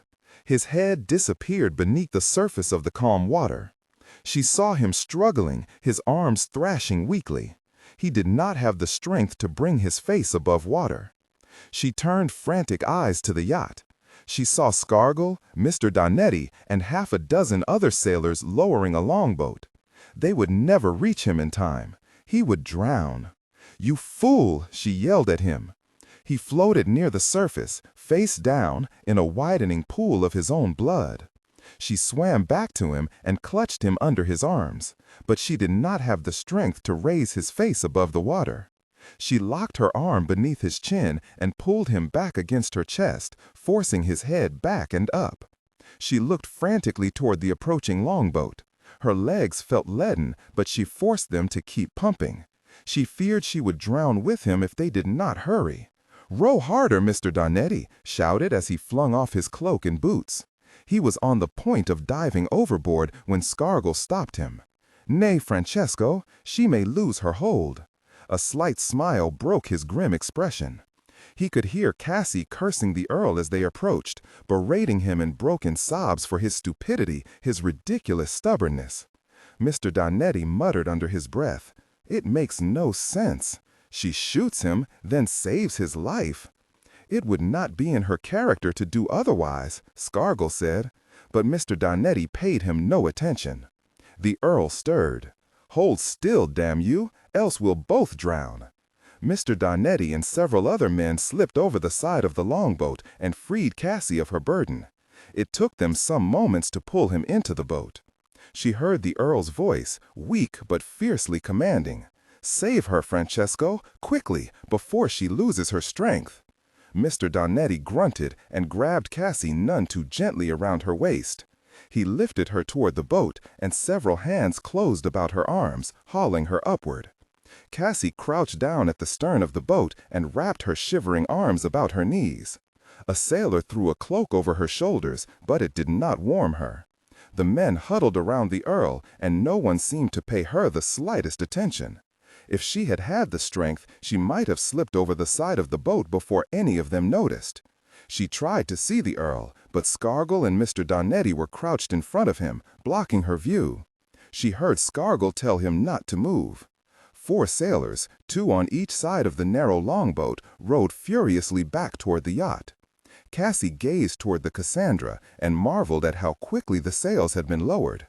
As they drew nearer, she could hear the grating sound of the iron-linked anchor line being dropped.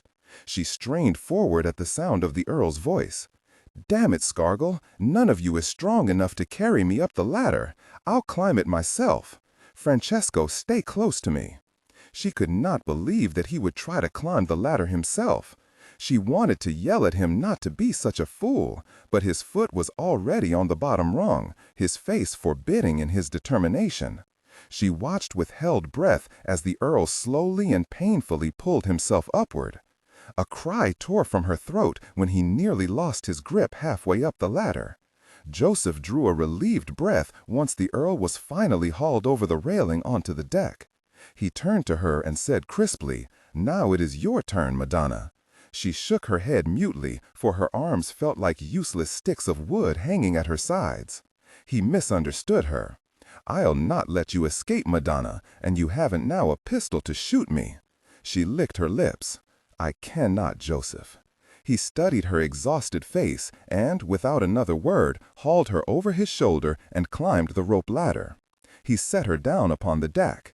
When she did not move, he said sharply, "Go to the captain, Madonna. He'll not be easy until he knows you are safe." Cassie entered the cabin quietly. The Earl was stretched his full length on the bed, gritting his teeth against the pain as Scargill and Mr. Donnetti stripped off his wet clothing. "Where is she, Scargill?" There was an undercurrent of panic in his voice. She walked quickly forward into his line of vision. "I am here, my lord." He stared at her for a long moment and closed his eyes. Scargill straightened over the Earl, his face grim. "You've lost a lot of blood, my lord, and the bullet must be drawn out." "Very well," the Earl said, without opening his eyes. "Get it over with." Blood trickled through the black mat of hair on his chest. She felt an unwanted surge of guilt. Dilson suddenly burst through the door. "Captain, it's the pirate, Car Eldine. We spotted him before we brought you on board. Now he's demanding to come aboard." "That bloody bastard!" Mr. Donnetti exclaimed, turning sharply. The Earl turned his head on the pillow and said calmly to Dilson, "If our friend wishes to pay us a visit, we'll not say nay. Francesco, go welcome him and bring him here. He'll not accept less, you know." "But, my lord," Scargill began. "Enough, Scargill. Cover me. I cannot greet my friend naked. And bind my wound. Let him smell blood, but not see it." Cassie took a shaking step back, her eyes flying to the Earl's face. A pirate? The Earl had told her that such men still existed, but she had not believed him. "Cassandra. Yes," she whispered. His eyes swept over her wet clothes, the breeches that clung tightly to her thighs and hips. He could make out her nipples pressing against the thin white shirt. Although her hair hung in tangled wet masses about her pale face, it seemed to make her all the more alluring. He felt a shaft of fear. "Listen to me, Kara. We haven't much time. Wrap yourself from throat to toe in a cloak. You will sit very quietly, your eyes down. You will keep your mouth shut. Do you understand me?" She nodded mutely, though she did not understand. "Quickly, Scargill, cover her.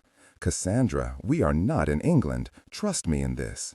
He felt the pain drawing at his senses and drew a deep, steadying breath. "Do as his lordship has told you, Madonna." Cassie pulled the satin cloak he offered her about her and sat down. Her eyes flew from Scargill's set face at the sound of heavy boots overhead. They drew nearer, sounding in her ears like the staccato beat of marching man. A deep, booming voice came through the open doorway, and a man entered whom Cassie would never forget. For an instant, her eyes locked to his, eyes so dazzling blue and piercing that they seemed hardly human. He was like a bull, she thought, short but mammoth in girth. His blonde hair was thick and long, bleached with streaks of white. His bare arms were thick with bulging muscle. He wore a loose red leather vest and baggy breeches that were held at his waist by a wide scarlet sash. She dropped her eyes quickly to the floor. "Buongiorno, Antonio. Gado di vederla." His voice held the swaggering tone of a man who knew himself to be in command. The Earl answered easily, in Italian, "And I am glad to see you, my friend. To what do I owe the honor of your visit?" Car Eldine waved a negligent hand, pulled up a chair and straddled it. His fierce eyes slewed in Cassie's direction, and she felt as though he could see through her cloak, even through her wet clothing. "Surely there need be no special reason among friends, Antonio. I see that you are not well. You have suffered an accident?" "I still live, as you see." "Scargill, fetch our guest a glass of wine." Ever gracious, Antonio, ever gracious. I see that you have another guest." Cassie forced herself to keep her head down, to pretend that she did not understand. "Not a guest, but my wife. She is English, and of course does not comprehend our language." Car Eldine took the proffered glass from Scargill, tipped back his lion's head, and downed the entire contents. He wiped the back of his hand across his mouth and grinned hugely. "So my Lord Earl finally ties himself to one woman. She is lovely, my friend, though she looks quite wet and uncomfortable. My girls will be bereft at their loss. Zabetta, in particular, will miss her English stallion. I trust you will convey my regrets." "Trust me to console them, Antonio, though it will take me many nights. But, my friend, you really do not look at all well. My men told me the strangest story, so bizarre that I must needs see for myself. A young girl diving most proficiently from your yacht, to be followed by you, Antonio, your chest stained bright with your own blood. How, my friend, can I avoid drawing the most distasteful of conclusions? The mighty Earl failed by a mere girl. Assist me to understand, my friend, why a wife would shoot her husband and dive into the sea to escape him." He paused a moment, his eyes again upon Cassie. "If you had but left her in the sea, I would have been most delighted to save her and teach her the error of her ways." Cassie thought that the pirate must hear the furious pounding of her heart. What a fool she had been! There would have been no escape for her. The Earl had saved her, not she the Earl. "Your generosity, as always, my friend, moves me greatly. But a wife must always be her husband's responsibility. Surely you have enough wives to occupy your attention without concerning yourself with my stupid affairs." "Ah, Antonio, you have the smooth tongue of the diplomat. You say everything so fluently, yet there is no meaning to be drawn. Could it be that you do not please your English wife in the marriage bed? I have heard it said that your English ladies are as cold as the northern winters. You carry the blood of your Ligurian ancestors, passionate blood, demanding blood. Can it be that you have terrified your lady wife with that huge shaft of yours? I cannot believe that my prowess in the marriage bed can be of such interest to you, my friend, you who nightly may choose from so many beautiful women." Car Eldine threw back his head, his mane of thick hair swirling down his back, and laughed deeply. He pointed a gnarled finger at the Earl and wagged it. I grow old and exhausted in their service. Yet, Antonio, I have not in my 50 years been shot by one of them. Let me inquire of your lady wife why she holds you in such dislike."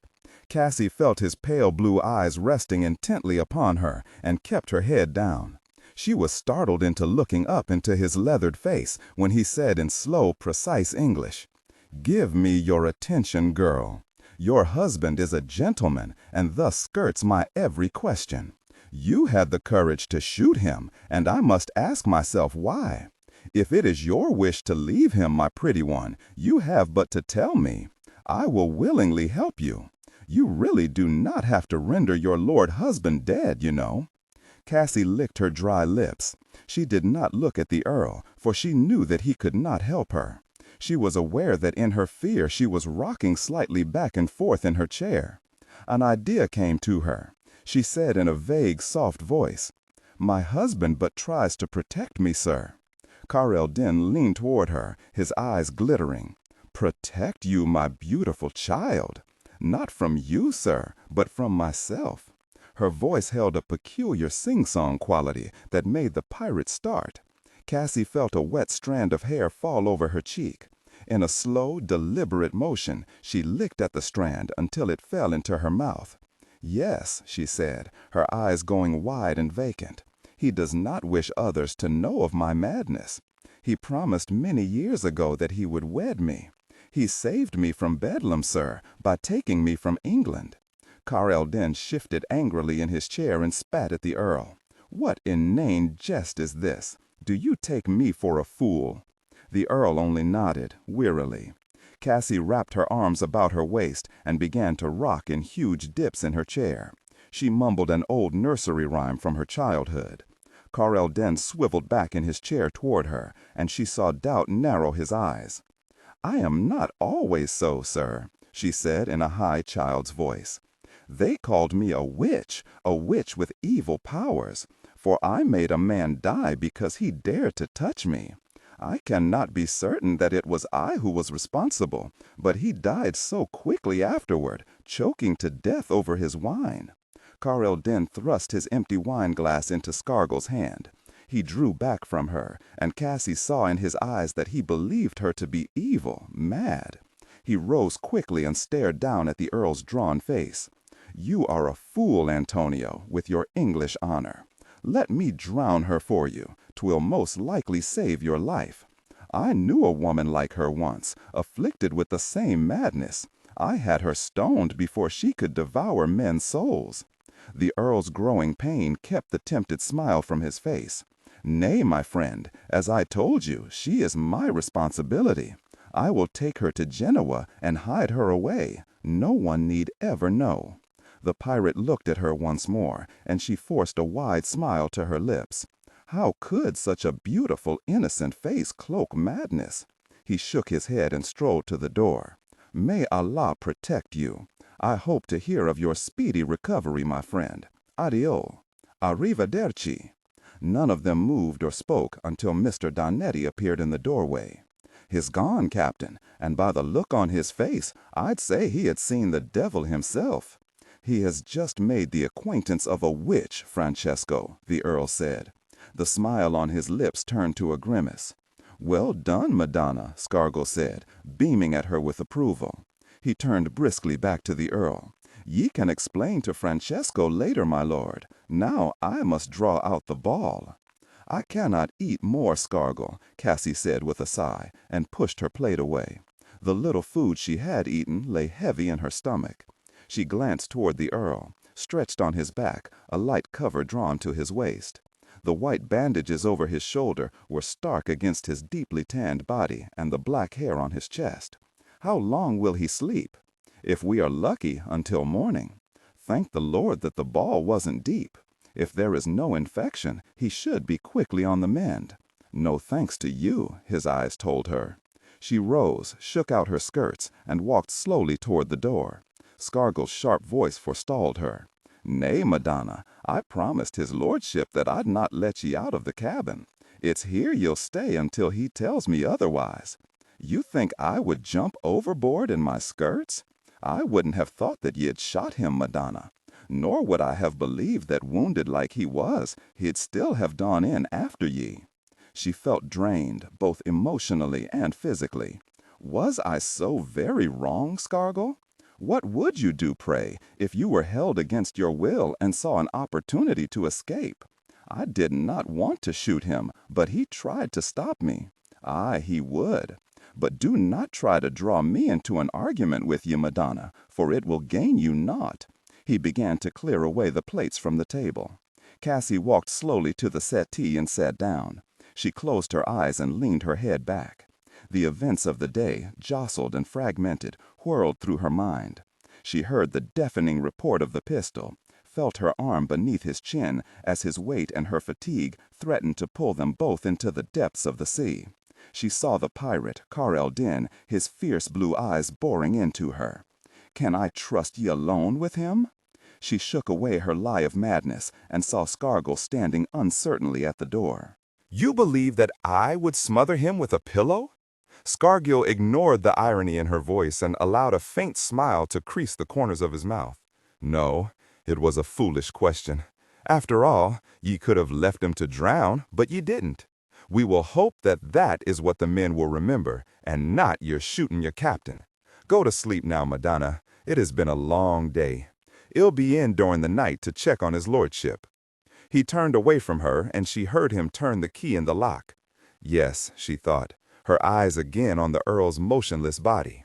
A long day, and one that I am ending just as I began it. Your prisoner. She wearily tugged off her clothes and curled up on the settee. Cassie awoke with a start at the sound of a low moan.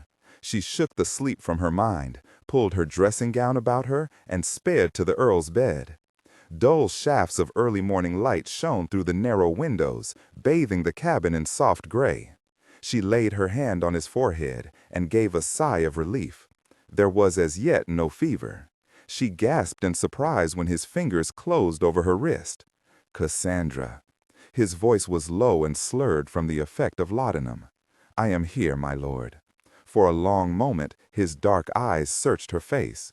A ghost of a smile flitted across his mouth. You must wash the salt from your hair. Is it so important that your whore be to your liking at all times? Whore is your term, Cara. I thought we had established you are a mad woman, and yet I will still take you to wife. It is my English honor, I suppose. He closed his eyes, and his forehead furrowed in pain. You are in no condition to bandy words, my lord. Do you wish more laudanum? How strange you are, Cassandra, he said, his eyes still closed over his pain. Young English ladies are not bred to have such a fondness for pistols, nor, I suppose, are they likely to be such strong swimmers, although your skill with a pistol hasn't done me much good. I am relieved that you are a good swimmer. A good swimmer and a good actress. After your performance with Harel Din, I am almost tempted to forgive your other quite believable lie. Your wits are obviously addled, my lord, she snapped. I have no notion what you are talking about. Do you not, my love? 'Twas our first night together. If I consider Harel Din a gullible fool for believing you mad, then I must say that I was no better. You really shook me, you know, when you told me you were pregnant with Edward Lyndhurst's child. He heard her draw in a sharp breath. I did not want to force you, Cassandra, but I knew of no other way. As you have said, my lord, it has not been a question of anything at all after that first night. Even if I still do not possess the skill of a whore, I seem to have the soul of one. He chuckled, and if he had not been lying helpless, she would have struck him. I marvel at your recriminations. I should not leave you alone, Cara. Your mind is too fanciful, and the conclusions you draw about your own character really quite unfounded. The truth of the matter is that I am a very desirable man and an excellent lover, most skilled at bringing a woman to pleasure. Curse me, Cassandra, for your awakened woman's passions, not yourself. Just as you have given Zabetta pleasure? She drew back, aghast at the venom in her voice, but his fingers tightened about her wrist. Just so, he said softly. But with such a fiercely loyal and jealous wife, You need never fear that I will again fall into old habits. I am not jealous, and I shall never wed you. If you fancy otherwise, my lord, I fear you will know disappointment until the end of your miserable life." The door suddenly opened, and Scargill entered. The Earl released her wrist, and she backed away from the bed. Scargill took in her flushed and angry face and said sharply, "I hope ye have had the good sense not to arouse his lordship, Madonna." "She has tried, Scargill, but alas, I fear I am not up to it. I hope you have brought me some breakfast. If left to her own devices, I fear that my nurse would starve me." "I think you'll do, my lord." Scargill nodded his approval as he studied his master's face. He saw pain darken the Earl's eyes, but knew enough not to say so. "Afore ye eat, my lord, I must see to the wound. Madonna, ye'll help me if ye please." As Scargill pulled the Earl forward, Cassie unwrapped the thick bandages. She felt herself go white at the sight of his shoulder. The wound was sewn with black thread. It looked obscene. She felt him tense as Scargill gently probed the area. "Ye'll be at the helm in a day or two, my lord," Scargill announced as he straightened. "But I'll not allow ye any wine, for it's said to bring on a fever. I'll bind ye tighter this time, my lord, so your flesh will grow together more quickly." "Just be done with it," the Earl said in a low voice. Cassie felt her forehead damp with perspiration by the time the Earl fell into a drugged sleep. He had made no sound, and she wondered if she could have been as stoic. She spent the rest of the morning in the copper bathtub, letting the hot water relax her. She washed the salty grit from her hair. She pulled up a chair near the bed and quietly brushed her damp hair. Every few minutes she found that she looked at him, her eyes alert to any signs of fever. But he lay quietly, his breathing even, his chest rising and falling gently in sleep. "I do not know why I should care," she said. But she did care, and the admission surprised her. "Please do not die, Anthony." She sighed deeply, shaking her head. Tendrils of hair touched her cheeks. She thought again of her attempt to escape him, and felt a shaft of fear slice through her. Even if she had succeeded, she would never have reached the English settlement. She would have become Har el-Din's captive, to do with as he pleased. The Earl moaned softly, and Cassie laid her palm gently on his forehead. He was cool to the touch. She studied him, the sculptured contours of his face, the proud straight nose, the thick black-arched eyebrows, and the hard line of his jaw. He suddenly lurched toward his side, then fell again onto his back. She pressed her hands gently against his shoulders. "No, my lord," she said quietly, "you must not move." He grew quiet once again, and Cassie resumed her vigil. Her eyes passed from his face to his massive chest. In his restlessness, the cover had slipped below his waist to his belly. She looked at him, at the curling black hair that covered his chest, narrowed at his waist, thickening out again below. Even in sleep, he looked magnificent. She reached out her hand and lightly touched his belly, her fingers curling about the thick black hair. His warm flesh was smooth and taut. Her fingers explored him innocently. The cover fell away, and she saw his sex lying softly against him. She felt an intense curiosity and let her fingers close tentatively over him. She lightly caressed him, not used to his softness, and ran her other hand over his thighs. She gasped in surprise as his member began to grow in her hand. Her eyes flew to his face. He was watching her. She flushed scarlet, but she continued to hold him. "I am sorry to awaken you, my lord," she said, her voice oddly high and breathless. "It is just that I have never, that is, I wanted to, do I please you, Cassandra?" "No, that is, you moved and the cover slipped. I was curious. I've never really looked at a naked man before." Her eyes went inadvertently to him, straining against her fingers. "You see the effect you have on me. No, do not move your hand. Your touch gives me great pleasure." He smiled at her, his dark eyes devoid of arrogance or amusement. "Indeed, I am sorry that I have interrupted your explorations. You have me at your mercy, my lady, for I have not the strength to show you how very much you please me." "I don't wish to please you, my lord. I only wanted to see you." He released him, and he moaned, "Are you in pain, my lord?" "Yes, Kara, but it is not from my shoulder." "I have caused you pain?" she asked, bewildered. "To give me such pleasure, and then to cease it, causes me great discomfort." "Oh." Lightly, she laid the palm of her hand flat against his belly and felt the muscles tighten convulsively. "Touch me again, Cassandra." His hand closed over hers and gently guided it downward. As her fingers closed about him, he drew a deep breath.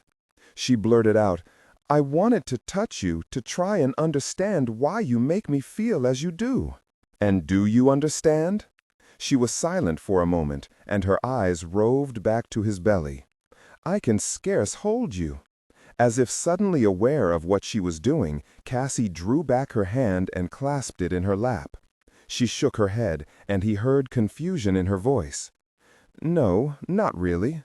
I only know that I much enjoy your body." He wanted to grin, but the pain in his shoulder curved his mouth into a grimace. She sat forward and touched her fingertips to his forehead. "I am truly sorry that you are in pain." She drew a deep breath. "And I am sorry that I shot you. I really did not want to, but you gave me no choice." To her surprise, he nodded. "Yes, you are right. I did force you to pull the trigger. I only ask, Kara, that you not become a better shot. Why did you not tell me that those wretched pirates were about? It is possible that I might have believed you. Instead, you acted the arrogant bastard." "Damnation," he growled. At her start of surprise, he added quickly, "We will continue this conversation, Cassandra." A moment later, the door opened and Scargill walked into the cabin. The Earl was very much aware of the bulge under the light cover and concentrated his wits on turning his desire to ashes. "What be it that ye're doin', Madonna?" Scargill looked at her questioningly. "I was but seeing that his lordship is all right." "She tells the truth, Scargill. She is an excellent nurse, and in truth, your presence is not at all necessary." Scargill frowned. He peered down at his master's smiling face and shook his head. "Ye need sleep, my lord, not conversation with the Madonna. Besides, the two of ye canna be together without cutting at each other. I do not want ye angered or excited." The smile on the Earl's face widened into a grin. He saw Cassie flinch, her face turning red. "Very well, ye old preacher, I'll do as ye bid. Do ye wish more laudanum?" "No, just peace and quiet." Aware that Cassie was moving restlessly behind him, Scargill said softly, "Would you mind if I took the Madonna on deck? The fresh sea air cannot but do her good." "Yes, please, my lord, I would like it much." At the Earl's continued silence, Scargill said, "Ye need not worry that she'll escape ye, my lord. 'Tis a close watch I'll keep on her." "You are a coward, Kara," the Earl said, and closed his eyes. Chapter 12. There she is, Cassandra, Genoa la superbathe queen of the Mediterranean. Is she not beautiful? Cassie had the impression that she was shrouded in white. Even the air was white. As the yacht drew into the harbor, she leaned over the railing just behind the bow and shaded her eyes to better see the city bathed in dazzling afternoon sunlight. Yes, but so very different from any city I have ever seen or imagined. It seemed to her that the tall, narrow buildings, many of them as white as the stark sunlight, were pressed so closely together that it was difficult to tell where one began and another left off. The Earl smiled down at her, guessing her thoughts. He had himself experienced the same feeling many times before. As you can see, the city has had no choice but to press itself together. The hills behind the city are the Apennines, and farther back are the Maritime Alps. Genoa is compressed like a lady in her corset, the mountains at her back and the sea pressing at her. He grinned. "I grow fanciful, and see from your lips that you do not approve my simile." He pointed westward. "You see the lighthouse on the point of land? That is La Lanterna. My home lies slightly northward in the hills." You will find the view of Genoa and the sea most striking, particularly from the gardens. They are deeply terraced and so laden with trees and flowers that you will think that you have wandered into some impossible exotic novel. Beyond the Pafarese vineyards, to the east, is a small lake, also called Pafarese. I trust you will find enjoyment sailing there.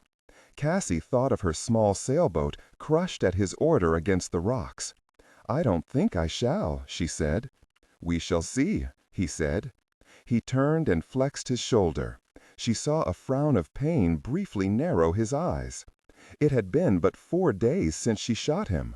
Yet, if it were not for the white sling under his left arm that crossed his chest to tie behind his neck, she doubted that anyone would guess that he experienced any discomfort at all, for he made no reference to it. She recalled touching him, curiously exploring his man's body. A flush tinted her cheeks, and she quickly looked away from him. She wondered in confusion if she were not his prisoner in her own mind and by her own volition. She drew back when he gently brushed tendrils of hair from her cheek. The Earl said, "You see the dock starboard? That is where the Cassandra will berth." Cassie wrinkled her nose at the overwhelming smell of fish and sweat. Shoremen dressed in little more than heavy homespun trousers formed a human chain from the gangplanks of the ships to the dock, heaving huge crates and bales of foodstuffs. She saw men upon the decks of the ships, dressed in various uniforms, shouting orders that sent other men scurrying about to obey them. The din of men's voices was almost overwhelming, and she wondered how anyone could be understood, particularly since so many languages were being spoken. The Earl made a sweeping gesture with his arm. "Every country, I believe, is represented here. Normally, as I told you, either a ship pays tribute to the pirates, or she travels with a sister ship to protect her cargo." Cassie did not reply, for her attention was caught by a British cargo ship. A Union Jack. Ah yes, the English are great traders, and their ships dot the harbor. They sail from Genoa to the American colonies, even to such exotic places as the West Indies and Mexico. A hint of distaste entered his voice. Unfortunately, their cargo is many times human. She looked at him, cocking her head inquiringly. Human beings, Cassandra, black men and women captured on the coast of Africa to be sold as slaves. "How fortunate for you, my lord," she said in a voice deep with sarcasm, "that you had to pay nothing for me." He grinned at her.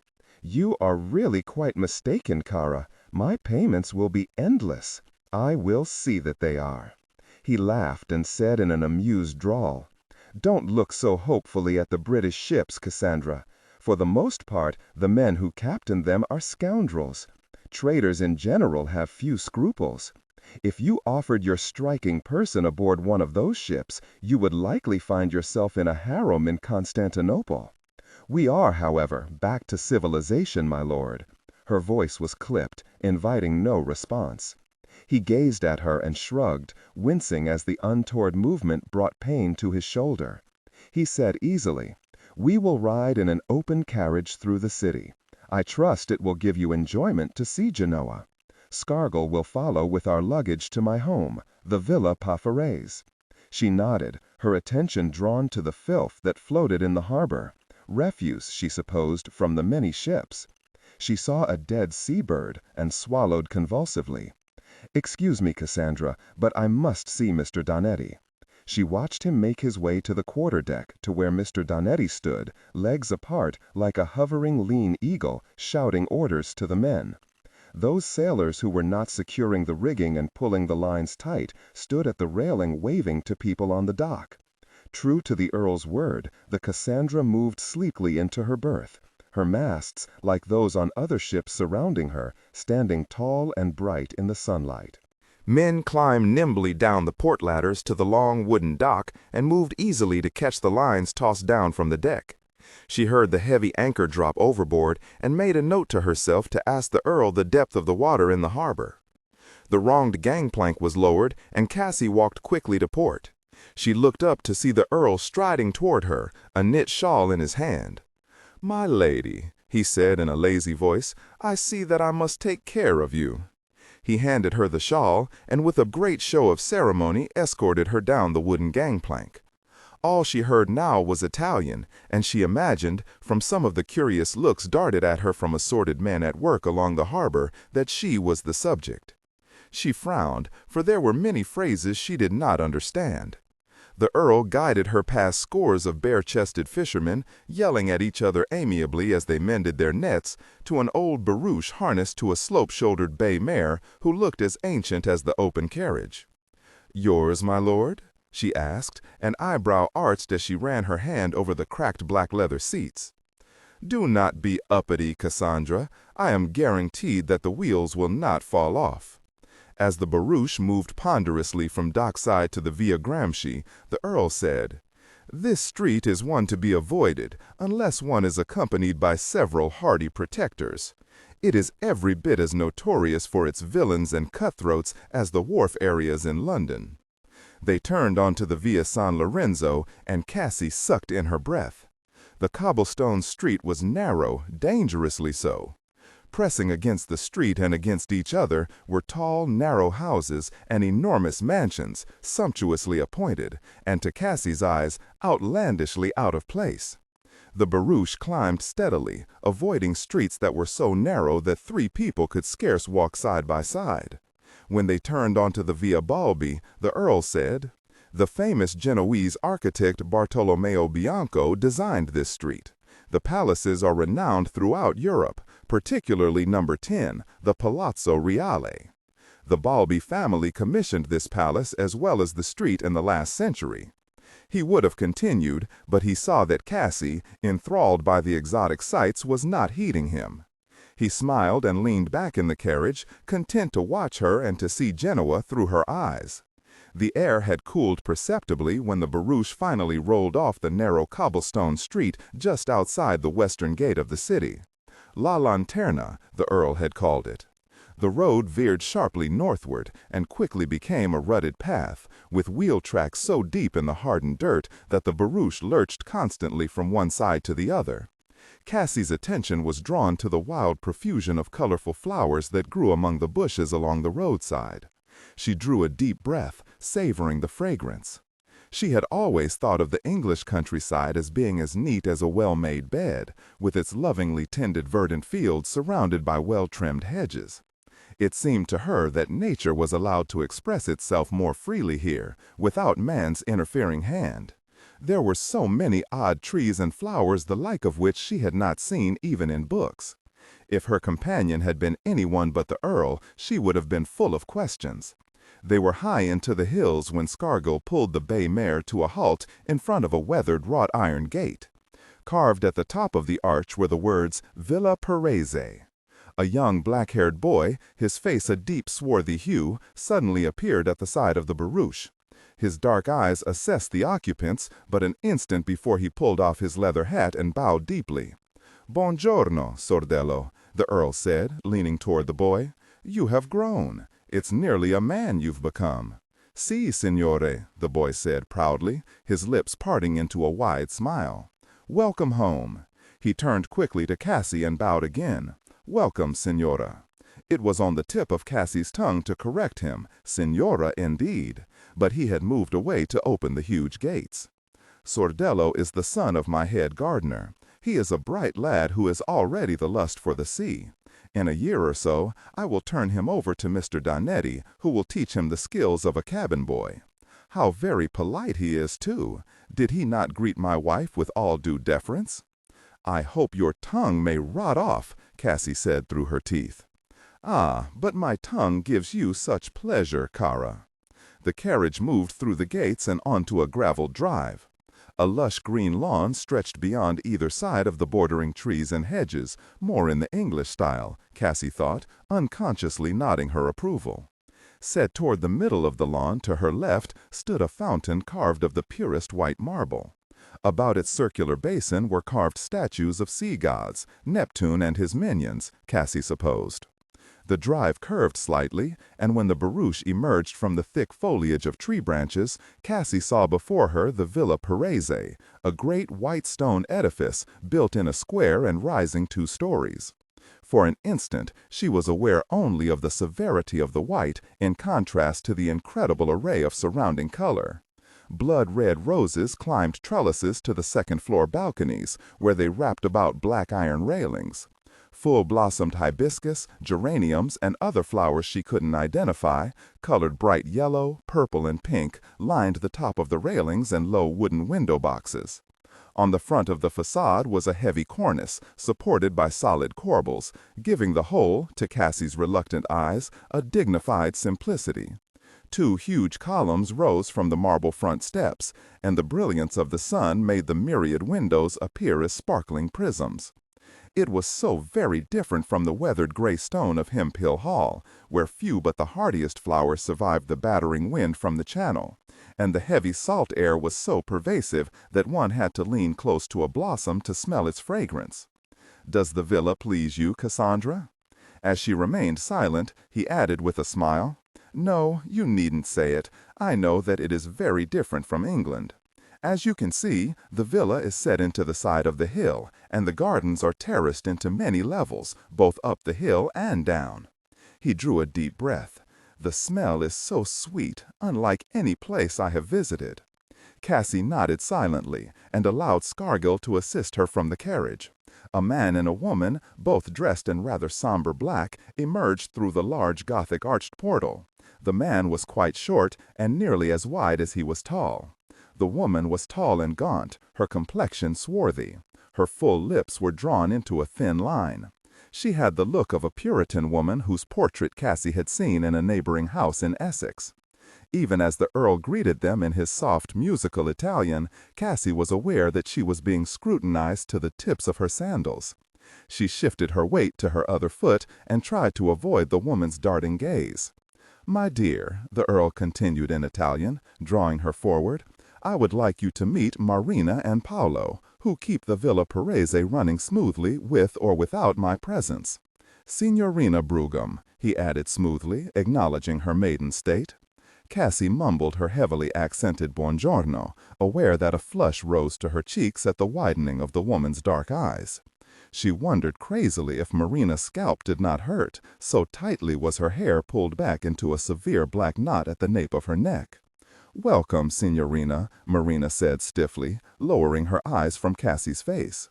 Cassie wanted to yell at her that her being unmarried was of her own choosing, that their master had forced her here against her will. She thought bitterly that she would likely have to suffer the condemnation even of his servants. The Earl led her into an imposing entrance hall, rectangular in shape, whose floor was made of black and white marble set in a triangular design. At the rear of the entrance hall, a monumental staircase of intricately carved oak rose gracefully, bending sharply at the landing on the second floor. The heavy, sweet fragrance of flowers hung in the cool air from ornate vases filled with fresh-cut blossom, set at intervals upon delicate gilded tables along the walls. She turned her attention to the Earl. "These are my prized Brussels tapestries of the history of Alexander the Great," he said, pointing to the colorful thick hangings that stretched from floor to ceiling along an entire side of the entrance hall. "And these are your Italian ancestors?" she asked, nodding at the dozens of paintings, some life-size, that covered the other wall. "Yes, the Pareses trace their history back many hundreds of years. You will find their likenesses all over the villa. That gentleman, however, is not Italian. That is my father, the 3rd Earl of Clare, painted when I was very young." She heard a softening in his voice and studied the heavy-set man whose dark brown eyes seemed to mirror some secret amusement. He appeared a confident man, radiating masculine vitality, just as did his son. How many times she had seen the same arrogant tilt of the head, the same autocratic set of the jaw. "There are many similarities between the two of you," she said. "And your mother?" "She is there," he said, pointing a dismissing finger toward a portrait whose subject was a woman in her late 20s.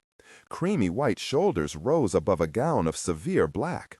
She was beautiful, yet she seemed to Cassie rather cold and haughty. "You have her eyes," Cassie said, wondering at the curtness in his voice.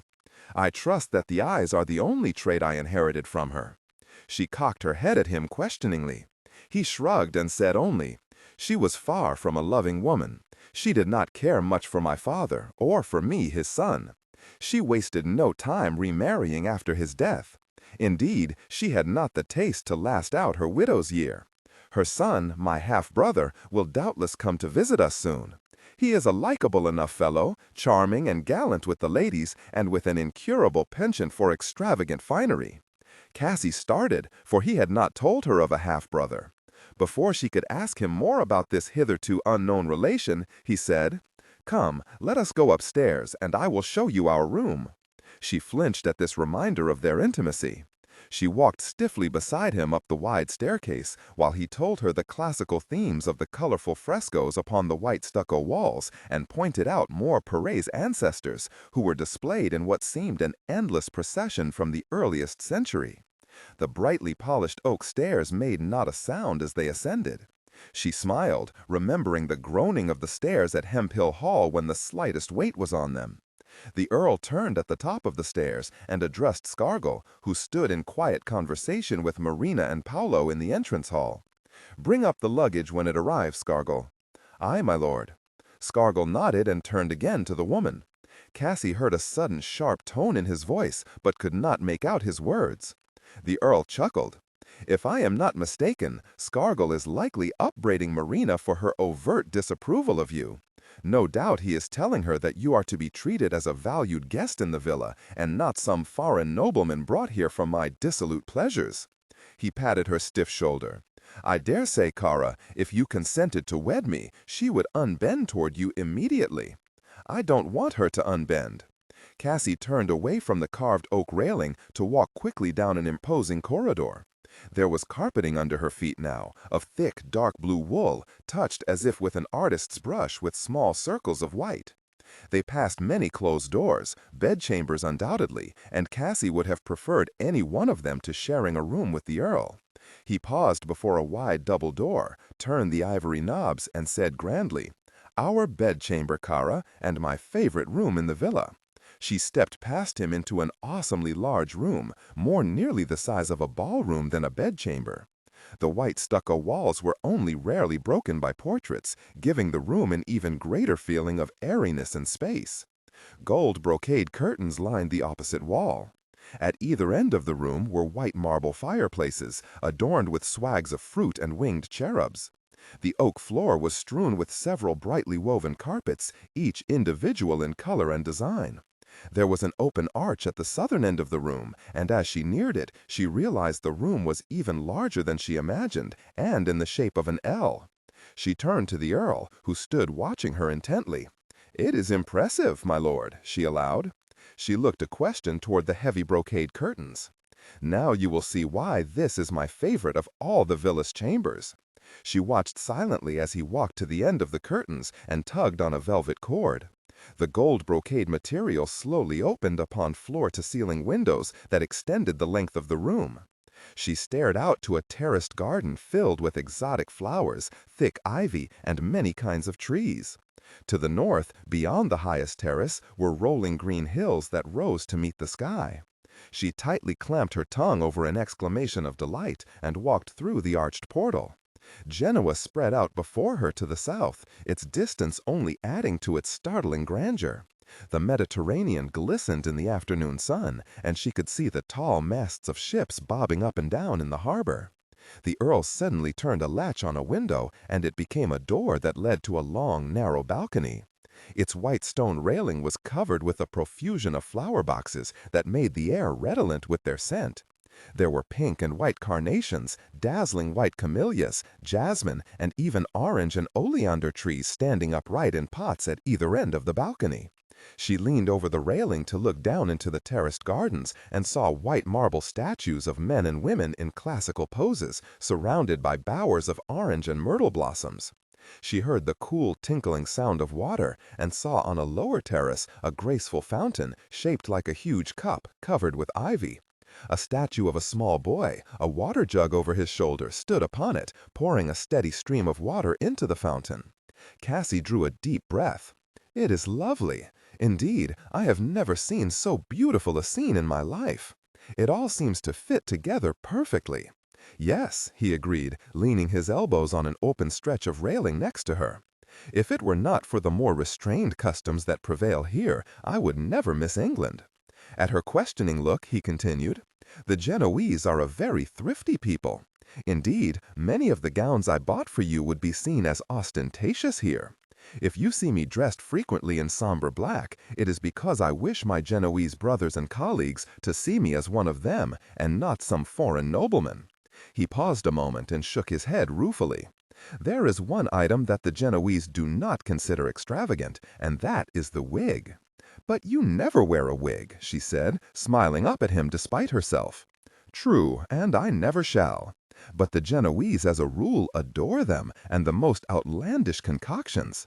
At the beginning of this century, the Doge even passed a law against them, but you'll notice there is a wig on every head in all the portraits from that period. I believe the law is still entered in the books, but it is not heeded any more now than it was then. You will discover that there are more wig makers in Genoa than there are cafes." "My father always wore one," Cassie said, "white with little sausage rolls over his ears." "Yes, I remember," he said with a smile. He turned, and Cassie followed him back into the bedchamber. "There are dressing rooms through that door."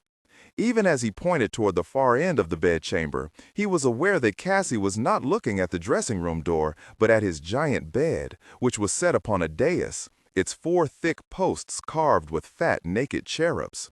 He grinned. "It is rather impressive, is it not? My father was quite fond of it. When one becomes used to that expansive bed, the one aboard the Cassandra seems like a niggardly bunk." Indeed, Cassie thought, 5 people could stretch out, side by side, and not be overly crowded. She raised strained eyes to his face. "Surely there are many bedchambers in the villa, my lord. I would prefer to have my own room, if you please." "No," he said easily, still smiling, but with finality. "Did I not make it clear to you that we would live as man and wife?" "But your servants, visitors." Her voice trailed off in embarrassment. "Perhaps their disapproval will speed your change from La Signorina to La Signora and La Contessa." "Never." Scargill came in then, valises and portmanteau under his arms. He was breathing heavily from exertion, and Cassie turned on the Earl. "Where are your other servants, O most noble lord?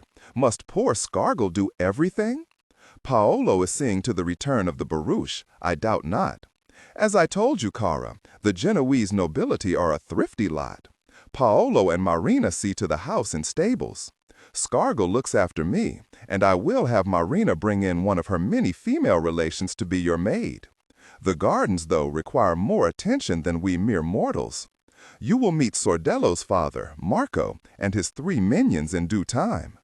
"It's fagged ye look, my lord," Scargill said. His eyes narrowed on the Earl's face. "You need rest if your shoulder is to heal quickly." The Earl could not disagree. His shoulder pained him. He turned to Cassie, whose attention was again upon the massive bed. "Would you care to rest with me, Cassandra, before dinner? The bed would certainly accommodate any distance you wish to keep from me." "Perhaps the Madonna would like to see the rest of the villa, my lord," he added severely. "As to your dinner, I'll instruct Marina to serve both of you here. The last thing ye need, my lord, is to force your poor shoulder into evening raiment. Madonna, take yourself to the balcony, and I'll assist his lordship into his dressing gown." As the Earl hesitated, Cassie said, "He is quite right, my lord. Someone of your age must needs avail himself of more sleep as the years pass." The Earl threw back his head and gave a loud laugh. "You can see, Scargill, you were right. She cannot match wits with me. Now, Cara, do as Scargill has instructed, unless, that is, you wish to see me naked." "I would prefer to see the gardens," she said finally, and at the Earl's nod, she left the bedchamber. Cassie found another glass door at the back of the villa and walked into the garden. She breathed a sigh of relief, for she had not seen Marina, and her narrowed, slow eyes. She wandered aimlessly through the lush gardens, stopping to sniff at a particularly lovely flower or touch the velvety petals. She came upon Marco, a slight man of medium stature, so tanned by the sun that he looked almost like a Moor. He was, he informed her in his low musical Italian, his lordship's head gardener. She remembered that Marco was the boy Sordello's father. He gave her a disinterested salute with a trowel and proceeded by and large to ignore her. She stood for a moment, frowning after him. But she decided that such treatment suited her mood, for she wished to be alone.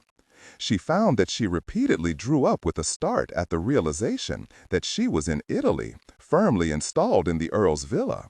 She kept asking herself what she was going to do, but sensible answers eluded her. Each time she swore that she would not remain here, she felt a niggling sense of uncertainty. Even though she ranted at herself for her lack of determination, she could not dismiss the confusion that pervaded her thoughts. She shook her head, trying to clear the image of him from her mind, but she could not. She felt the Earl's powerful body against hers, felt his mouth caressing her, and knew that she could not deny the passion he brought to her. When the evening air became too chilly, she wandered back into the villa, only to be informed by Scargill that the Earl was busy with business matters and would join her after dinner. She ate alone in the bedchamber, a meal of flaky fish broiled to perfection and topped with a thick wine sauce, and toyed with a single glass of wine until, finally, the Earl entered. He looked tired, and she felt a stab of guilt, thinking that his shoulder pained him. "Forgive me, Cara, for leaving you our first evening." He sat down at the small table and poured himself a glass of wine. "You enjoyed your afternoon? I met Marco, your head gardener. He does not seem to talk much." He grinned, but she saw it was with an effort. "You should not have conducted business when you are not yet well." The grin deepened at her sharp tone. "I shall take your advice on the morrow, my dear." He rose and stretched. "Lord, I think I could sleep the clock around." Cassie felt sleepy herself, but did not admit to it. She excused herself and walked quickly toward the dressing room to undress. "Do not forget the rules, Cara," he called after her. She bit her lip and left him for a sufficient period of time, she hoped, to ensure that he would be asleep when she returned. Only a single candle burned, low in its silver holder, when she quietly walked back into the bedchamber, clutching her dressing gown closely about her chemise. The Earl lay on his back in the mammoth bed, the covers pulled but to his waist, his eyes closed. "Don't force me to take off your dressing gown, Cassandra," he said softly. She jumped, nearly knocking the candle to the floor. "You are a beast," she said, and reluctantly slipped out of her dressing gown. "And the camise." She looked at him closely and saw that he was looking at her through his dark lashes. "It is cold." "Then come here and I will warm you." "I would rather freeze to death." She snuffed out the candle, plunging the room into darkness. With angry, silent movements, she slipped the lace straps from her shoulders and let the chemise fall to the floor. He heard him sigh, a mocking sigh, she thought, as she crept between the covers on the far side of the bed. "Tomorrow, perhaps, you will wish me to reacquaint myself with that very provocative birthmark on your left thigh. Good night, Cara, and sleep well. I am always here, you know, if you become cold during the night." She locked her thighs together, pressing the tiny pink birthmark firmly between them, and drew into a small ball, her back to him. The downstairs clock chimed one short stroke before Cassie, still uncomfortably cold, fell finally into a light, restless sleep. Chapter 13. The Earl stretched, carefully flexed his shoulder, and grimaced.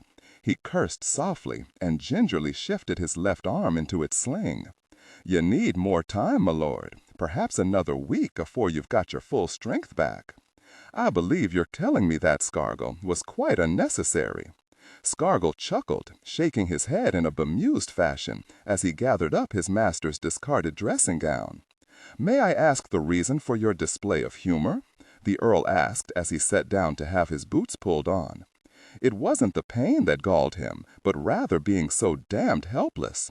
It did not sit well with him to have Scargill help him bathe, all the while clucking and scolding him not to get the bandages wet, as if he were some errant schoolboy. "Aye, ye may, my lord." He pulled on a gleaming black boot before replying. I was just thinking that if a man had shot you, you'd have likely stuck a knife in his gullet. Lord, what a man will forgive a woman!"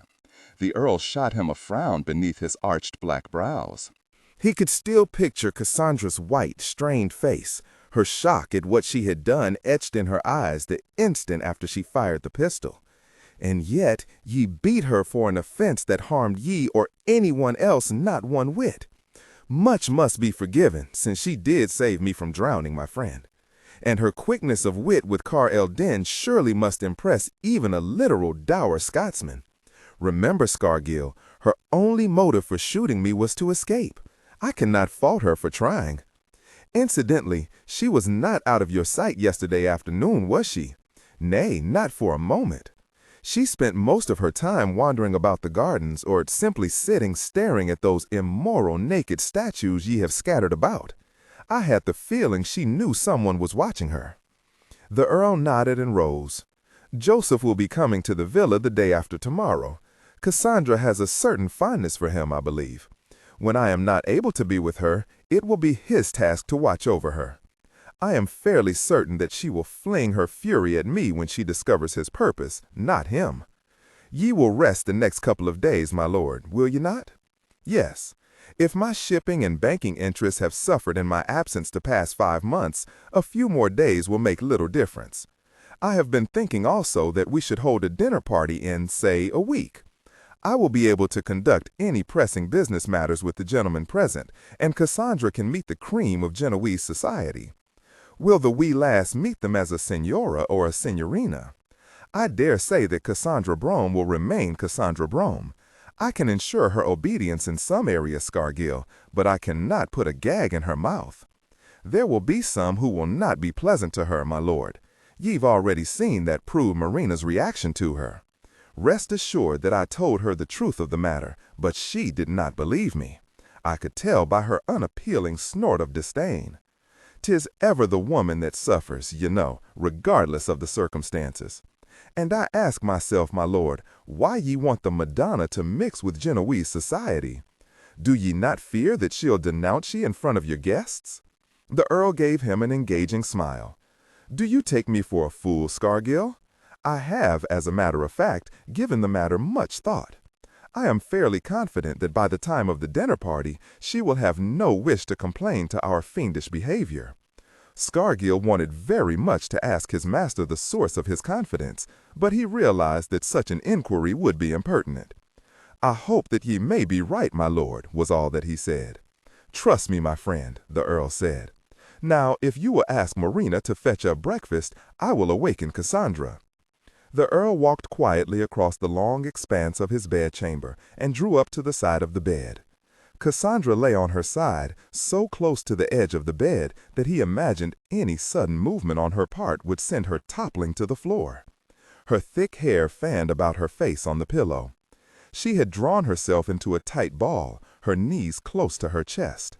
His expression softened. He was on the point of waking her when she moaned softly in her sleep and turned on her back, flinging one arm above her head on the pillow. He grinned to himself and gently eased the covers from her shoulders down to her waist. He stared down at her, gazing at the gentle hollows and curves of her body.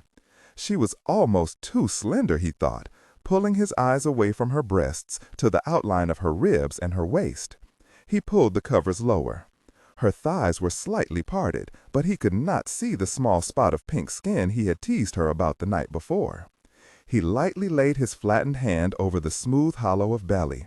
His hand didn't span the width of her, a good thing. She shivered and brought her legs up, momentarily trapping his hand. He slowly moved his hand and pressed his fingers downward to touch her. He heard a soft moan, followed shortly by an outraged gasp.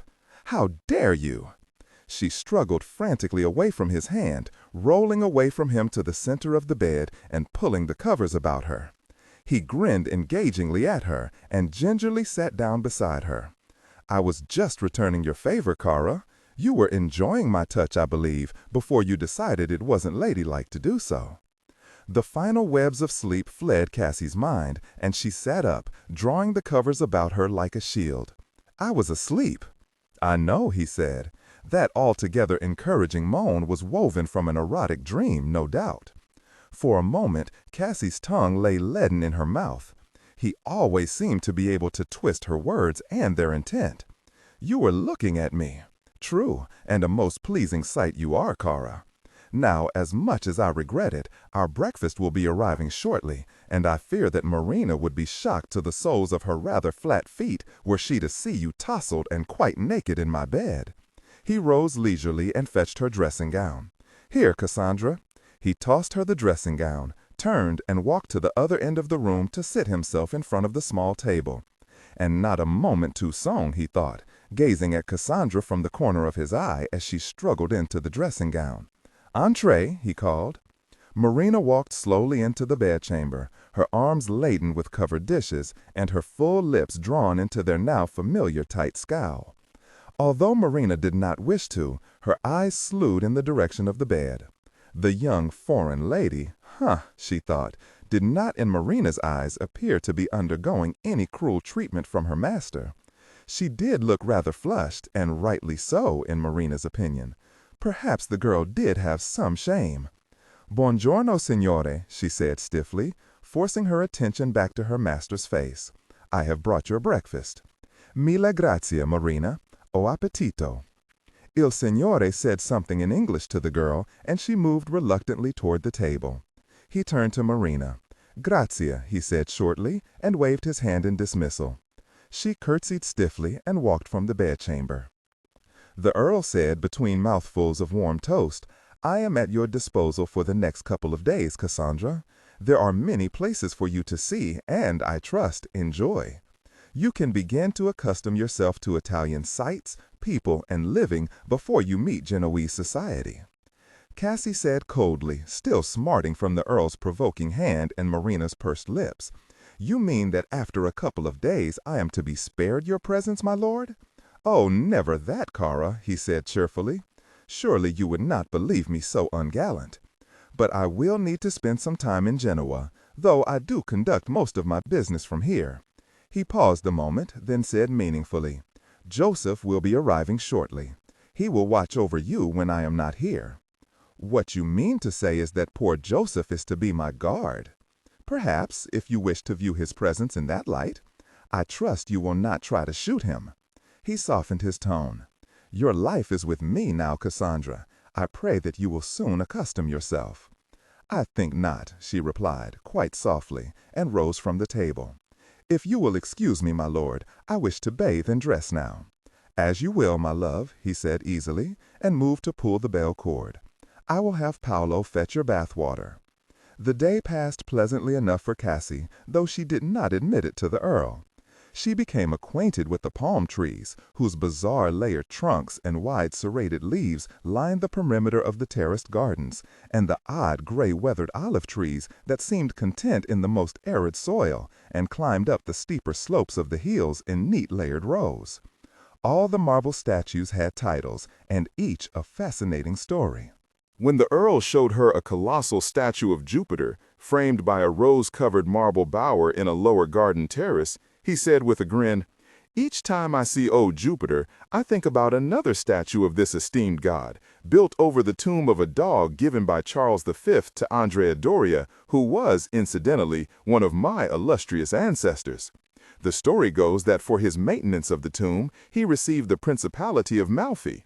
To thank the emperor, Andrea Doria entertained him and 100 others to a banquet where the astonished guests saw 3 services of silver plates from which they had eaten flung into the harbor after being removed from the table.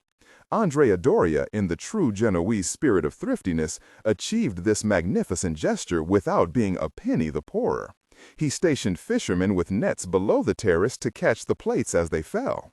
She laughed heartily and plied him with an endless stream of questions. It struck her forcibly that the Earl was an amusing companion, and she frowned at her lapse. "You are troubled, Kara? Must you even read my thoughts?"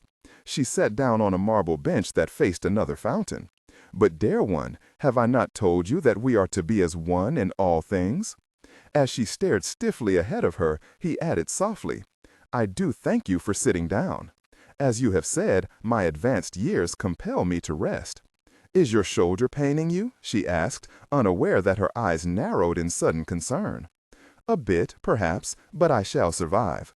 After luncheon, Cara, I will introduce you to a sacred Italian custom." "Pray, what is that?" she asked warily. "In English, one would call it a nap. Here it is called a siesta. When the sun is at its zenith, Italians retreat indoors, close their shutters, and sleep.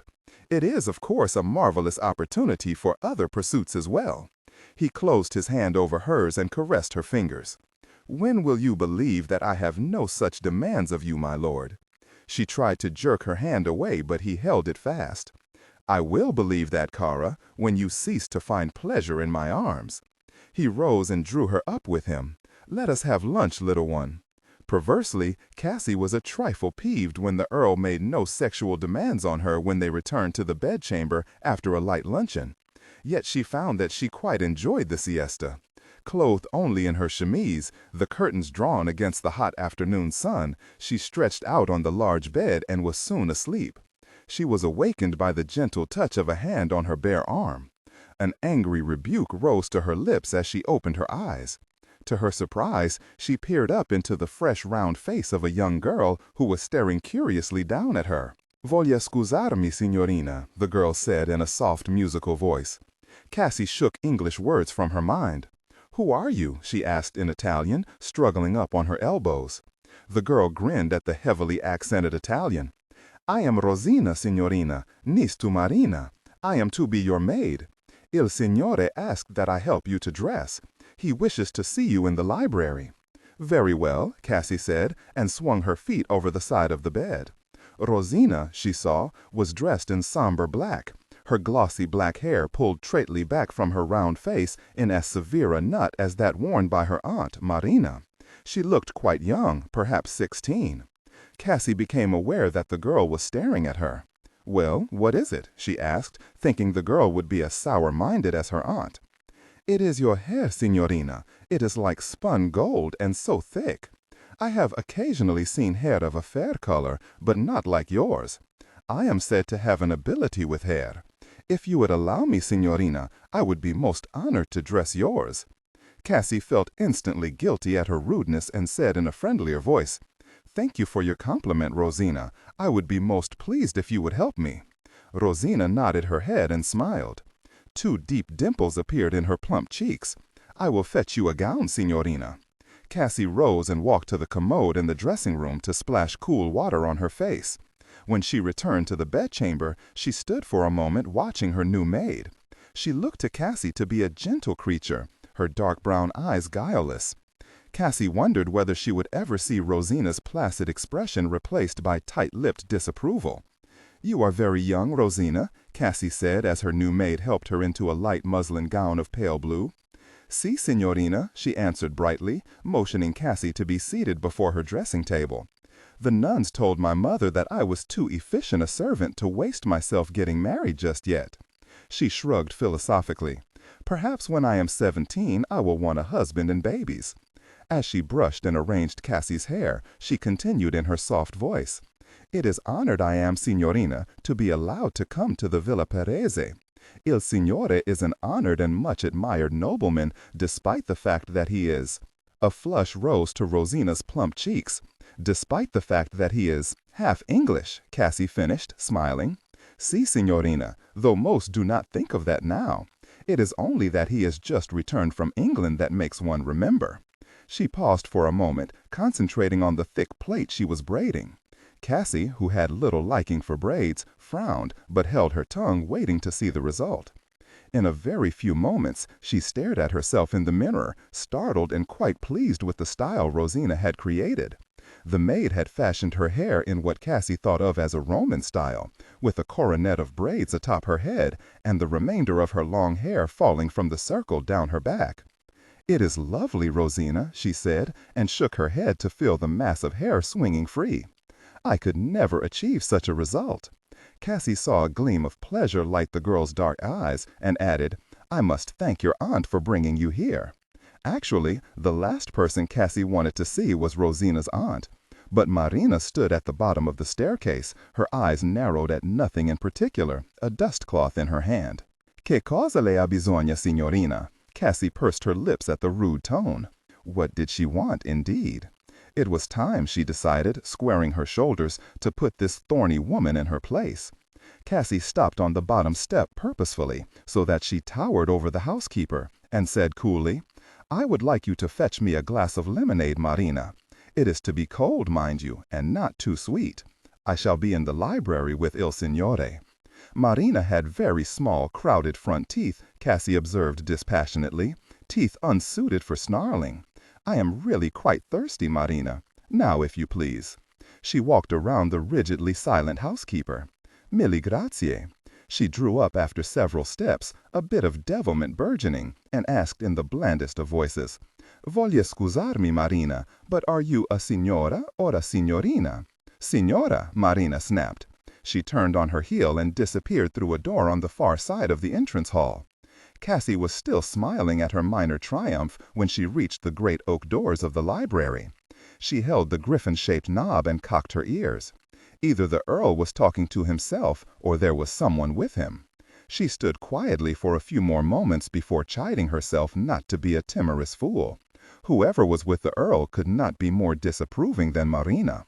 She opened the doors. She had had only a cursory glimpse of the library that morning, for she had been anxious to continue exploring the gardens. She had initially disliked the dark-paneled room. Its heavy leather chairs and prepossessing mahogany desk were too stark and masculine for her taste. The Earl stood against the desk, dressed as he had been earlier in black breeches, loose white shirt, and black boots, his right hand cupped beneath his slinged elbow. He looked up, a welcoming smile softening his features. Cassie looked upon a young gentleman who was lounging negligently against the mantelpiece of a black and white marble fireplace, his hands plunged into his waistcoat pockets. His black hair was powdered and tied at the back of his neck with a dark blue velvet ribbon. He was slight of build, but finely proportioned, not much taller than was she. His black brows were arched above his olive complexion, flaring upward toward his temples, and his dark eyes seemed somehow familiar to Cassie. He looked every inch an elegant Italian gentleman. He parted his full lips slowly and smiled at her, bending slightly in a bow of recognition at the waist. He was also very graceful, she thought to herself, smiling back at him. "Cassandra, my dear," the Earl said to her, "I have a surprise for you. This is my half-brother, Cesare Bellini." He moved forward to stand at the Earl's side, and she recognized him as the Earl's half-brother. He had the same high cheekbones and the same straight Roman nose. She saw that the young man's dark eyes were twinkling attractively and at the same time taking in every aspect of her appearance. He said slowly, as if fearing that she would not understand him, "I am honored, Signorina. The Villa Perese has never housed such beauty." Housed, she thought. He makes it sound as if I were a horse or a painting. Still, she nodded her head and made him a slight curtsy. "I only discovered recently that the Earl was blessed with any relative, Signor." "You must ask him if he believes me a blessing, Signorina. My brother tells me that you are English." She wondered silently what else the Earl had told his half-brother. "Si, Signore, I am English." She shot the Earl a challenging look. "Although I find your country very interesting, I must confess that I miss my homeland immensely." She would have said more, but Marina entered, a silver tray in her hands. Without even looking at Cassie, she walked to the Earl. "The Signorina's lemonade, il Signor." "So you have engaged my housekeeper in battle, have you, cara?" he thought. "Most kind of you, Marina. You may set the tray on the table. La Signorina is most fond of lemonade." The housekeeper curtsied deeply and walked stiffly from the room, her lips so pursed that she looked as if she had been sucking a lemon. After Marina left the library, the Earl said lightly to Cesare, "As you see, brother, Marina has not yet taken to the idea that she now has a mistress to obey." "That is not exactly true, Signore," Cassie said sweetly. "If it were the Contessa and not the mistress, I am certain that she would be all compliance." "You have but to name the day, cara," the Earl said, his dark eyes gleaming. Cassie opened her mouth, then closed it. She saw that the Earl's half-brother was eyeing the two of them with considerable confusion. She turned away and sat down in a deeply stuffed leather chair. She ignored her lemonade. "The Earl has told me very little of you, Signore." Cesare spread his hands before him. "It would obviously not be to his advantage to tell you all about me, Signorina. He is such an ungainly giant, and even wears a sling on his arm. So graceless, it seems, that he returns from England a battered man." Cassie's smile at his gay banter disappeared. "It was not he who was graceless, Signore." The Earl gave a little chuckle. "Let us just say that I was careless, Cesare." "It appears that I have hit upon a mystery," Cesare said gaily, looking from Cassie's flushed face to the Earl's grinning one. As if he sensed further inquiry would add to Cassie's discomfiture, he adroitly changed the topic. "Genoa has been bereft without your dashing presence, Antonio, but your business concerns, as usual, continue to prosper. You'll not believe it, but old Montalto has been in hot pursuit of the charming Giovanna." The Earl appeared only mildly interested, but Cassie found that she was all attention, awaiting his response. "I fear Giovanna would topple poor Montalto into an early grave." He grinned ruefully and shook his head.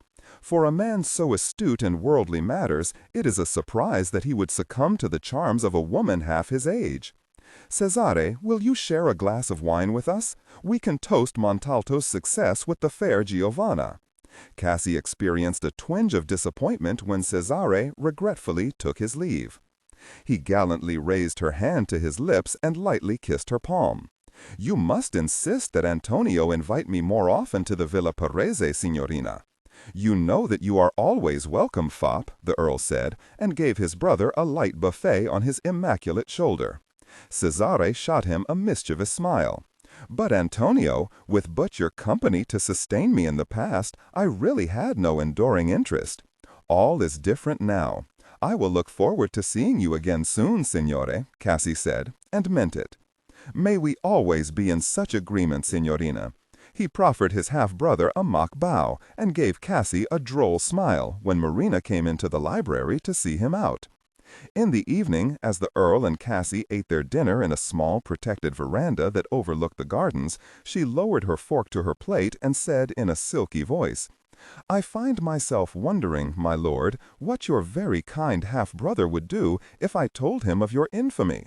Surely he would not approve your ruthlessness." The Earl cocked a sleek black brow and sipped his wine before replying. "Actually, Cara, I was pleased that you held your tongue. If you had not, I fear you would have been much mortified. Although Cesare much enjoys playing the gallant to a beautiful woman, his loyalty to me cannot be questioned." Cassie looked away, angered by his amused drawl. "So you told him nothing?" The Earl sat back in his chair and crossed his long legs. "I told him that you were English and my honored guest." "Honored guest? You know very well that he now believes me your mistress." "Doubtless you are right, Cassandra, but let us not argue about it. If you have wished to throw yourself at my poor half-brother and beg for his protection—" He shrugged eloquently. "He will likely admire my audaciousness." Her shoulders slumped forward. His dark eyes softened upon her face, and he gentled his voice. "I told you, did I not, that Cesare is my only living relation? It is from our mother and her dowry to my father that I inherited the Villa Parese." Cassie looked up. "Parese, that was her family name?" "Yes. It is a very old, revered family in Genoese history, dating back many hundreds of years, to Andrea Doria, when Genoa still ruled the seas." "Andrea Doria? He is the one who tossed away all the silver plates." The Earl paused a moment, his long fingers deftly peeling the skin off an orange. He gave her an engaging smile. "Yes, he is the one. He was a brilliant man, an admiral, who saved Genoa early in the 16th century, primarily from the French, but of course there were others, like the Spanish and the Milanese. It was he who gave Genoa an oligarchic constitution and re-established peace on the Riviera." The Earl leaned forward and handed Cassie a succulent orange slice. "It tastes quite sweet. I hope you will like it." His long fingers lightly touched the palm of her hand. He watched her nibble at the orange slice between her even white teeth and smile as a drop of juice trickled down her chin. He sat back in his chair and continued, his tone somewhat pensive. "Unfortunately, since Andrea Doria, Genoa has been sadly bereft of heroes. But we survive, as Europe's bankers, primarily. And that, Cassandra, is what occupies my time when I am not being a nobleman of leisure or traveling." She looked up, startled. "You a banker? An English earl is not involved in trade," she said succinctly. "It is only the Genoese half that is so involved." He uncrossed his long legs and stretched them out in front of him. Her eyes were drawn momentarily to his thighs, encased in the black, tightly knit breeches. "It is a long tradition," he said, handing her another orange section. Back in the early 15th century, during one of the darker moments in Genoa's history, a group of local merchants pooled their talents and their resources and created the Banco di San Giorgio. Over the years, these men from Genoa's patrician families perfected the art of credit. If Philip II of Spain needed money for foreign conquest, it was to the bankers of Genoa that he applied. But of course, things change. Genoa cannot protect herself from foreign intervention. In our century, we have known cruel conquest by the French and the Austrians in league with the Spanish. Only 8 years ago, we had to sell that accursed island of Corsica to France. He leaned forward and gently wiped Cassie's mouth and chin with a white napkin. "It is sticky, but I hope you liked it." "I very much liked it, my lord. It tasted very sweet." His gentleness confused her, and she did not draw away from his lightly caressing fingers. "Enough of Italian history, Kyra." He tossed down the napkin and gently wrapped his fingers around a thick tress of hair on her shoulder. "I do not think I told you how much I admire your new style. It is very elegant. I wish you would stop being so nice," she said, and pulled away from his hand. His lips were slightly parted, revealing his strong white teeth. He grinned at her, a boyish grin so engaging that she smiled in response. "But, Kyra, it comes quite naturally to me. I am really not such a bad sort of fellow, you know, if you will give me a chance. And it is my wish always to please you." His eyes fell to the white expanse of bosom that swelled above her pale yellow silk bodice. She laced her fingers over her breasts, aware of a delicious tingling sensation spreading through her body. She pushed back her chair and rose abruptly. "I am cold, my lord." "I trust, my love, that I have a pleasurable remedy." He rose leisurely and walked to her. She licked her lower lip, but did not try to move away from him. For several moments, he did not attempt to touch her, but merely stood before her. When he finally reached out his hand to her, Cassie stepped into the circle of his arm and arched her back against his chest. She raised her face to his, mutely. He teased her mouth with his tongue, until with a deep sigh, she parted her lips and let his tongue mingle with hers. He felt the deep heaving of her breasts against his chest and tightened his arm about her back to press her closer. "I cannot carry you, Kyra," he whispered, his mouth so close to hers that she could feel the warmth of his breath. She thought crazily that he tasted of sweet oranges. "I know," she sighed softly, nuzzling her cheek against his chin. He kissed the tip of her nose and the base of her white throat. She parted her lips and moaned softly as he took her mouth. "Will you make love with me, Cassandra?" "Yes." The ache in her body was almost painful. There were no more words between them. He smiled when Cassie, once in their bedchamber, walked hurriedly into the dressing room to undress. He did not tease her for her show of modesty. Once he was naked, his clothing tossed in a pile upon the floor, the Earl lit a single candle and climbed into bed. He had not long to wait. Cassie walked from the dressing room clothed only in a gossamer chemise, her hair brushed loose down her back. He smiled at her, pulled back the covers, and lightly patted the space beside him. "That is a lovely chemise, Cassandra, but I would much prefer seeing it next to my clothes on the floor." She hesitated for a long moment before slipping the straps from her shoulders. She looked faintly flushed. "I really should not want—" "What, my love?" She shook her head uncertainly, slithered out of the chemise, and slipped into bed. She curled on her side, away from him. He lay quietly, listening a moment to her breathing. "Kyra, what should you not want?" He extended his arm until his hand touched her smooth flesh. He lightly stroked her spine, his fingers resting a moment at the small of her back, and splayed them outward above her hips. Slowly, under the exquisite teasing of his fingers, he felt her relax her muscles. I should not want you so very much, she whispered, her voice breaking. She rolled across to him and pressed her shaking body against his side. She clasped her hands about his face and captured his mouth. He was undone at her innocent passion. He moaned into her open mouth and felt her tongue touch his. He slipped his left arm out of the sling, grasped her hips, and lifted her on top of him. Her eyes were on his face, wide and dazed. "Help me come into you, Kara." He lifted her slightly and felt her small hand close around him. He groaned as he felt himself engulfed in the warmth of her body. He pulled her upright so that she straddled him and thrust deep into her. Cassie splayed her hands on his belly, tangling her fingers in his thick black hair. She felt the surging power of him as he moved against her. Suddenly he groaned, deep in his throat, and his fingers dug into her sides. It was as if her own rising passion was held abruptly suspended.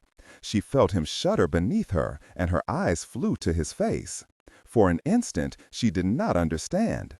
She held herself stiff, uncertain, as if suddenly apart from him. His body tensed, and the hard muscles of his belly rippled under her fingers. "Anthony," she whispered, her voice a confused question. His response was a jagged moan, and he suddenly exploded deep within her. The Earl slowly opened his eyes at the touch of Cassie's hand over his chest. "What are you doing, Kara?" Startled, she pulled back her hand. "I was but feeling your heart. The pounding is lessening." "I hope so, else I should be in a sorry state." He blinked his eyes, taking in the thick golden hair that fell lazily over her shoulders and onto her breasts. He raised his hand and stroked her. She quivered at his touch, her pupils nearly black in the soft candlelight. "My poor love," he said softly, and lifted her off him onto her back. "I don't understand," she began. He knew that she needed only release, and when his mouth closed over her, she gasped in delight. Just as she had listened to his moans of pleasure, he reveled in the soft, breathless cries that came from her mouth. He felt her slender body stiffen and writhe in her climax. She clutched his head between her hands and pressed her hips convulsively against his mouth. "Please, Anthony," she moaned, "come inside me now." He grinned ruefully, kissed her quivering flesh once more lightly, and drew himself up to lie beside her on his side. "My heart is still beating woefully fast. Will you not—" Her voice broke off as he kissed her parted lips. "I am sorry, my love, but for the moment at least, I fear I cannot oblige you. You see, that is why a gentleman must give his lady her pleasure first." "You mean that you should not have left me?" "No, most assuredly I should not have." He stroked her breast with gentle tenderness. "You gave me great pleasure, Cassandra. No woman has ever before." He stopped abruptly, for a tiny pucker had appeared between her brows. She said, her tone strangely unreadable, "You mean that you have? That is to say, there have been many other ladies?" He stretched onto his back and pulled her languid body against his side. Her directness and candor amused him. Surely, even in her innocence, she must realize that he had not spent his adult years as a celibate. He grinned at her, pushing back a cloud of hair from her face. "It is not at all important," he said, and surprisingly, she sighed and nestled her cheek against his shoulder. He felt her fingers lightly stroke his chest and down his belly. Her lips touched his shoulder, and her tongue gently caressed his skin. He felt himself respond to her, delighted that she wanted him and was not embarrassed to show him. "You are an enchantress, Cassandra," he said. He entered her slowly, easily, for she was moist and ready for him. He pressed his hand against her hips, pushing himself more deeply into her. Cassie splayed her hands on his belly, tangling her fingers in his thick black hair. She felt the surging power of him as he moved against her. Suddenly he groaned, deep in his throat, and his fingers dug into her sides. It was as if her own rising passion was held abruptly suspended. She felt him shudder beneath her, and her eyes flew to his face. For an instant she did not understand. She held herself stiff, uncertain, as if suddenly apart from him. His body tensed, and the hard muscles of his belly rippled under her fingers. "Anthony," she whispered, her voice a confused question. His response was a jagged moan, and he suddenly exploded deep within her. The Earl slowly opened his eyes at the touch of Cassie's hand over his chest. "What are you doing, Kyra?" Startled, she pulled back her hand. "I was but feeling your heart. The pounding is lessening." "I hope so, else I should be in a sorry state." He blinked his eyes, taking in the thick golden hair that fell lazily over her shoulders and onto her breasts. He raised his hand and stroked her. She quivered at his touch, her pupils nearly black in the soft candlelight. "My poor love," he said softly, and lifted her off him onto her back. "I don't understand," she began. He knew that she needed only release, and when his mouth closed over her, she gasped in delight. Just as she had listened to his moans of pleasure, he reveled in the soft, breathless cries that came from her mouth. He felt her slender body stiffen and writhe in her climax. She clutched his head between her hands and pressed her hips convulsively against his mouth. "Please, Anthony," she moaned, "come inside me now." He grinned ruefully, kissed her quivering flesh once more lightly, and drew himself up to lie beside her on his side. "My heart is still beating woefully fast. Will you not?" Her voice broke off as he kissed her parted lips. "I am sorry, my love, but for the moment at least, I fear I cannot oblige you." He watched her eyes slowly grow dark and smoky and controlled himself until finally she moaned into his mouth and pounded his back with her fists. They lay quietly together, so close that each could feel the other's heartbeat. He gently kissed her closed eyelids.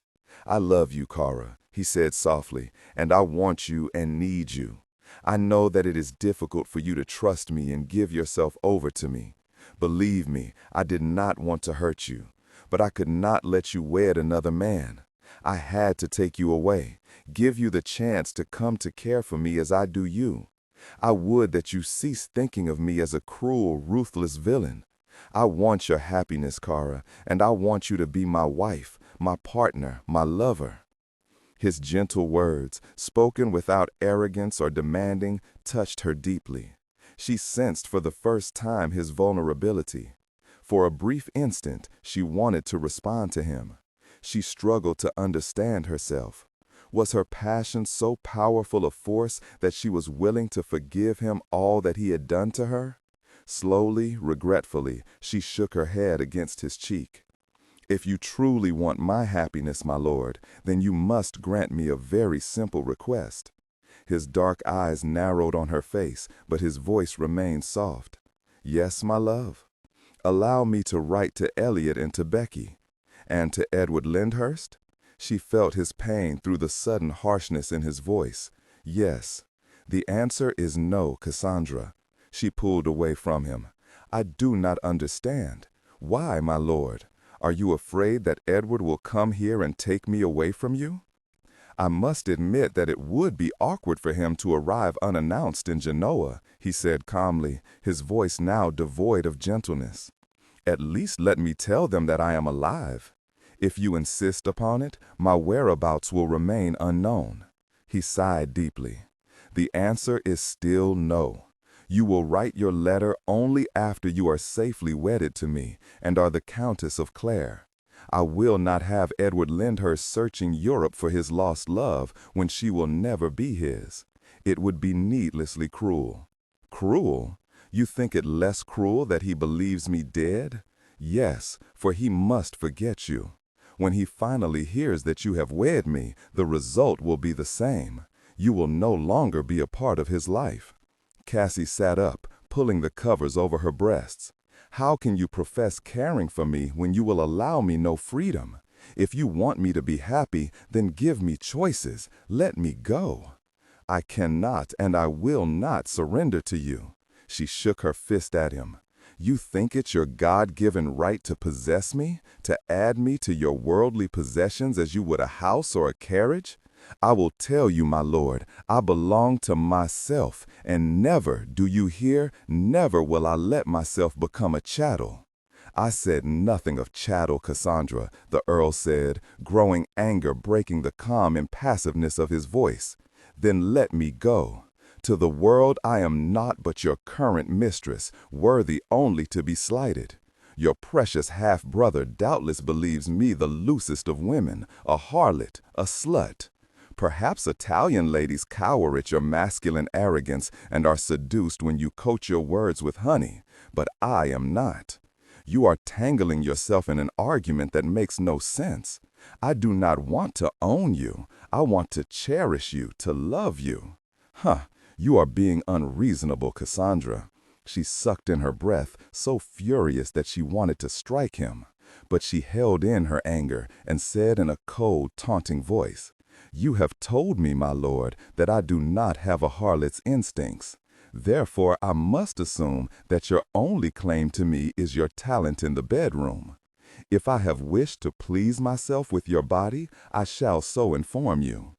"Ah," he said, his voice so smooth that she was momentarily taken off her guard. "I believe that I shall have to write a letter to Edward Lyndhurst congratulating him on his good fortune. To have leg shackled himself to a shrew like you would likely have sent him back into the army. That is, if you would have allowed him the breeches to wear to make good his escape." "You are despicable," he said quite calmly, knowing that he once again held the reins of command. "I am many things, Kara. It is only you who must needs focus on my more undistinguished traits of character. I order you to cease calling me Kara. Order away, little witch. Your conversation is very wearying, Cassandra." He turned on his back away from her, snuffed out the candle, and pulled the covers to his chest. He fell asleep thinking that it would simply have to be his lot, for the time being at least, to enjoy the rose by night and the thorns by day. Chapter 14. Il Conte Cesare Bellini stood at a marbled white fireplace, his thumbs hooked in the pockets of his pale yellow waistcoat, his expression questioning. "My servant told me you wished to see me, Giovanna. I am delighted, for I believed you otherwise engaged this afternoon." La Contessa Giovanna Giusti smiled slightly, revealing small white teeth, and waved her slender hand impatiently. "You know, my dearest Cesare, that I would much rather be with you than that doddering old man Montalto. He told me in that self-important way of his that the Earl of Clare has returned, and he must needs attend him at the villa." She strolled gracefully to him and laid a shapely white hand on his sleeve. "Would you care for a glass of wine, Cesare?" "If I cannot have your lips, Giovanna," he said. She gave a tinkling laugh and wrapped her arms about his neck. "You, Caro, can have whatever you wish." She nuzzled his neck and lifted her mouth to his. He drew her quickly into his arms and possessed her soft lips until she pushed him away, gasping for breath. She waved an admonishing finger at him. "You have been without me for but a day, Cesare, and already you behave like a man long marooned on an island." She paused a moment and gazed up at him through thick black lashes. "The servants are to be gone all afternoon. Only I am left, a poor, lonely widow." Cesare felt her small hand lightly touch his swollen member and shuddered. He looked at her slightly parted lips and imagined them caressing his body. It surprised him that after nearly 5 months as his lover, she still held such fascination for him. "It would be my pleasure to serve a lonely widow," he said, as his fingers closed over the clasps on the back of her blue velvet gown. Once in Giovanna's bedchamber, he found himself staring at her as she gracefully removed her clothing. He wondered, a slight frown puckering his forehead, if his half-brother had been as dazzled by Giovanna's white body, if he had also delighted in the touch of her mouth and hands upon him. He lay on his back, naked, on her smallish bed, watching her brush out her thick raven hair. "So Montalto told you that the Earl had returned." She turned her face away. After a moment, she said lightly, "Yes. It would seem, too, that your esteemed half-brother did not return from England alone." Cesare propped himself on his elbows. He wished he could see her face. "I had hoped, Giovanna, that you would not care if my brother returned to Genoa with an entire harem." Giovanna lowered her hairbrush and turned slowly to face him, a beguiling, teasing expression on her face. "Of course I do not care, O caro. I merely find it amusing that his lordship must go to such lengths to find himself a woman. It is a woman that he has brought back with him? Your sources of information are, as usual, quite accurate. She is just only a woman, though. At Giovanna's raised eyebrows, he added, she is hardly more than a girl, 18 years old at most. You have met her, then? Her voice was light with indifference, but her brown eyes were watchful. Yes. He shook his head. Cassandra had not acted like any man's mistress that he had ever before met, and his brother had never before brought one of his women to his precious villa. I found her odd, he said finally. In what way? She asked softly, sitting on the bed beside him. Cesare shrugged his shoulders and reached for her. I do not wish to talk anymore. His climax came quickly, explosively. He looked at her through glazed eyes, watching her gracefully wipe her mouth. Giovanna offered him wine, quickly drinking her own to remove the taste of him. Caesar laughed softly. You know, I told my brother about Montalto pursuing you. God, you would topple the old man into his grave were you to give him such pleasure. And what was the Earl's reaction to that news? Her voice was light and unconcerned. Caesar shrugged negligently. It is hard to know. I remember that he grinned. Giovanna restrained her impatience. You agree with me, do you not, Caesar, that the Earl should not discover that we are lovers? I am certain that his fierce pride would drive him to withhold even more of your birthright from you. Caesar stiffened. My brilliant half-brother must soon learn that I can be trusted with his precious business dealings. For the moment, she sought to soothe him. Of a certainty he will. You are young yet, only 25. Young for a man, she thought, grimacing, but not for a woman. And what of this English girl? How did the Earl treat her? I found her behavior curious, if you would know the truth. She is beautiful, if one happens to admire the pink and white English fairness. Pink and white tells me precisely nothing, Caesar. Piqued at her insistence, he stripped Cassandra naked in his mind. She is taller than most Italian ladies and slender as a reed, except, of course, in those places where it is to a woman's advantage not to be. Her eyes are dark blue, the color of the Mediterranean after a storm. And her hair? Ah, like spun gold, Jovan, thick and long, hair that entices a man to bury his face in its softness. He paused a moment and studied Giovanna's perfect oval face, pale now in the dim afternoon light of the salon. You will, of course, meet her. My brother mentioned a dinner party. Undoubtedly, you will be invited. She said nothing for a long moment. I find it odd that the Earl, a most fastidious gentleman as you well know, would install this slut at the villa. Does he wish to mock Genoese society? As I told you, Giovanna, I found her behavior unusual. She did not treat the Earl with the deference one would expect from a mistress, dependent upon her protector for the clothes on her back. Indeed, she sometimes reverted to English, and her voice was sharp. A slut? I think not. No, she appears to be an English lady of high birth, but she is naught but his mistress. No lady of high birth, as you describe her, would leave her country only to be a nobleman's whore. What you say makes no sense, Caesar. I suppose you must be correct, but— She whirled about to face him, her raven hair swirling over her shoulders. But what? Caesar shook his head, perplexed lines pulling down the corners of his mouth. Perhaps her display of ill humor was prompted by a simple disagreement. Perhaps she was punishing the Earl in front of you, his brother, because he had refused her jewels or gowns or marriage. She paused a moment, her thoughts weaving toward a conclusion that pleased her. The Earl would not long suffer such tantrums. He is proud, quite autocratic, and not used to having his word gainsaid, particularly by a woman. If this English girl is too stupid to realize that, and does not mind her tongue, then the Earl will, nay, must soon grow tired of her. Then all will be as it was. Caesar merely nodded, his dark eyes straying down Giovanna's body.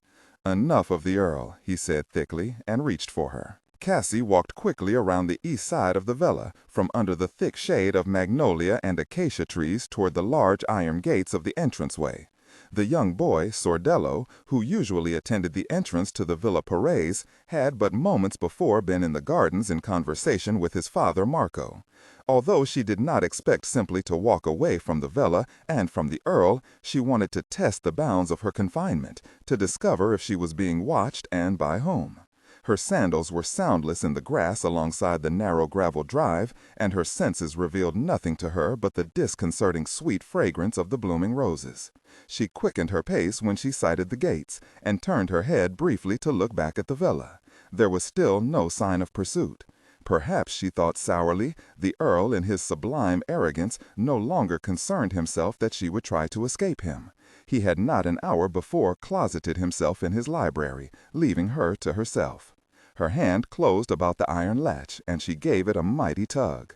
For a moment the gate hinges only groaned. She pulled again, and her heart beat faster as the gate inched open.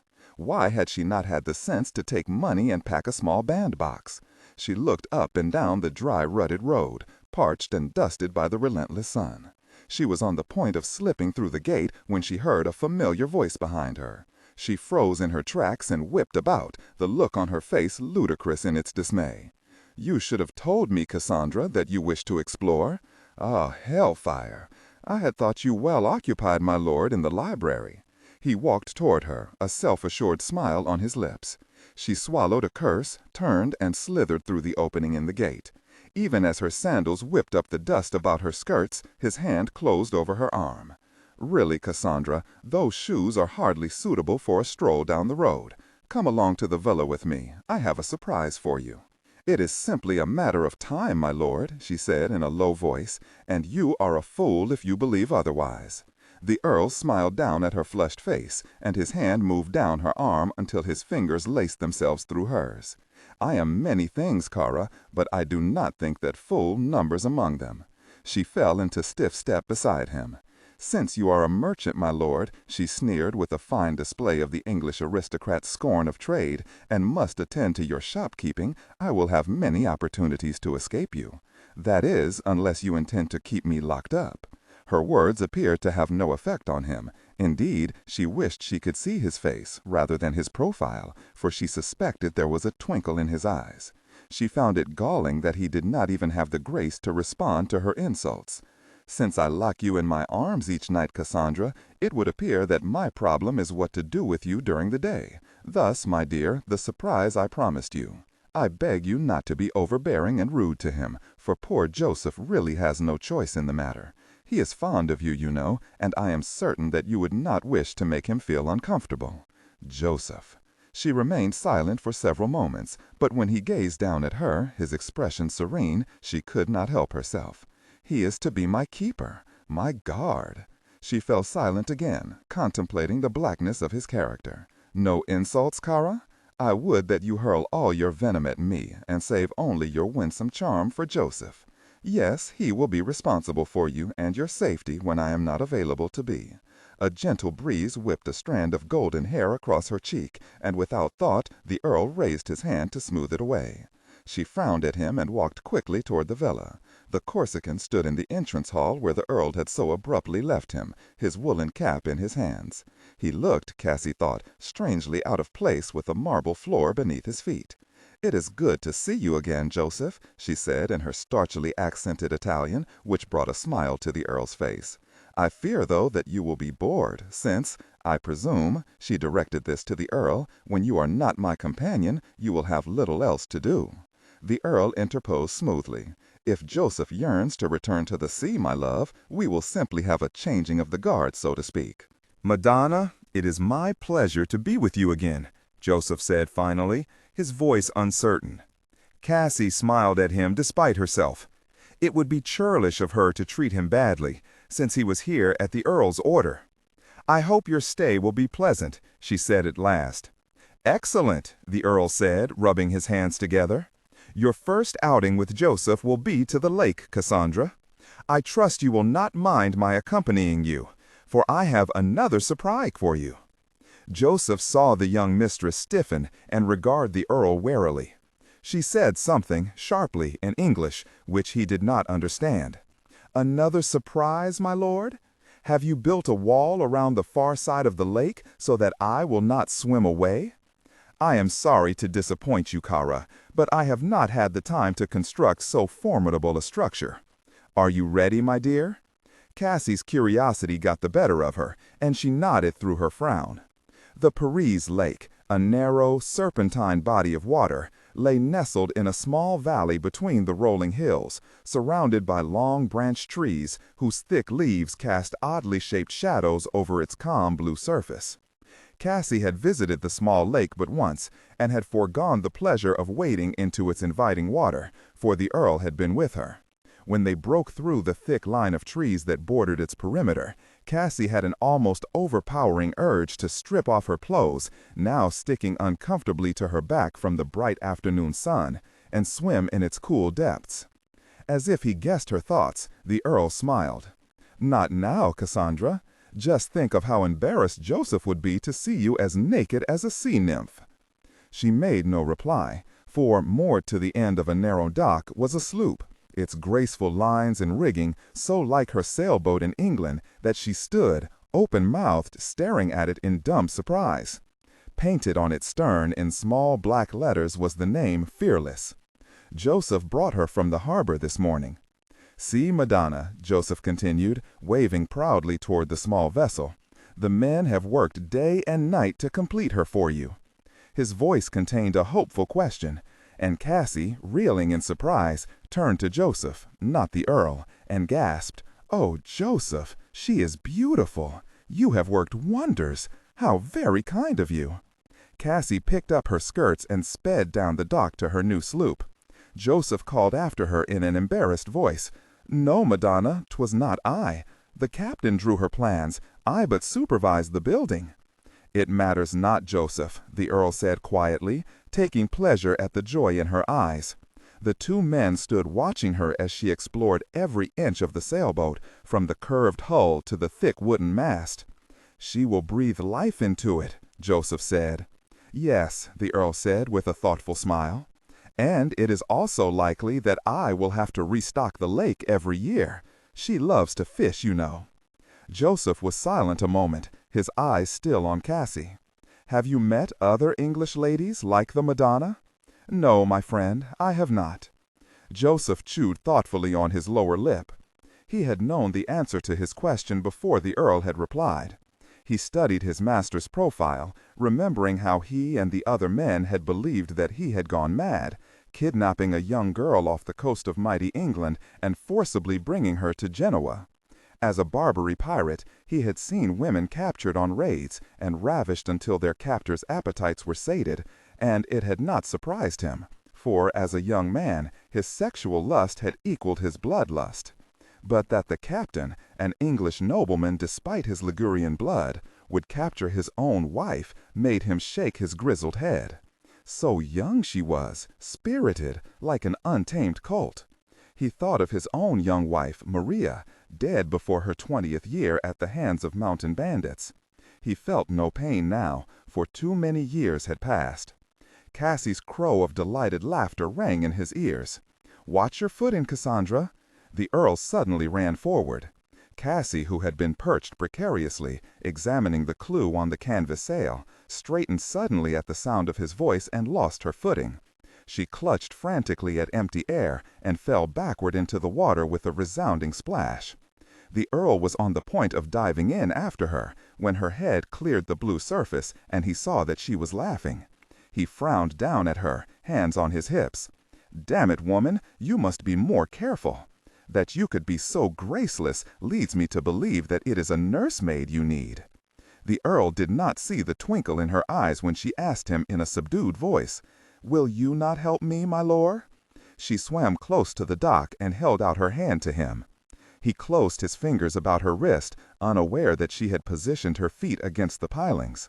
Little minx, Joseph thought, knowing full well what she intended.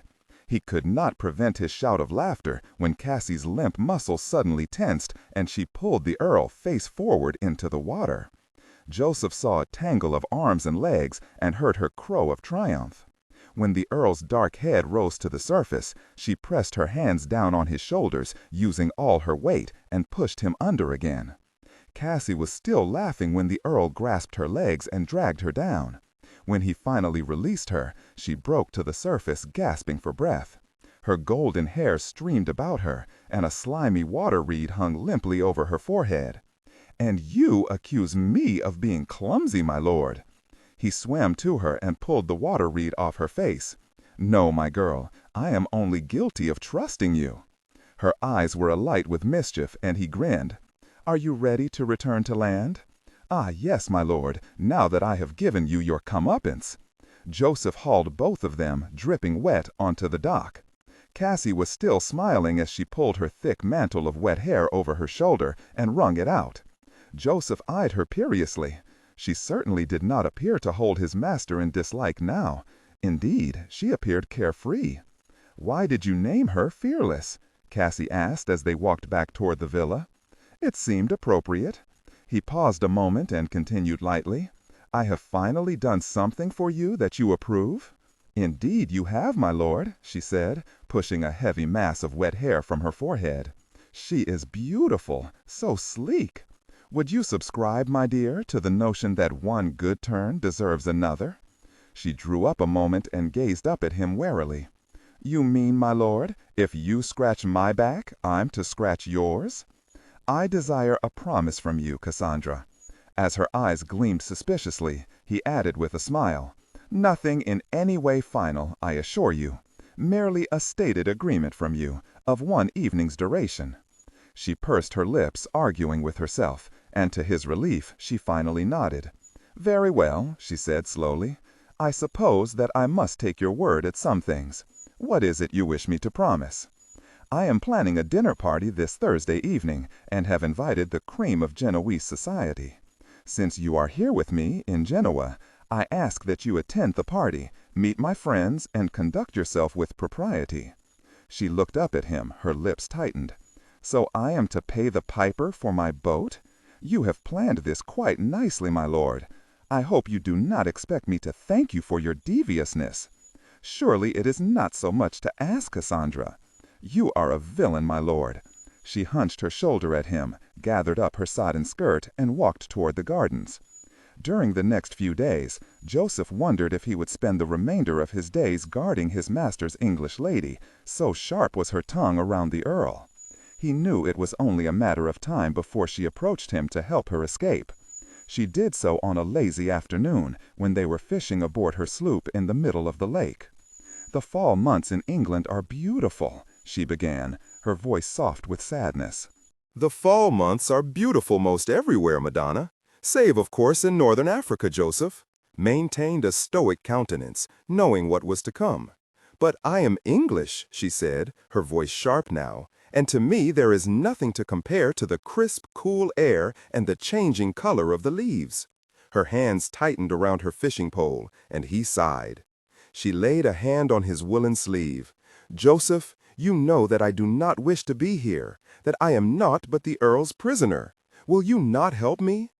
Cassie mistook his brooding silence for uncertainty. "There are ships, English ships, in the harbor. I saw them when we went to the city. I can get money, I know that I can. We could even arrange it so that the Earl would believe that I struck you and escaped. You will see, he cannot blame you. Please help me, you must." Joseph raised a gnarled hand to her. "Madonna, why is it that you do not wish to wed the master?" She was not a fool, he knew, and the Earl was of noble birth, titled and wealthy.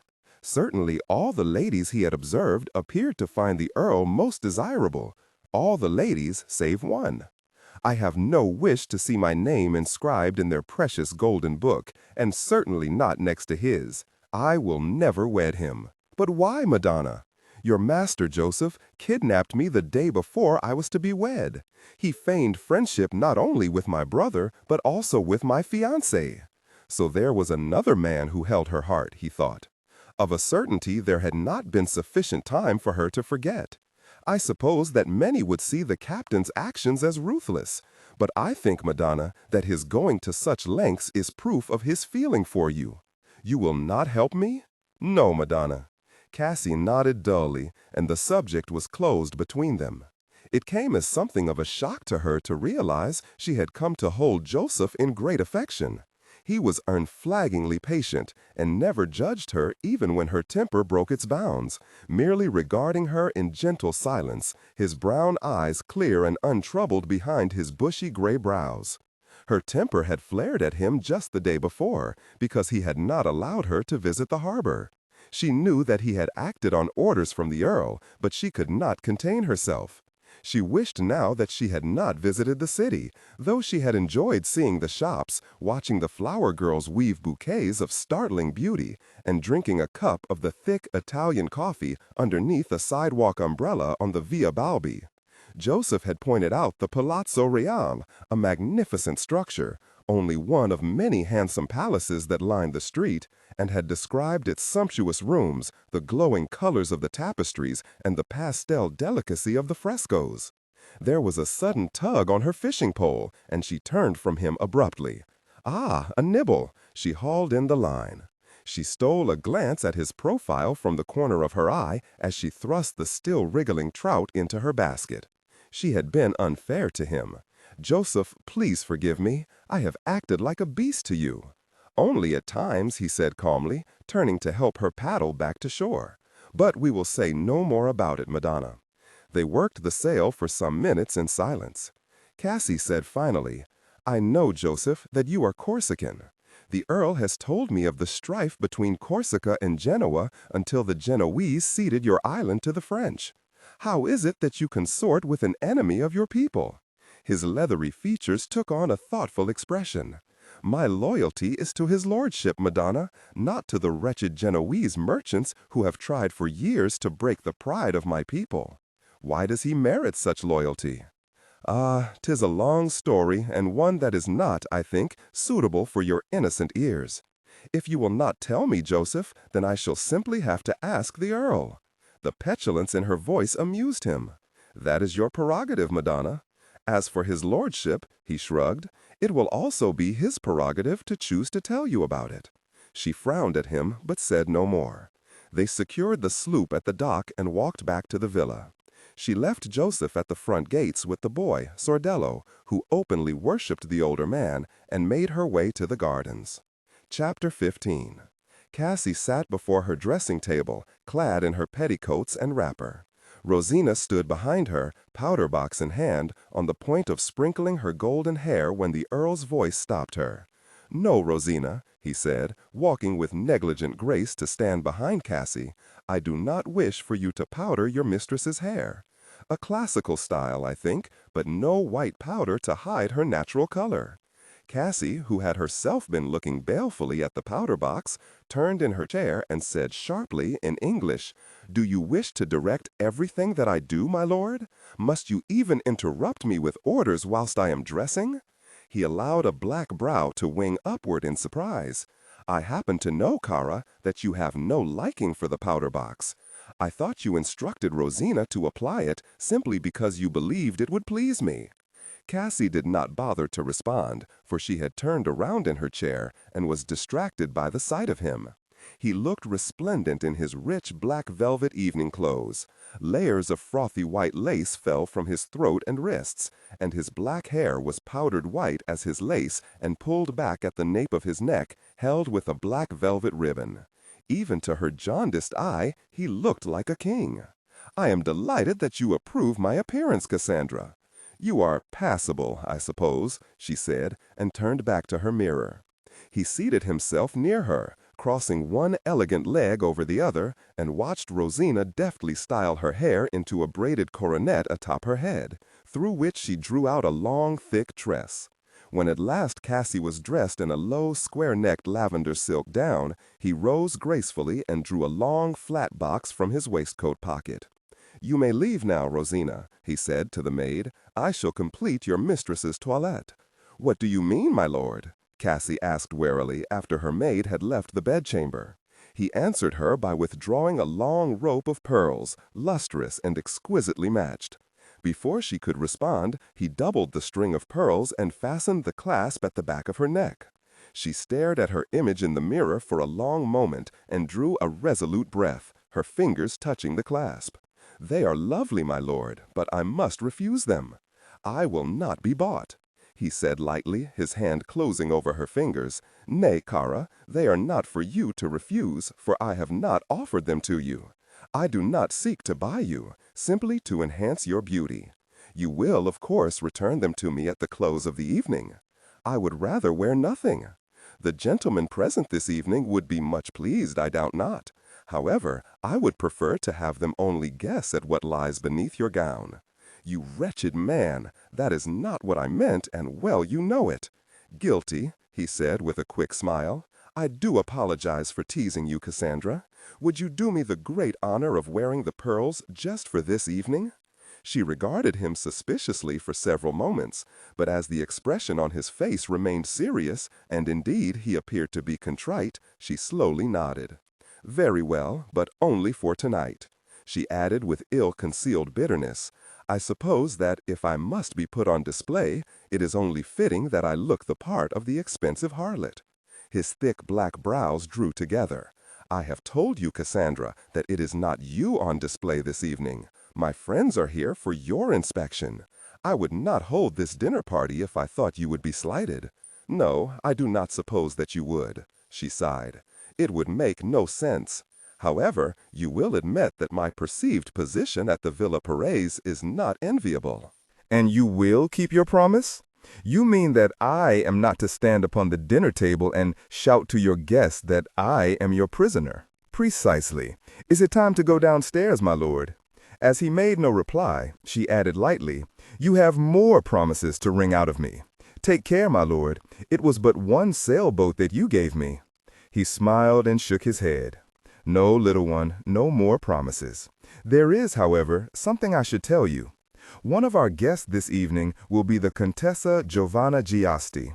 I did not particularly wish to invite her, but Signor Montalto, a close friend and business associate, is much enamored of her and very much wanted her company. Are you concerned that I will be rude to the Contessa? It is not your propriety that concerns me.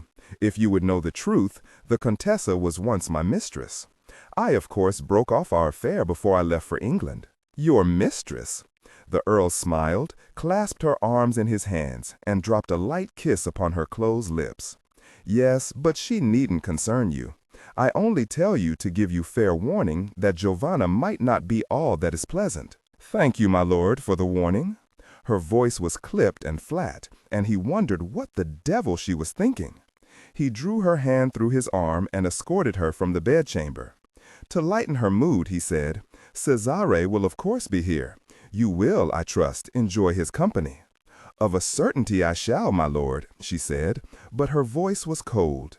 He continued in a gently teasing voice, To keep you at ease and help you to remember your promise, I will contrive to stay at your side throughout the evening. That, I dare say, is wise of you. There was laughter in her voice, and he relaxed. As he walked beside her down the wide stairway, he looked down at the creamy pearls about her throat.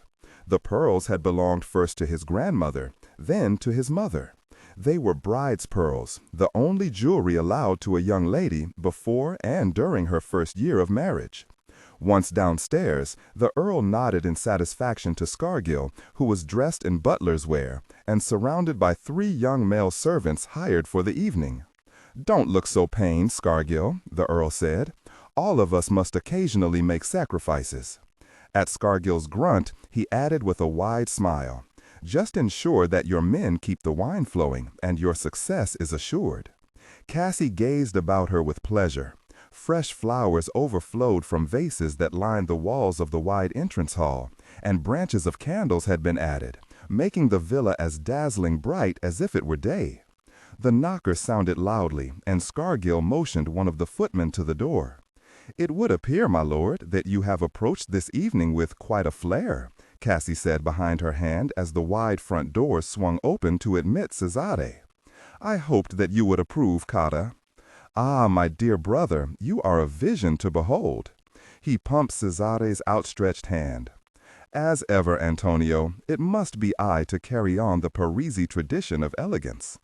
Ah, but you are the vision, Cassandra, not I, he said, his eyes resting a moment on the pearls. Antonio, expect all the gentlemen tonight to yearn for your imminent demise. The Earl laughed. I trust that you will protect me, Cesare. Nay, dear brother, Cesare said, I shall be the one to head the list. He turned to Cassie. You know, of course, that any party given by the Earl is a topic of conversation days in advance. Cassie raised her eyes from his bright plum velvet evening wear to the frothy silver lace at his throat and cocked her head to one side questioningly. "What Cesare refers to, my dear," the Earl interposed, "is my English predilection for providing an abundance of food." "But what has that to say to anything, my lord? Of course one would provide a splendid meal for one's guests." Cesare grinned and shook his head. "Surely the Earl has told you of the famous Genoese thriftiness. It extends, alas, to providing the most niggardly of refreshments to guests. Genoese society, I am persuaded, forgives my brother his half-English blood for this vagary." Cassie was grinning reluctantly when the Earl turned to greet the newly arrived Signor Montalto, a paunchy, heavy-jowled gentleman of middle years. "Marcello," the Earl said smoothly, "this is Signorina Brougham, the young lady I mentioned to you." "Enchanted, Signorina," Signor Montalto said, bowing with some difficulty. Cassie inclined her head and bid him welcome. His almond eyes flitted an unasked question toward the Earl. As Cassie's attention was drawn by Cesare to Signora and Signora Accoramboni's, she did not see it. "How delightful to meet you, Signorina," Signora Accoramboni said in a pleasant voice. "We so rarely have new faces in Genoa. I do hope that you enjoy our city." "The pleasure is mine," Cassie said ambiguously, knowing the Earl was listening. She was aware that Signora Accorambonis was scrutinizing her from beneath her heavy eyelids and stiffened for an instant. But she could not fault the lady, for she could well imagine how a foreign lady, living unmarried with an English gentleman, would be treated by the English aristocracy. The wizened Signora Accorambonis was all complacence. By the time all the guests had arrived, and the Earl and Cassie had made their welcomes, Cassie firmly on his arm, she was forced to admit that the Earl seemed to have chosen his guests well. She grinned crookedly at the Earl when Scargill entered the brightly lit drawing-room and announced dinner in the most formal voice she had ever heard from him. The Earl guided her firmly to the foot of the long table in the dining-room and seated her himself. He gave her arm a slight squeeze before walking to the master's place at the head of the table. She gazed down the expanse of table at him, but he merely smiled at her reassuringly. She stole a look at their guests, 14 in all, and found to her amusement that the heavily laden table was the focus of their attention. Seated at her left was Cesare, and to her right a Signorina Bianca Piazzi, a young woman as vivacious as she was lovely. "I see that you have decided to stay with us, Signorina," Signora Piazzi said, her fork already in her hand, hovering over an abundant portion of braised pheasant. Cassie could not understand how Signora Piazzi saw anything of the sort, but she merely smiled and said lightly, "Everyone is very kind, Signora." When Signora Piazzi gave her attention to her plate, Cassie turned to Cesare, who was regarding her, a strange expression in his eyes. "Whatever is the matter?" she asked him. "Have I gravy on my chin or wine spots on my gown?" His expression changed instantly. He cocked his head at her and said in an amused voice, "You have nothing untoward on your person, Cassandra. I have observed that you are quite the success this evening." Cassie said, "I think it is all because of my ghastly accent. People find me an amusing oddity." "I think not," he said. Cesare's conversation floated over Cassie's head some minutes later as she gazed around the table. Save for the fact that everyone spoke Italian, she could see little differences between the manners of Genoese aristocracy and the English. Perhaps laughter was freer, she quickly amended to herself, and certainly their guests very much needed their hands to emphasize their conversation. Her eyes stopped at the Contessa Giovanna Giasti, seated toward the middle of the table, Signor Montalto at her side. She was undeniably alluring and a center of gaiety. Cassie had only spoken a few words to the beautiful Contessa, for she was the last guest to arrive. The Contessa had looked at her closely and turned abruptly away. "Cassandra, you have not heard a word I've said. Do forgive me, Cesare. Much here is new to me." He gave her a look of mock reproof. "And here I was telling you about Genoese velvet, and how some Genoese ladies adore its quality to such a degree that their undergarments are also of velvet." "But I have never heard of such a thing." Some minutes later, at a signal from the Earl, Cassie rose with him and led their guests back to the drawing room to enjoy more wine and cakes. After some moments, the Earl drew her aside. "I hope you do not mind sharing a short business meeting with me, Cara. Signore Montalto is awaiting me in the library." Cassie looked up at him, puzzled. "I hardly think that appropriate, my lord. Surely Signore Montalto would not expect you to bring me to your meeting?" "I see. You are too hidebound by societal rules, Cara. Did I not promise not to leave you alone this evening?" "I suppose so, my lord," she said doubtfully. "A bit more enthusiasm, if you please," he said, and opened the thick double doors to the library. He stepped back to allow Cassie to precede him. Signore Montalto looked up from his chair.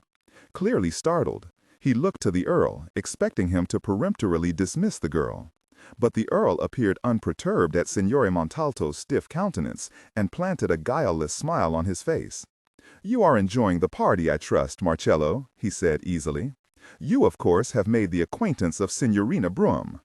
Signore Montalto rose ponderously from his chair and offered Cassie a stiff bow.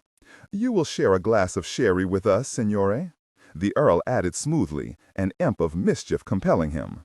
"Marcello is here, Cassandra, to discuss a rather thorny problem with me. Perhaps you would not mind giving us your opinion."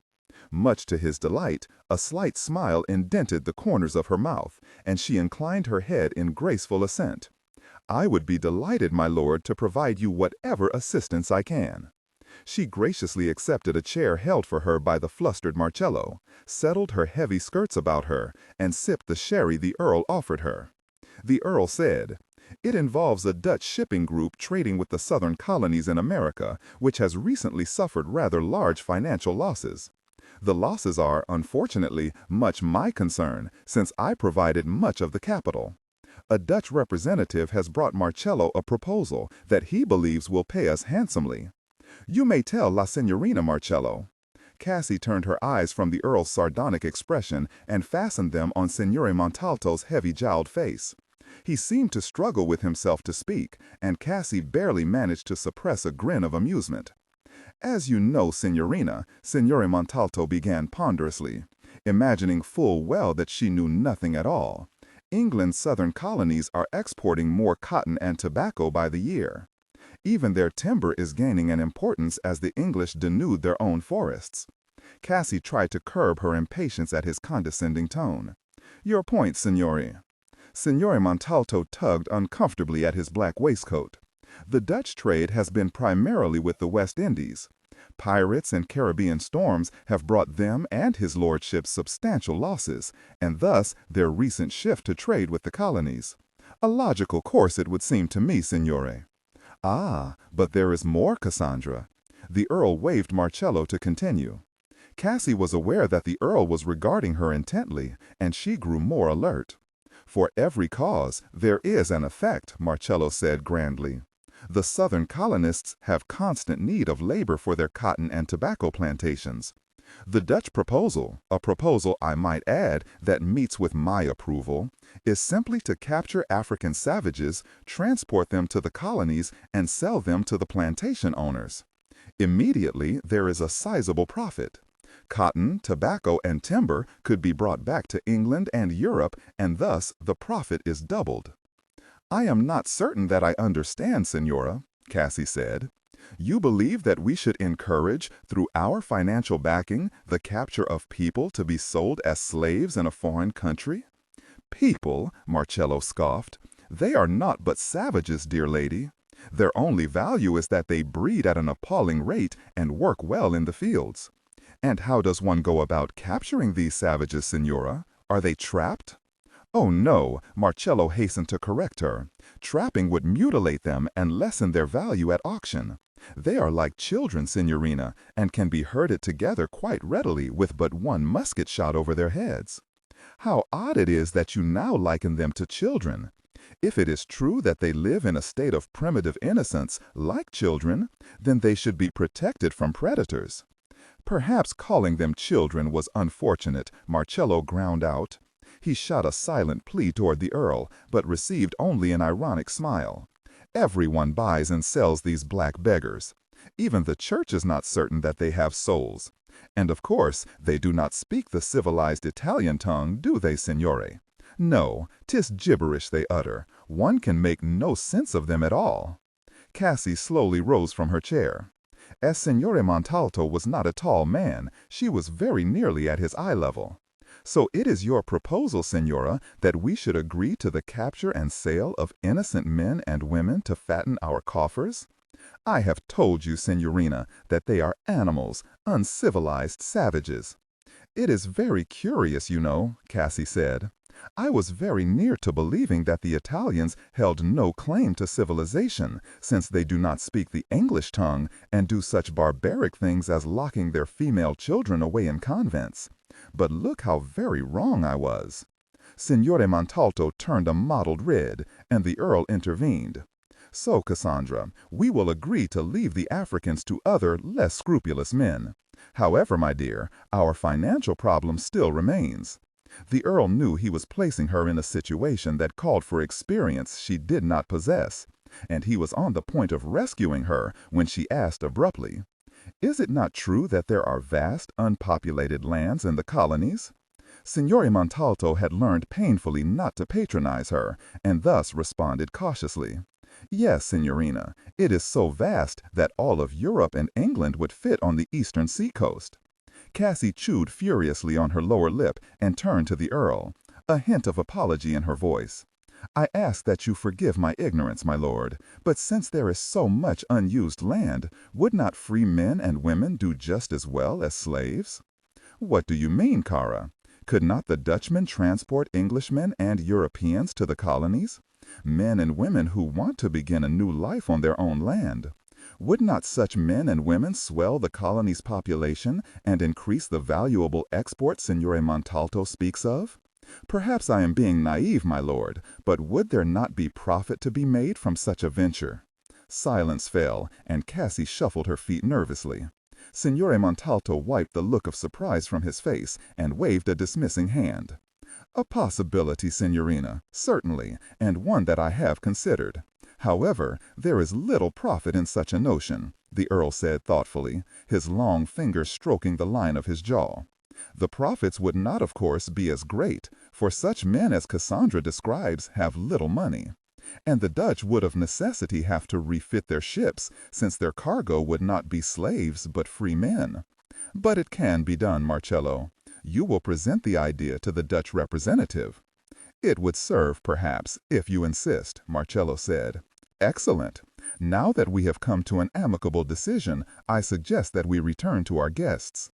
As they left the library, arm in arm, the Earl turned to her, raised her hand to his lips, and kissed her fingers. "I thank you, Cara." She looked up at him wonderingly and shook her head. "I do not understand you, my lord. What am I to make of a man who abducts me, brings me to a foreign country, and then proceeds to let me meddle with his fortune?" His eyes rested a moment on the strand of pearls. He said smoothly, "You need make nothing of me, Cassandra. You need only to become my wife." Cassie frowned him down, turned on her heel, and walked quickly back to the drawing room. "You are enjoying yourself, Cassandra?" he asked when he caught up with her. "Let us say," she said deliberately, "that I am pleasantly surprised. Have you bribed your guests to be kind to me? If you consider good